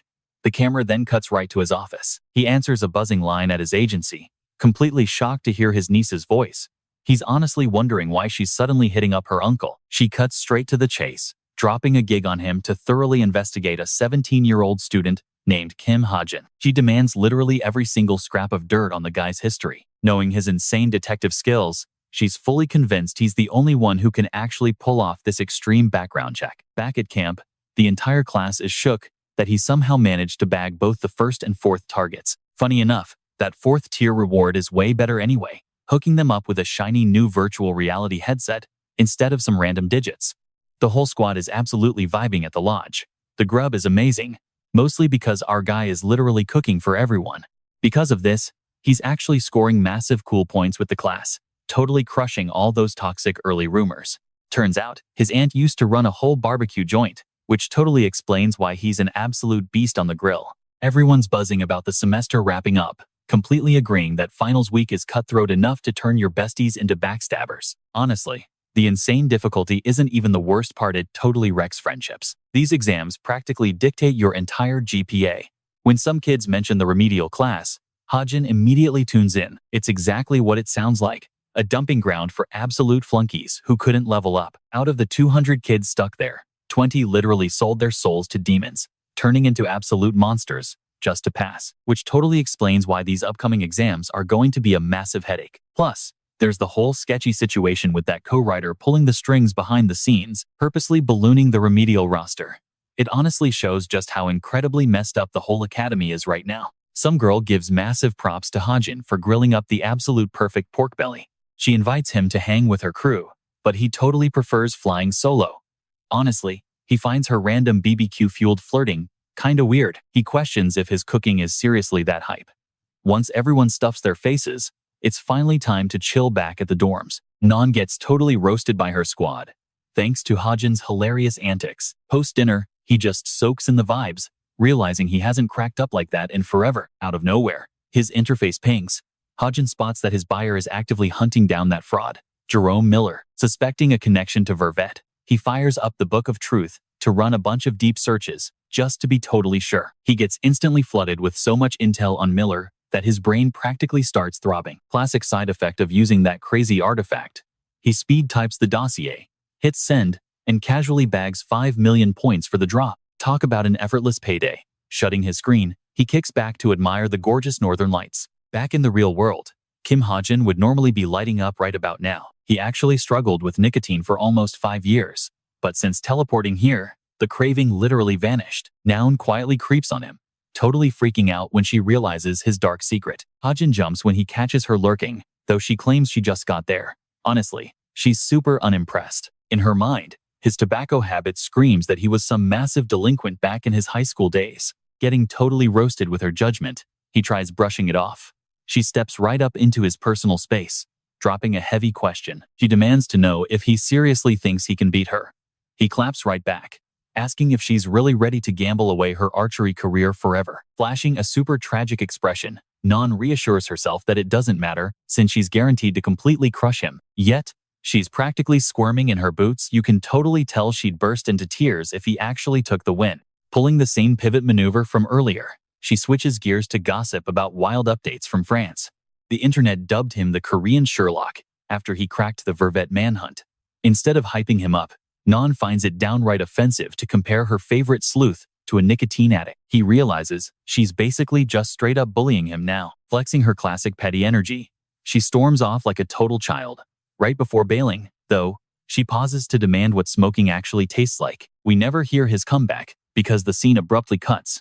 Let's switch to our investigator's perspective. Jin Hyuk is in full stealth mode, digging into Hajin's shady past. Cloaked up, he's fast losing patience. Out of nowhere, a cloaked stranger dumps an infant by an orphanage. Their identity remains completely unknown. Before the detective can even snatch a single clue, the entire vision shatters like glass and vanishes. He's completely mind-blown over who Hajin really is. Strolling back to his office, he drops his disguise. The guy is totally stumped. Plus, he's got his priorities checked and desperately needs a bathroom break before spilling any tea. Turns out, our guy literally grew up an orphan. Using his wild time snooping skills, Jin-hyuk witnessed the exact drop-off day to ID the culprit. Shockingly, the person abandoning the newborn was literally just another kid. That was it. Period. He couldn't dig deeper thanks to insane magical static blocking the view. His only shot at uncovering the truth requires hoarding an insane amount of energy for a marathon session. Still chilling on the toilet, he debates texting Yoonha the gossip, but honestly hates the idea of giving out freebies. Suddenly, his sassy sidekick pops in with incredibly spicy news. Someone else just put a bounty on Hajin's background, meaning they can totally double dip and get paid twice. This new client is a total VIP on the Violet Haze site, flexing a rank matching Jin-hyuk's. He skims the message. It's brutally direct with zero yapping. They are dropping 100 million points up front, plus a sweet 500 million once the job is done. That is an insane bag for just one guy. With that crazy payout, Jin-hyuk pretty much knows who is pulling the strings here. It is straight up the Mask Syndicate. Jin-hyuk is honestly starting to think this kid is built different if they are digging this deep into him. Fast forward to Friday class. The teacher announces finals are dropping in exactly 1 month. The practical part of this test. It is about to be way more brutal than the midterms were. Basically, these cadets have to flex every single hero skill they grinded out over the whole semester.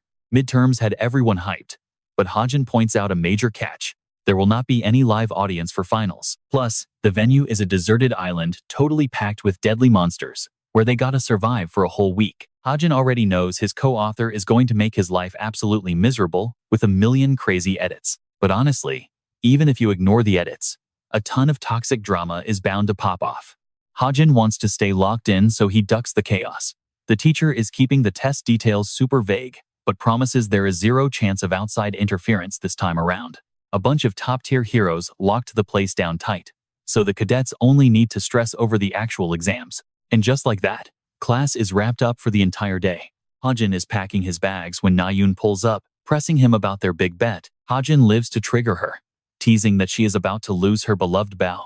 In return, she is totally ready to absolutely wreck him. It is officially go time for their showdown. They hit up the archery range and start getting into the zone. Hajin is actually shook that she dragged her squad along just to watch the drama unfold. Jonghyuk, Suho, and the class president are absolutely hyped to watch them clash. Jonghyuk totally plays it off like there is zero beef with Hajin, ignoring all their messy drama from before. Then, Jonghyuk literally snatches Hajin right by his hair, super salty that Hajin dared Nayun to ditch her beau. Now, he is demanding Hajin drops out of the academy completely. Nayun hates the audience vibes and shoos them away so they can start. The game plan? Classic target shooting. There is a trap machine up front, spitting out flying targets for them to snipe. Nayun flexes and says they should start at 100 meters. The distance jumps 50 meters every single time someone lands a hit. Rules set. She is dead sure he is shaking in his boots by now. But Hajin is just chilling, completely unfazed, honestly thinking the challenge would be way more hardcore than this. Nayun is completely ready to humble him. Both archers take their starting spots. She triggers the machine, launching clay targets high into the sky. She lets her arrow fly, absolutely shattering the disc with aimbot precision. She is super confident he cannot top that. 100 meters is literal child's play for her. She is honestly shocked he did not even take a shot. Turns out, our guy totally underestimated how fast those discs were moving. He straight up held his fire. Seeing him freeze, Nayun and the whole peanut gallery are just speechless. The whole squad bursts out laughing, treating him like an absolute clown. Ironically, Nayun is not mocking him. She is just mad at her noisy fan club. She also notices his shooting stance is an absolute messy disaster. Thinking he is doomed to fail anyway, she generously gives him a do-over. Hajin finally sets his stance and draws the bowstring back. Yeah, Nayun definitely has textbook perfect posture. But honestly, looking good is not what wins this game. Hajin is not one to stick to the boring rules, knowing there are actual cheat codes that bypass standard sports logic. Real power gaps come down to special skills, and Hajin's crazy abilities are definitely not something to sleep on. Finally, the machine chucks another disc, and Hajin lets his arrow rip, completely backed by his broken marksman passive. Boom. A flawless bullseye shattering the clay. His insane raw talent leaves Nayun and all the haters completely stunned. Now, fully warmed up, he calls for round 2. But first, let us peek into Nayun's hidden backstory. See, Nayun was this super respected prodigy back when she trained intensely, but then, she dropped a bombshell, demanding to ditch her sword for a bow. This pivot was obviously linked to her mother, though she desperately tried to fake that it was not. She acted like her weapon choice did not matter at all. She gave back her epic magic sword and apologized to her master, totally offending the legendary hero. He figured it was her life choice in the end, but he still asked her one final time if she was absolutely certain about throwing it away, because deep down, he knew this switch might leave her with massive regrets. Cutting back to the range, discs are getting totally obliterated back to back, with Hajin and Nayun matching each other's freak perfectly. Everyone is mind blown watching him keep pace. They have already pushed the range to 400 meters. A classmate points out Hajin is doing way more than just surviving out there. He is totally playing mind games with her. His crazy strategy is definitely working, completely messing with her head right now. The whole crowd is literally losing their minds, realizing this underdog might actually take the win. You can totally tell Jonghyuk is seething with rage. He is hardcore praying for her victory. Too bad her next shot totally whiffs the center. He immediately uses that slip-up to roast her terrible bow skills. Super irritated, she snaps at him to just shoot already. Honestly, she has absolutely zero chill. She tilts way too easily. That hot-headed vibe is exactly why staying in the backline just does not fit her, but she still picked the bow anyway. He just keeps pushing those buttons, straight up calling her a coward. Now she is absolutely fuming, completely losing it and screaming at him to shut up. He does not care at all though. He knows he is spitting straight facts about her terrible weapon choice. Every single excuse she gave was honestly just pure, unfiltered ego speaking. She is visibly shaking now, her focus totally crumbling while she yells at him to stay quiet again. He completely shatters her confidence, brutally stating she will never beat monsters, solo, or avenge her family. That was the breaking point. She completely snaps and fires at the moving target. The projectile completely misses. Jonghyuk and the whole crowd gasp, while she just stares in absolute disbelief. She actually lost a game practically rigged in her favor.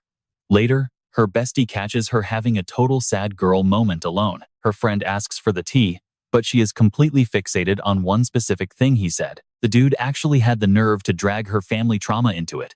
He totally wrecked her feelings without caring. She feels super backstabbed for letting her guard down, especially knowing he is kind of a jerk. She sees him as super toxic, but weirdly persistent. Meanwhile, her bestie is trying to decode his master plan. Since she plans on recruiting both of them eventually, she knows she has to squash this beef immediately. It hurts to play devil's advocate, but she drops the bombshell about him growing up without parents. She points out they honestly share major childhood trauma since both lost a mom. That completely flips her perspective. She admits it is literally just a wild guess on her end, but maybe the guy actually cares and just wants to tough love her into reaching her full potential. That thought makes her eyes sparkle, prompting her friend to give her space. Sitting alone, childhood flashbacks hit hard. She remembers calling Blade super boring back then, and her big bro totally backing her up like her biggest fan. But he made her swear to do one very specific thing for him. He asked her to keep her options open for the future, secretly knowing she was always meant to be a melee fighter. That memory gives her a massive confidence boost. Meanwhile, our boy just farmed crazy narrative points by altering her destiny. The scene wraps up with her literally strutting toward a massive glow-up. Switching back to the investigator, we find out his backstory has some seriously shady underworld ties. He warns his niece and suggests dropping the case right now. She refuses, completely obsessed with signing him to her crew. Hearing that literally makes his entire day. The guy is totally ready to grind twice as hard now. Meanwhile, the viral showdown created insane drama on campus. Honestly, he is low-key terrified of the awkward vibes waiting for him inside homeroom. He almost ditches class entirely until he spots a crazy sight. She is swinging a blade, rocking a brand new bob cut. Caught off guard, she super awkwardly tries hiding the blade behind her back like it is totally invisible. He asks about her workout while checking out her new style. She instantly gets defensive and dares him to roast her. He totally teases her for rage chopping her locks just because he triggered her. Blushing, she blames it on the summer weather, flashing a real smile. He actually drops a compliment about the fresh trim and checks her vibe. She nods, so he just leaves her alone to focus on his personal daily grind. She suddenly recalls how he originally enrolled as a frontline fighter on day one. He literally threw away years of grinding to main a new class, exactly like her current phase. She wonders what sparked that crazy pivot. Her blade randomly lights up with insane aura, totally blowing her mind. Suddenly, his brutal trash talk feels more like top-tier mentorship. She finally gets that Hajin had her best interests at heart from day one. Meanwhile, our guy is totally on a shopping spree. Just before the final exams kick off, every single student has to go through a massive gear and weapon check. He is sorting out his island survival kit when that mysterious little seed starts bugging him for a snack. Looking closely, he notices it has gotten way bigger, meaning this thing is definitely going to hatch super soon. When she finally pops out, she should look like a normal 4-year-old kid. He figures hiding her in his room will be fine if she uses her disguise. As he checks it out, the little seed totally loves being held. He is seriously crossing his fingers. It hatches fast. Anyway, shifting gears to the super secret syndicate meetup, Valorant cannot believe their boss is actually going undercover as a student, literally just to spy on the final exams. She ropes Jane into helping, though Jane totally thinks this whole undercover gig is doing way too much. The boss clarifies she is crashing the test to check out someone's abilities and snatch a specific item from the arena. Left with 0 options, Valorant works her magic and completely changes the leader's look. Fake school records are already sorted out. Now, she just has to nail the girl's personality to stay under the radar. Usually super chill, Valorant is actually sweating bullets over this crazy plan. The leader swears it will be a breeze. Meanwhile, over in class, the fake student is getting roasted by her peers. Her absolute poker face completely screams, "Fake teenager." Trying to follow Valorant's tips, she awkwardly attempts to vibe with the others. Right in the middle of her crazy acting attempt, Kim Hajin randomly barges into the room. The most hilarious part? Hajin is internally screaming because his overpowered observation skills totally exposed her fake identity instantly. Even the undercover boss realizes that he knows exactly who she is. Panicking, he rushes to his desk, completely lost and trying to process this absolute madness. Why on earth would a notorious syndicate leader be hanging out in class? Regardless, written tests are done, bringing on the crazy practicals. All the students get packed onto a massive boat heading out. He figured she was gone for good, but she completely wrecked the original plotline by showing up. Now, he has to stalk her just to keep the story on track. Earlier, he tried sparking up a conversation, but she literally just handed him a drink and ignored him. He is guessing this links back to her digging into Suho and Jonghack. Suddenly, the teacher shouts for silence to drop the exam rules. Everyone has to survive on this wild island for up to 5 days, grabbing as many points as physically possible. The main objective is hunting beasts or totally robbing points from classmates. Plus, there is a whole system for buying and trading them. For anyone aiming for top-tier grades, snagging a proctor's name tag nets a massive 200 points. Seems like a basic hack. But Hajin knows taking down pro heroes is basically a suicide mission. The brutal test is minutes away, as their boat finally hits the island. Everyone jumps off, ready for chaos. Hajin instantly tracks down Rachel and asks if they can team up for this whole crazy ordeal. His completely random team-up request catches her totally off guard. Since he literally wrote these people into existence, he is desperately trying to block any toxic plot twists from the annoying co-writer. Some ridiculously strong dark wizard is currently hunting her. Because she has the biggest target on her back, Hajin feels obligated to keep her safe. Plot twist, though, even the sweetest girl in school knows how to drop a hard no. As the creator, he kind of saw that rejection coming since elite players always play solo. Because of that, he pushes to swap tracking pins just in case. He absolutely refuses to let the other writer ruin his story. Rachel accepts the location ping and brushes it off like it is nothing. Later that night, a lone girl is creeping through the woods. Nayun freezes just as some beast lunges right at her back. Turns out, it is not a solo attack, but a whole pack of hideous freaks. Summoning her glowing blade, she easily shreds them into pieces in seconds. The battle wraps, but she is so annoyed and sick of this endless mob grinding. It feels like an infinite loop of pain with 0 safe zones to heal up. Totally drained, she starts panicking that she might be the first person eliminated. Suddenly, a weird glow far off catches her eye. Bursting with hype, she sprints toward the glow. Smelling some absolute fire cooking, she assumes her savior has arrived. That is, until she awkwardly bumps into Hajin, who literally brought a full glamping setup and is completely vibing. Nayun loses her hype instantly, but Hajin's low-key shocked to see her, pointing out it is way too early for them to throw down. Seeing his insane loot drop leaves her speechless. Though our guy literally just planned ahead like a boss, she tries acting all tough and unbothered, until her stomach loudly betrays her on the spot. He figures the girl probably racked up 25 points minimum by now. Grub is totally on the table if she pays up in points. The crazy price tag shocks her, but starving isn't exactly a vibe either. So, he cooks up some sizzling bacon for the girl. Bumping into her instead of Rachel was wild, but there she sat, munching away. Meanwhile, he taps away on his computer after totally breaching the camera network. Now, he has eyes on literally every single student roaming the map. Checking up on Rachel is a breeze too. Seeing her safe makes him think the original plot might actually stay on track. Looks like she bumped into a squad and asked to buy some snacks off them. Some sketchy dude offered it for free, though his toxic smirk basically screamed massive red flags. Morning hits, and our boy is wide awake. Staring at the pitch-black sky, he wonders if they are stuck in some endless midnight glitch. Beside him, his unexpected guest is still totally knocked out. Realizing his pet sprout needs breakfast, he carefully feeds the adorable little companion, tucking the sprout away safely. He tries waking the sleeping girl to tear down camp, but gets zero response. He decides ditching the spot alone after grabbing his gear is the smartest play. The phase where everyone starts throwing hands is officially kicking off. Taking out the heavy hitters early would seriously clutch the game for him, though catching bodies is definitely off limits. The shady students he pegged as corrupted villains haven't actually gone full monster mode yet. Selling out to a fellow dark magic user hits totally different than making a deal with an actual overlord. The low-level baddies can be tossed aside, plus they swap energy to delay turning into literal beasts. Basically, their evil packs are way more chill and flexible, but linking directly with a supreme dark boss brings massive rules and totally brutal drawbacks. Ju-yoon instantly pops into his head. Grabbing his bags, he figures snagging the high ground is the ultimate move.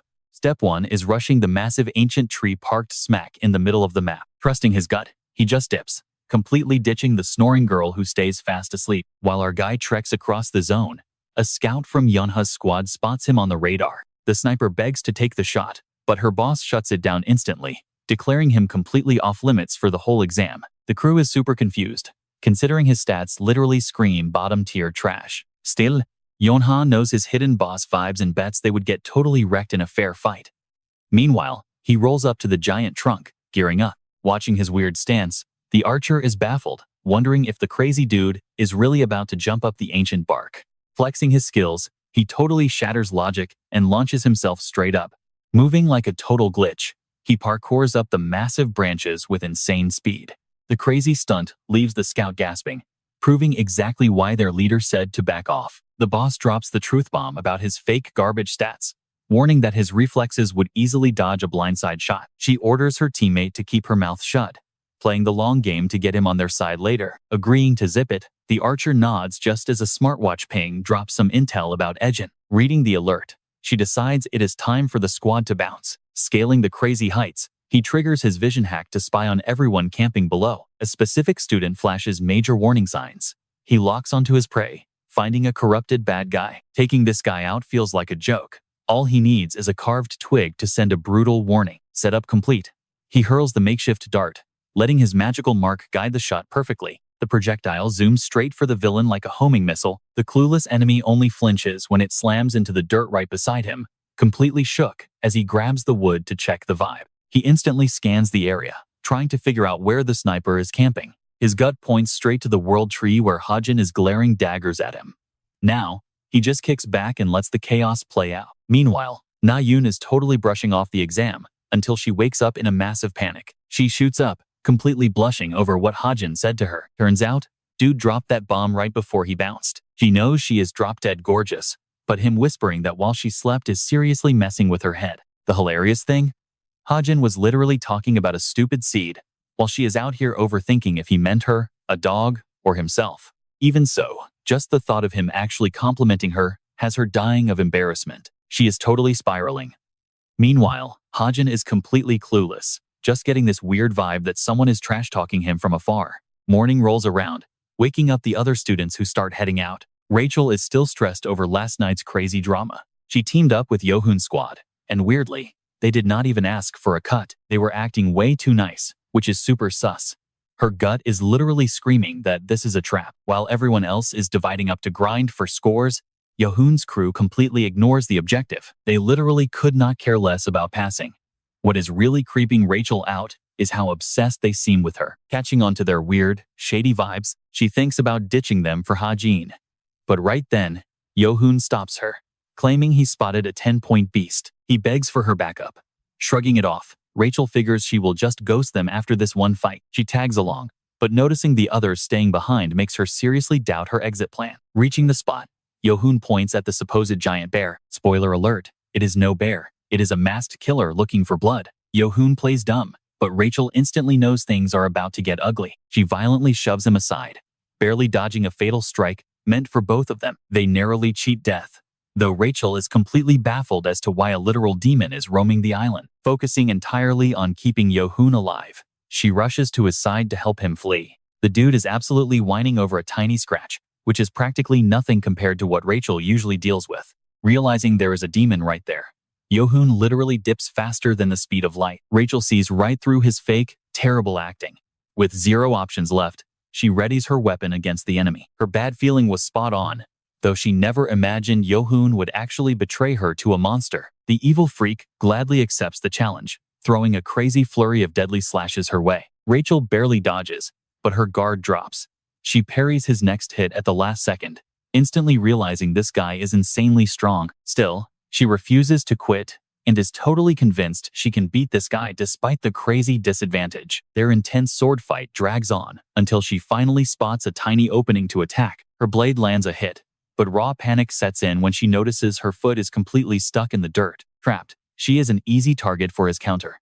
To make matters worse, Rachel absolutely panics as a second demon sneaks up from behind. Caught completely off guard by both of them, she knows dodging is literally impossible. Right as the monster smugly swings down, a sudden beam of light blasts completely through it, instantly ending its life. The second freak tries to secure the kill with a flurry of cuts. With nowhere to run, Suho dramatically drops in and deflects everything. He then throws Nayun the green light to go wild, grabbing her bow. Nayun fires off a massive, charged magic arrow, totally obliterating the villain. The squad sprints over to check on her, calling out that those guys were definitely not staff. Luckily, Rachel makes it out without a scratch. Suho notices the bad guy actually dodged the arrow by yeeting himself off the edge. With the risk of another ambush hanging over them, Suho suggests they stick with Rachel for now. They agree to move as a unit. Suddenly, Rachel spots something weird in the dirt, finding a random bullet and questioning its origin. It instantly triggers her memory of who actually blasted that first enemy. Those crazy light beams gave it away. It was totally just Hajin carrying the team like usual. Right now, he's picking off that coward Yohoon from a distance. Chilling by the campfire, Suho finds out Nayun completely switched her main class to swordplay. Obviously, she's way too flushed to own up to it, desperately making excuses that it's just her backup gear. Over on the flip side, the princess can't stop obsessing over Hajin. He's literally the only guy crazy enough to wield a firearm, let alone a whole sniper. Still, her brain is doing backflips trying to figure out how he sensed she was in trouble, or why he even stepped up. Plus, she has absolutely zero clue why he'd choose to stay totally off the radar during all that chaos. Her deep dive gets cut short when Nayun pulls up, suggesting a secret alliance since she and Suho are already rolling together. She mulls it over for a sec before bailing on the squad, totally ignoring Suho freaking out about her leaving. The princess drops an excuse about urgently needing to track someone down, definitely hinting at her mystery savior. Our author boy just bagged 22 points total, racking up scores from Nayun and his monster kills. Still, he's sweating because he needs at least 50 more to pass. Just like Nayun, he is super salty about this endless monster grind. Out of freaking nowhere, a random visitor drops in on him. Plot twist, it's the masked syndicate boss rocking her fake cadet disguise. Our writer is totally shaken, stressing over whether she wants hands. He knows this girl is way too broken and would wipe the floor with his current stats. Hajin desperately tries to keep his cool, praying she just swung by with some hidden agenda. He tries playing it smooth, but the moment her blade comes out, he starts internally screaming. He slaps on a fake grin, but deep down, he knows he's cooked. The boss deadass tells him to pull out his weapon and throw down. Sweating bullets, Hajin realizes fighting is literally a death sentence. So, he pivots hard, stalling for his life. He remembers the one sneaky loophole in academy skirmishes, quietly dropping his ether slime while she isn't looking. She gives him a final warning. Gear up, or she's dropping him right here. Right now, his invisible thread snakes over and locks onto its target. He's got her playing right into his hand. The boss gets totally confused, assuming he's giving up as he casually removes a smartwatch. The hilarious part? That junk wasn't even his. Thanks to his sneaky magic wire, he'd already swiped her device completely under the radar. Her jaw straight up drops at his massive brain play. He smugly reminds her that school fights end the second someone loses their tracker. Basically, the millisecond he taps that fingerprint scanner, it's game over for her. The syndicate boss is absolutely flabbergasted that he finessed her so hard. Our guy low-key judges her for not doing her homework. Playing the nice guy, he chucks the device back, acting like he's doing her a massive solid. Honestly though, her brain is still buffering, trying to process what just went down. He uses the lag to dip out fast. But man, he just engraved his name into the boss's memory.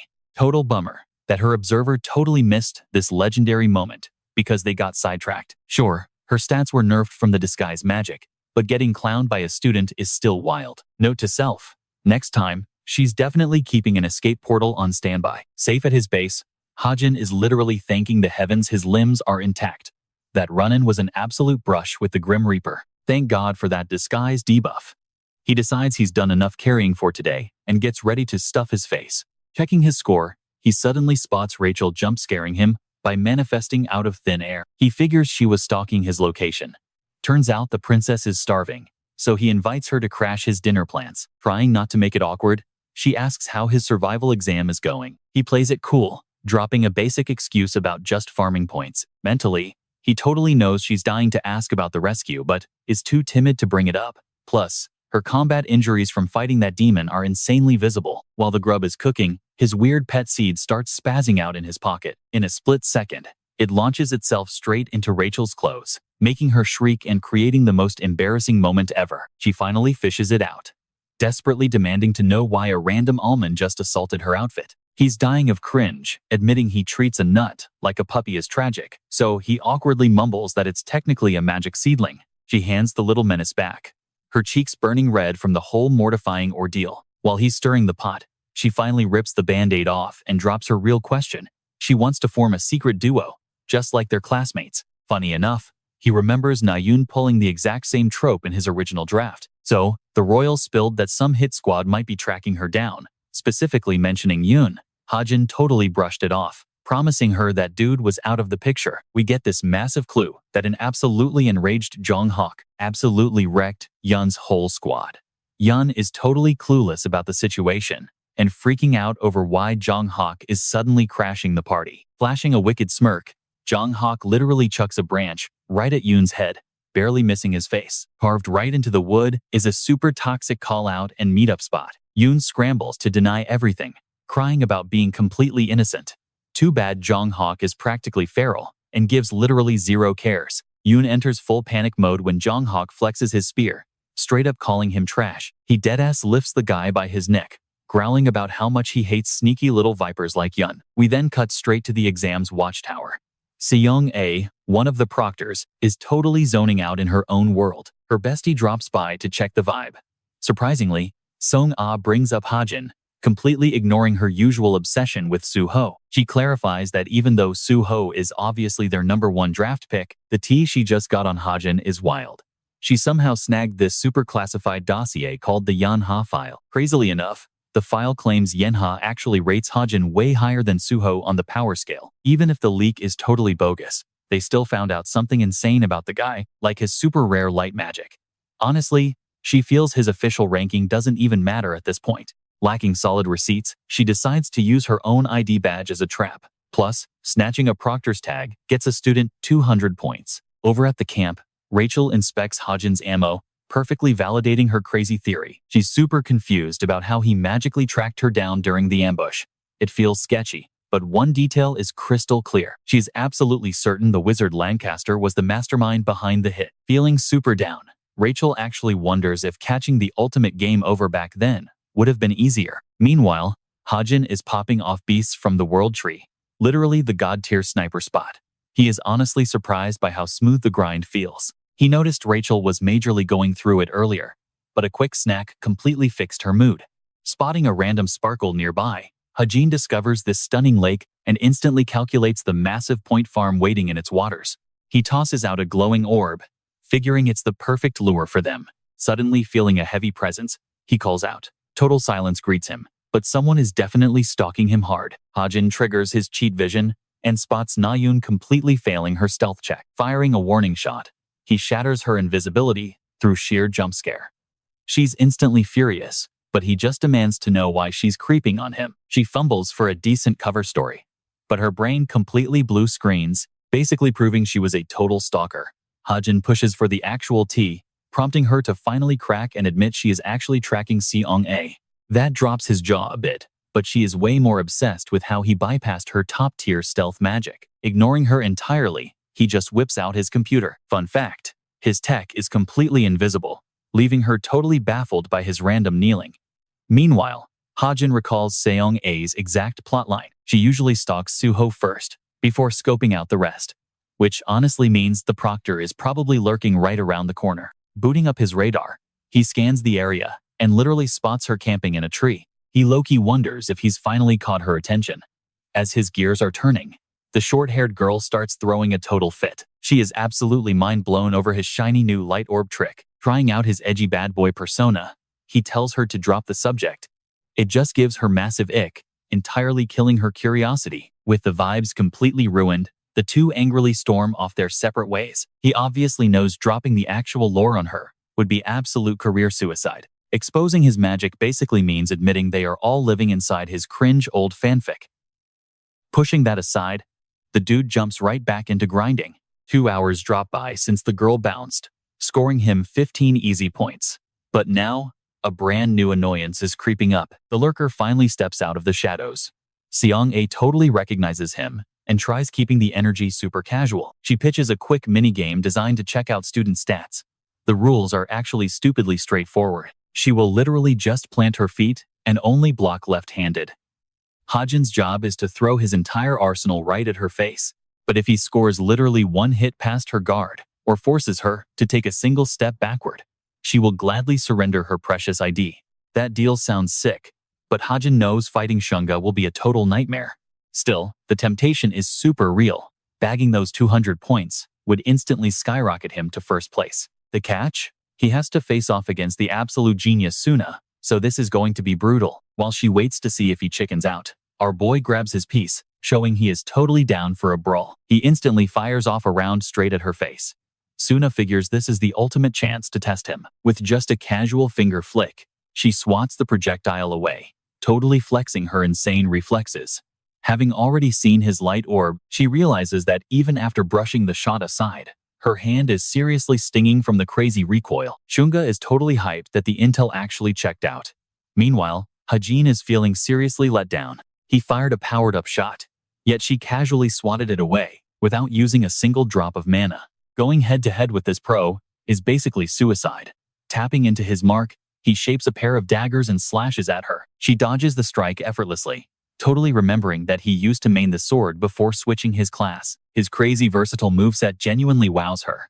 Hajin unloads a rapid barrage, but Shunga insanely deflects every single blast. She quickly realizes his firearm packs way too much punch for a basic academy training tool. That proves right there that his special talent definitely buffs up his firearms. But she completely missed the daggers boomeranging back.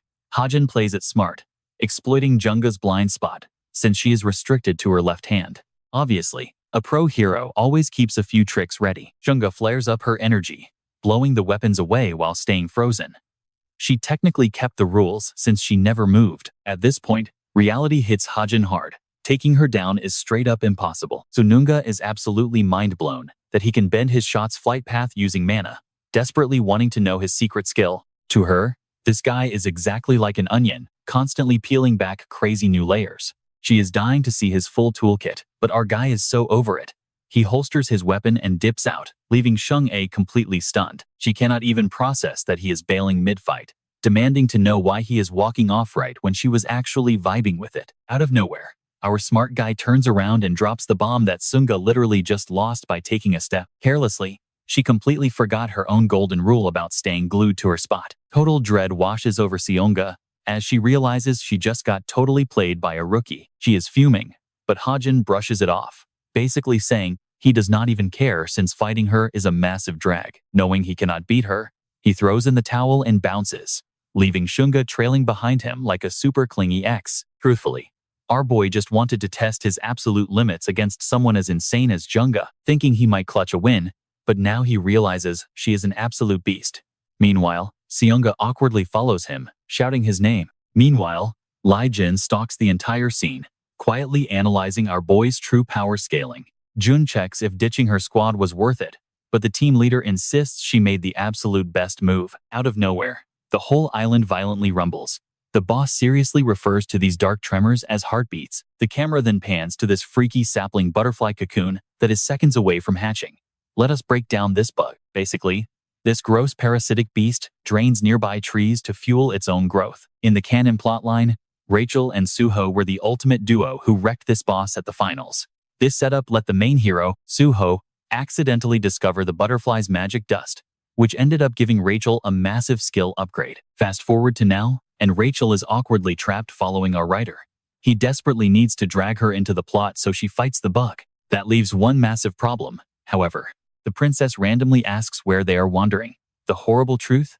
Hajin is completely clueless about where this monster will actually spawn. Flipping over to Suho's squad. These guys have farmed an absolute mountain of mobs, skyrocketing them straight to first place. With just 20 hours left on the clock, Suho is chilling until Nayun randomly corners him.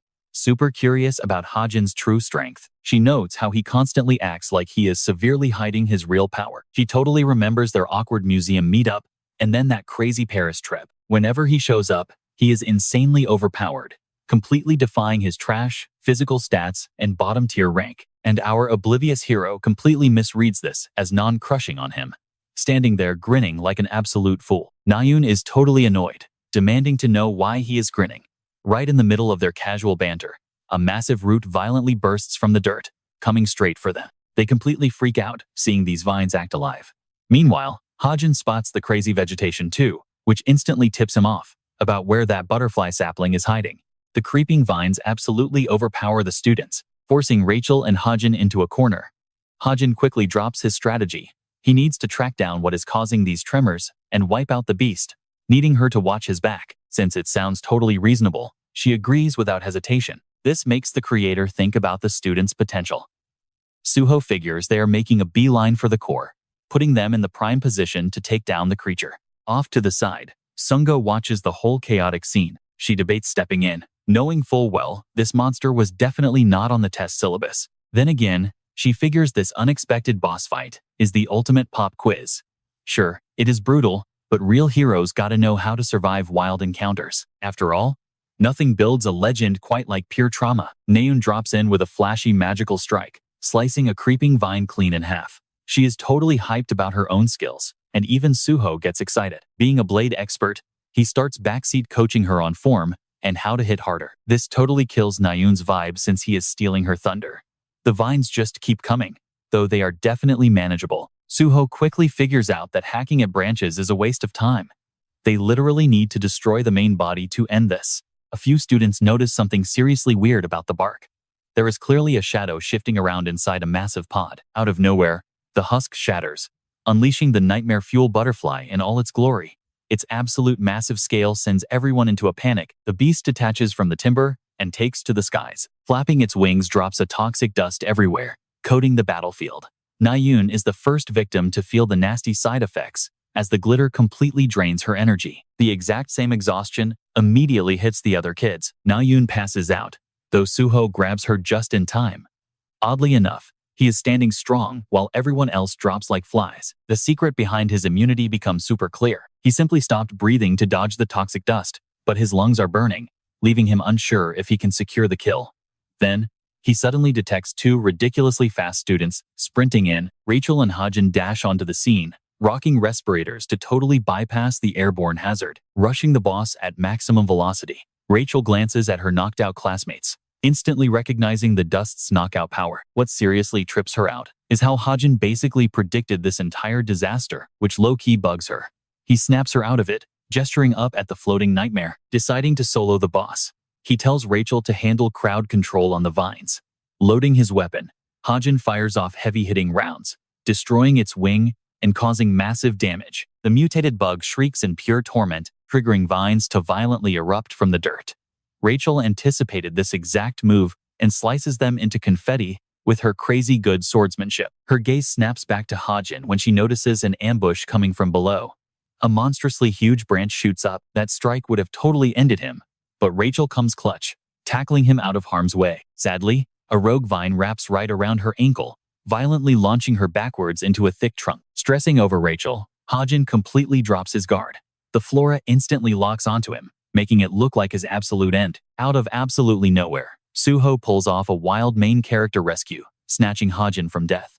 Bad news is, moving that fast forced him to gasp for contaminated air. Hajin's panic shifts back to the crushed Rachel, terrified she might be unconscious. In a bizarre twist, that little seed pet wriggles from his pocket and hops off to locate its mommy. Hajin is straight up losing his mind watching this sprout leap around.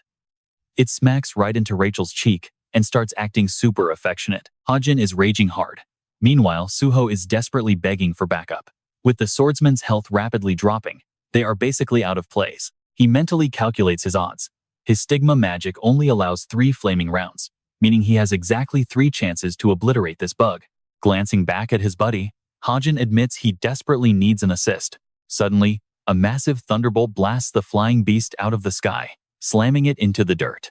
Hajin is left wondering who just scored that critical hit. The mystery attacker turns out to be the leader of that disguised guild. Sparks literally fly around her as the beast eats the dirt. He immediately suspects she is just here to score that valuable magic dust. With the perfect opening finally handed to him, Suho burns every last ounce of stamina to deliver a brutal execution strike. The creature finally bites the dust, and completely out of juice, Suho instantly blacks out and crashes onto the floor. Jin rolls up to the butterfly and grabs the loot she wanted, but Hajin jumps in. He totally calls her out, telling her to back off, because that stuff isn't hers to swipe. Crazy part is, the boss lady has zero clue what that dust actually does right now.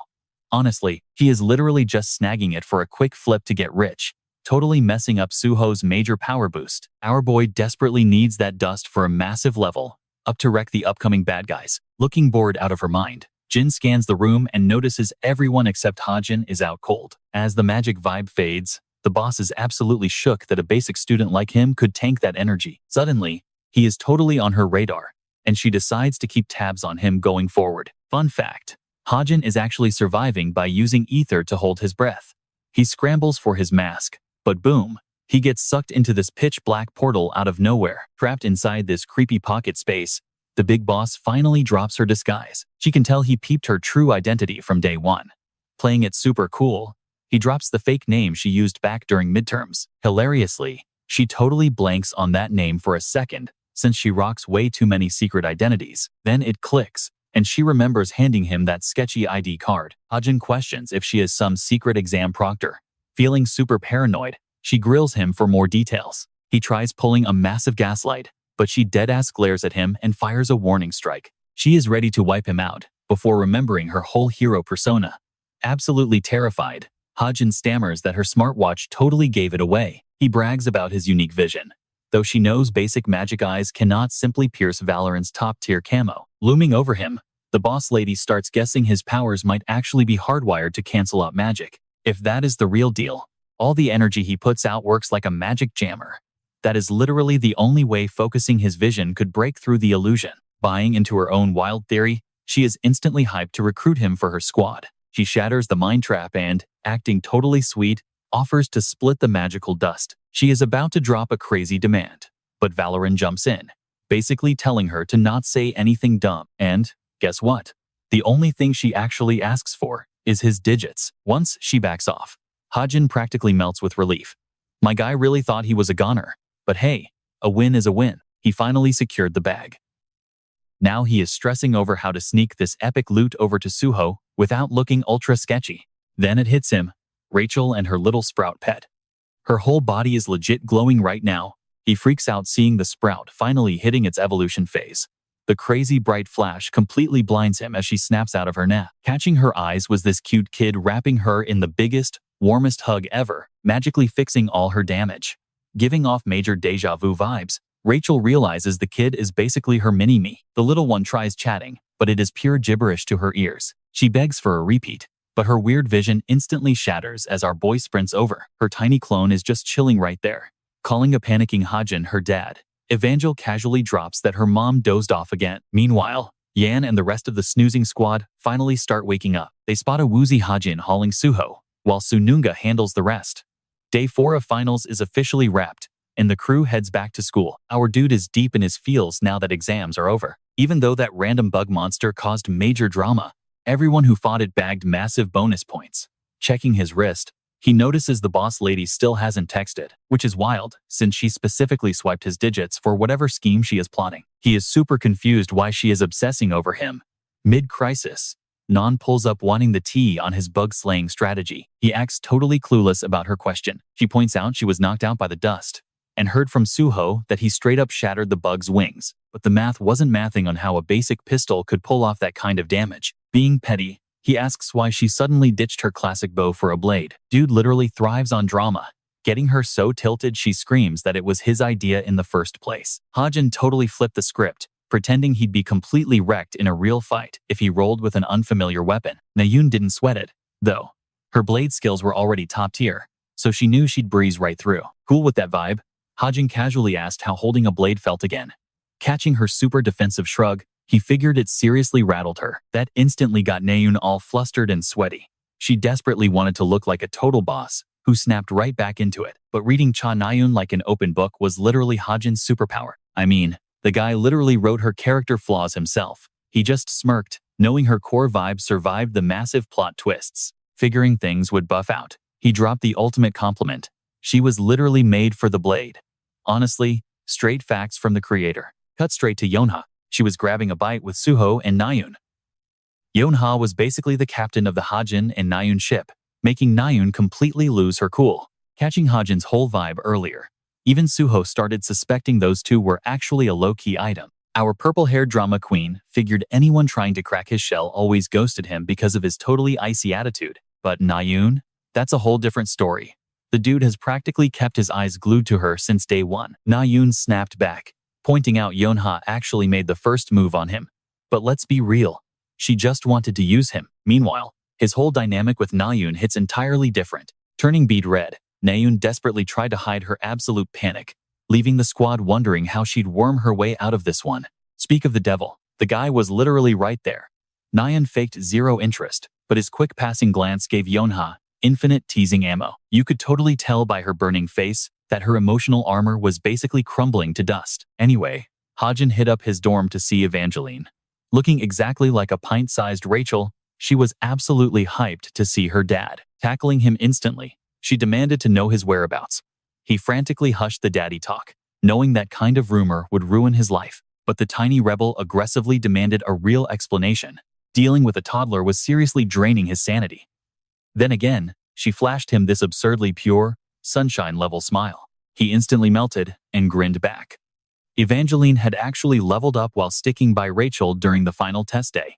Finding out about her existence gave him a massive panic attack, especially when she happily dive-bombed him. She was so thankful for his care, but he was freaking out over an academy chopper spying on the students from above. He begged her to transform back into a tiny seed. The poor kid threw a fit, crying for Rachel and calling her mom. Heartbroken over ditching her mom, she suddenly poofed back into seed form, letting him safely smuggle her inside the dorms. Now, this magical chaotic toddler is trashing the place while he's unexpectedly thrust into a teenage dad era. Fast forward to lunch, and Evangeline is literally glowing while devouring her snacks. Waiting for her to polish off the plate, his mind jumped straight to that legendary butterfly seedling dust. This cracked magic dust literally locks onto things to unlock crazy hidden buffs. It basically hacks the max stats of items or people. Plot twist. Suho was supposed to score this loot, but the team leader totally crashed the party and messed up the timeline. Now he's stuck brainstorming some sneaky side quest to deliver the stuff to Suho without looking suspicious. Camera pans to Rachel chilling in bed, totally obsessing over this super weird dream about a little kid. The vibe was way too real to just be sleep brain. She guessed some crazy spirit tree hacked her dreams, or she was completely tripping. Even so, she absolutely could not shake that trippy vision from her head. Just thinking about it gave her massive cozy vibes. She knew that fuzzy feeling was here to stay, hinting at an epic reunion someday. Switching gears back to Yonha, who's basically playing the waiting game for a mystery guest. The guy finally shows, and shocker, it's him. She totally expected him to flake, then mentioned a late +1, so they just ditched waiting. Honestly, he was low-key stressing over who this secret third wheel could be. She hyped him up over his killer final exam rank, but he treated his grades like absolute trash anyway. She roasted him, joking he should have tanked his score by 20 just to blend in with the normies. Still, tons of major squads were thirsty to recruit him, which she completely saw coming.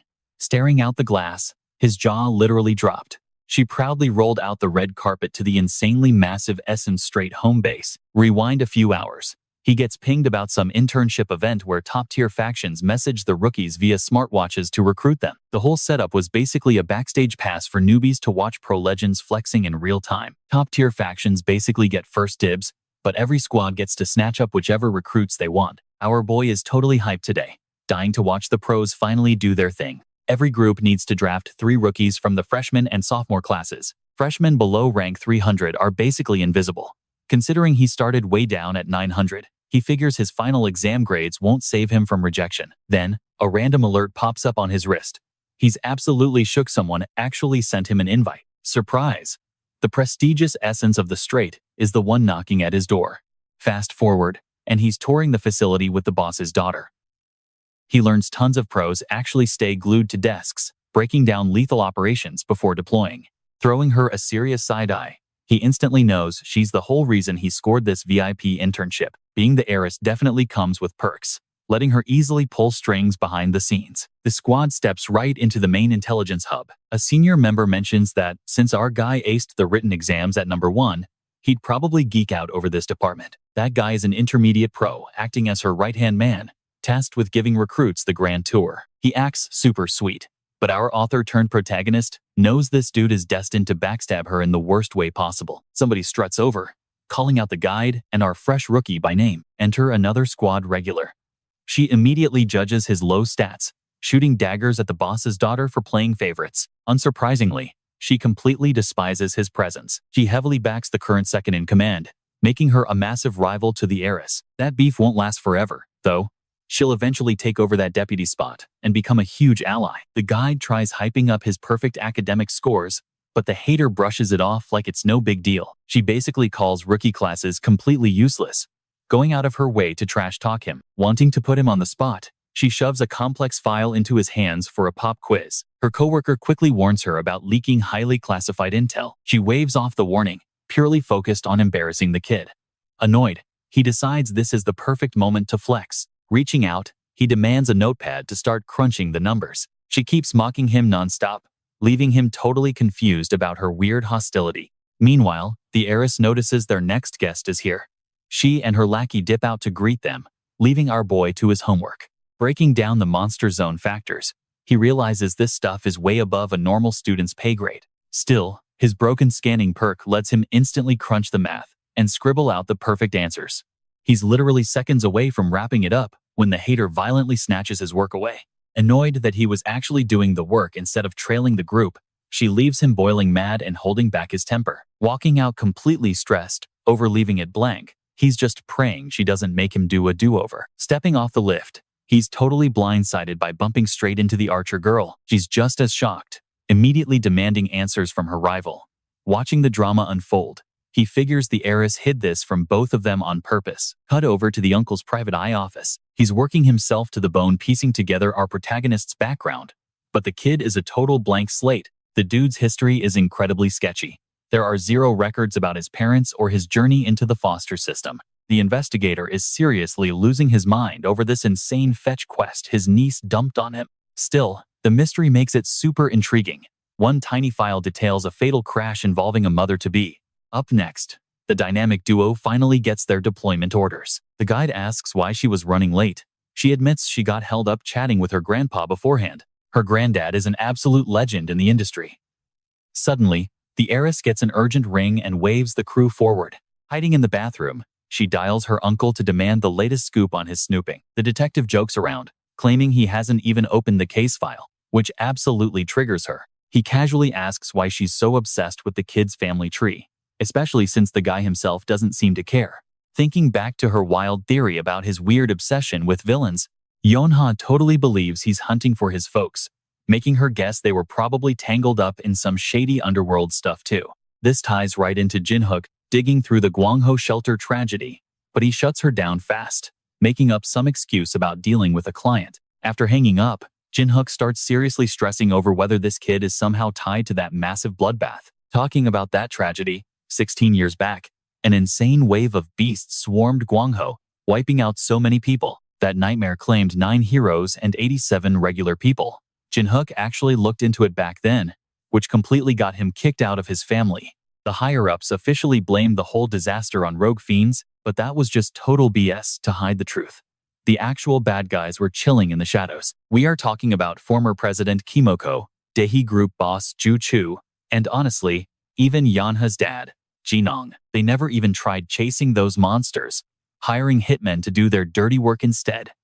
The whole tragedy was literally nothing to them. So here is the crazy part. What if someone made it out alive? Could Hajin be out for blood because his parents died in that awful slaughter? Catching some seriously bad vibes, Jin-hook realizes he desperately needs to drop this case right now. Basically, if Yucho puts a target on his back, his life is pretty much over. Flipping back to Nayun, she is having a blast sprinting ahead with the squad. Meanwhile, Hajin's stamina is absolute trash, so he is struggling hardcore to stay close. Sang-ho is over here stressing about Hajin surviving this, but Nayun literally could not care less. On the flip side, Yeonha is absolutely raging. She is mostly just super salty that her trash uncle hung up on her. The crew hits the monster zone where a pack of golems is just tearing the place apart. One of them is seconds away from crushing some random civilians. The beast smashes its giant fist downward, but Yeonha's whip instantly wraps around it, completely blocking the hit. That gives Sang-ho the perfect opening to dash in and absolutely obliterate the rock monster with a max power spear thrust. Meanwhile, Hajin finally drags his feet to the front lines. Nayun knocks an arrow for her target, but her gut screams at her to draw her blade instead. Remembering that these rocky dudes have one major blind spot, she zooms straight in to chop its legs out from under it. Her blade flares up with intense magical energy, but right as she is about to land the killing blow, the monster completely blindsides her with a heavy gut punch. She gasps in agony and drops to the dirt like a rock. She is totally shook by how insanely buff these things got. The beast winds up for the kill, but suddenly a voice yells out to save her. Hajin actually yanks her to safety using his ether powers. Though honestly, that dodge was way too close for comfort. Crazy enough, just him desperately wanting to keep her alive made his magic snap into action completely unassisted. The vibes get super awkward between them instantly. While scrambling for something to say to break the tension, he drops some legit combat tips. He tells her she really needs to stick to long-distance attacks whenever things get sketchy. He even points out that her blade can totally pull off ranged slashes. Surprisingly, Nayun does not catch an attitude about it. Instead, she just totally zones out. Keeping up her fierce bad girl persona, she looks away and murmurs a quick thanks. Turns out, there is a massive reason she refuses to drop that sword. It gives her an insane edge, packing 10 times the magic capacity of average fighters. She was born with this sick skill called Mana Ocean, feeding it straight into her weapon. Basically, her energy reserves are absolutely cracked, straight up outshining even Kim Suho when it comes to raw firepower. The crew officially crushed the mission by wiping out the monsters, leaving the cleanup squad to handle the leftovers. Out of nowhere, Hajin feels someone glaring holes into the back of his head. The second they locked eyes, he instantly recognized the guy. Nayun then shouted his name, signaling it was time to dip. He looked away, honestly feeling bad for the stalker. Cut to Gina, who was completely burnt out from pulling an endless shift at her desk. Her bestie told her to just hand the work off. But Gina's ego is massive, totally convinced she is way too good to need help. Her friend then casually peeked at the essay Hajin had turned in. Being a massive rank D1 hater, Gina planned to grade his test just to roast him, but reading his work left her literally speechless. Her whole vibe flipped instantly. She started spamming his phone with texts, aggressively demanding he call her back right that second. Our boy had zero desire to ever step foot in that HQ again, let alone deal with her face to face. He actually texted Sang-ho, completely bailing on the guild tour happening the next day. Hajin came up with a hilariously savage way to stir the pot. Being totally sarcastic, he texted back that his trash school rank meant he definitely did not belong in an elite squad like Straits of Essence. That slick comment absolutely enraged the assistant, because Gina talking way too much trash is exactly what killed the kid's hype in the first place. Even though Yeonha was guaranteed to throw a massive fit later, Hajin knew this was absolutely his best move. Keeping that hyperactive kid entertained all day totally drained him, and the pure exhaustion was finally knocking him out. Scooping up the little girl, he figured he better handle his side quests while a vandal was still knocked out cold. Grabbing the mysterious dust, he checked it out closely. Honestly, he'd been obsessing over how to actually use this stuff lately. Since he scored a massive stash of it, he could easily buff up a bunch of lead characters simultaneously, plus his own stats. Because of that, he divides the loot right into 3 equal piles.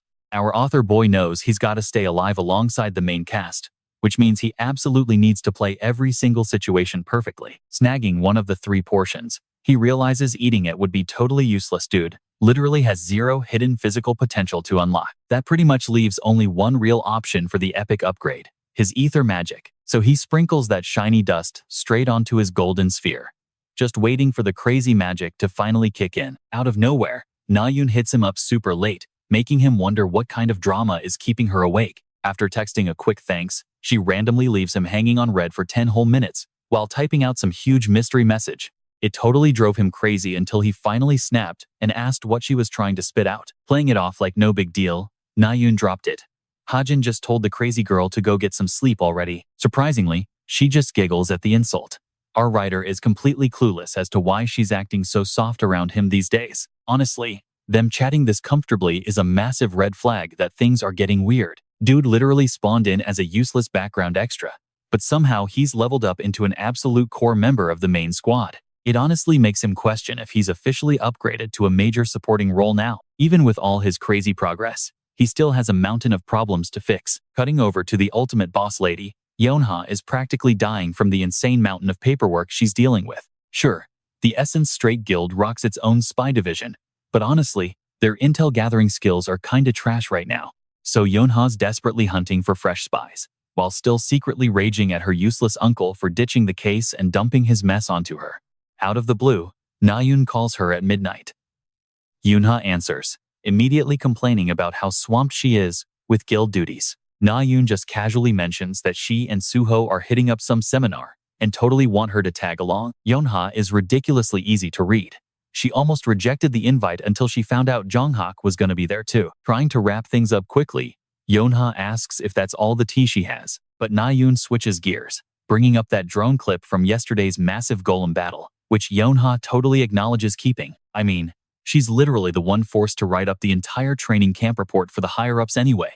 Being the genius she is, Yonha instantly clocks that Nayun only cares about that specific frame where Hajin swooped in to catch her. That camera managed to snap an insanely romantic angle of those two pressed up together. Nayun practically begs her not to leak the video, but Yonha ruthlessly teases her about enjoying his embrace until the poor girl panics and hangs up. Once the phone clicks off, we pan back to Nayun, who is literally blushing so hard she looks like a tomato. Back at the office, Yonha is totally sure her friend is just in deep denial about her massive crush. Giggling to herself, she dives right back into her paperwork, totally hyped from the gossip until a text pops up that makes her literally jump out of her chair in pure shock. Hajin straight up quit the internship thanks to Jaina's absolute mess up. Now furiously angry, she chews out Jaina for completely blowing off a top-tier recruit. She's also super pissed at Hajin for constantly doing the exact opposite of what she predicts. Jumping back to our guy, his creator points are massively draining since he keeps altering the main plotline. Hajin knew his income would dry up soon, so he figures he absolutely has to invest this currency perfectly. Stressing over it, the dude realizes his base physical stats are definitely gonna fall way behind his crazy superpowers. His actual superpower is using insane big brain tactics, like hacking his ether abilities with that magic dust. Following that logic, he decides to dump his currency straight into upgrading his gun. It's a huge gamble, but his overpowered luck stat should totally carry him. Throwing all his chips on the table, he hits yes to awaken the new skill, praying to the universe it works out. Smashing the enter key, he locks in the upgrade while sweating bullets, but peering through his fingers, the system slaps him with an absolute fail. His new skill got totally nerfed because he was broke on points, but his insane luck totally clutched up at the final second, keeping his losses super low. Our guy breathes a sigh of relief, though he isn't exactly thrilled. Sure, the plan was wild, but hey, he survived without going broke. Now that prep work is totally done, it hits him exactly why grinding his skills today is crucial. A quick peek at his smartwatch reveals an alert detailing the squad's next vacation spot. The core plot is finally kicking back into gear. Over the last 7 days, our boy purposefully went pure sweat mode, grinding his fitness. Even after dumping massive stats into his gear, ignoring his actual physical health just was not an option. Every single workout basically drains his soul until he is completely running on empty, yet his raw stats still cannot even touch your average student's level. So, he sparks up that fresh ether magic. Honestly, he is hyped that his ether evolution is totally wrapped up. We also get some sweet lore dropping about how this power actually functions. Think of it like a liquid you can morph for literally anything. Thank goodness, he bumped its power scaling up to 0.7. Plus, a crazy advanced crafting feature just unlocked for him, letting him mess with the liquid shade and feel. After goofing off, he skips crafting firearms because the mechanics are way too rough. Instead, he shapes the goo into a simple dagger for a quick trial. Boom. Absolute success. It looks identical to normal steel. But there is one massive catch. Turning on his scanner eyes, he spots that crafted gear gets a 44% power spike, meaning this new dagger totally shreds real ones. Yeeting it as hard as humanly possible to check the damage, the weapon literally slices solid rock in half, impossible for basic swords. This advanced shaping skill is incredibly broken, especially stacked with his random buff setup, even without legendary status. Both skills combined create an insanely powerful kit. Our boy totally plans on using this trick to absolutely bait his enemies later on. He points out that sloppy fighters easily catch deadly wounds from basic daggers, making this a massive win for his sneaky playstyle.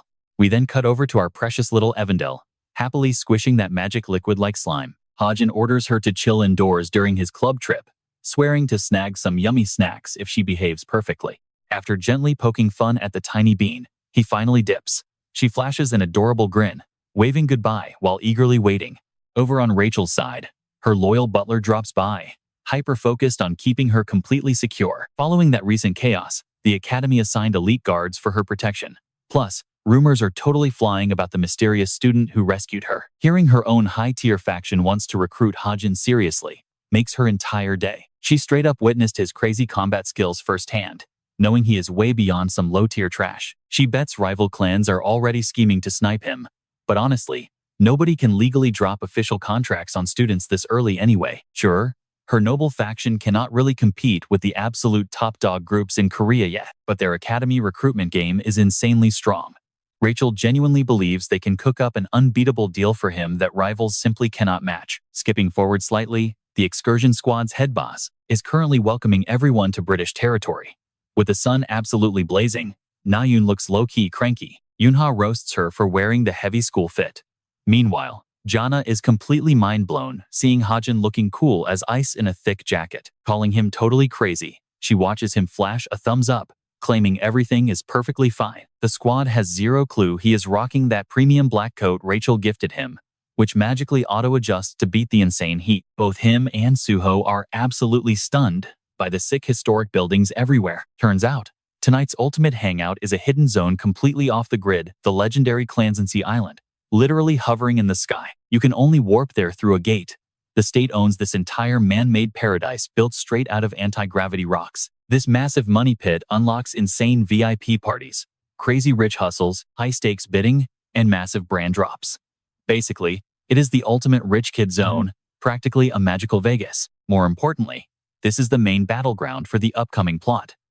Stepping onto the floating resort, Nayun is suddenly glowing with pure joy. Suho gets a massive shock, learning these two rich girls actually visited this crazy place before.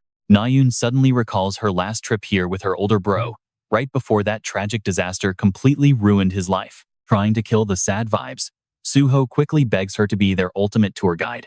Hyped up, she happily agrees. The club boss announces a massive night party happening soon, and, luckily enough, their entire crew just scored VIP clearance to crash it. He suggests they split up and chill until the main event starts.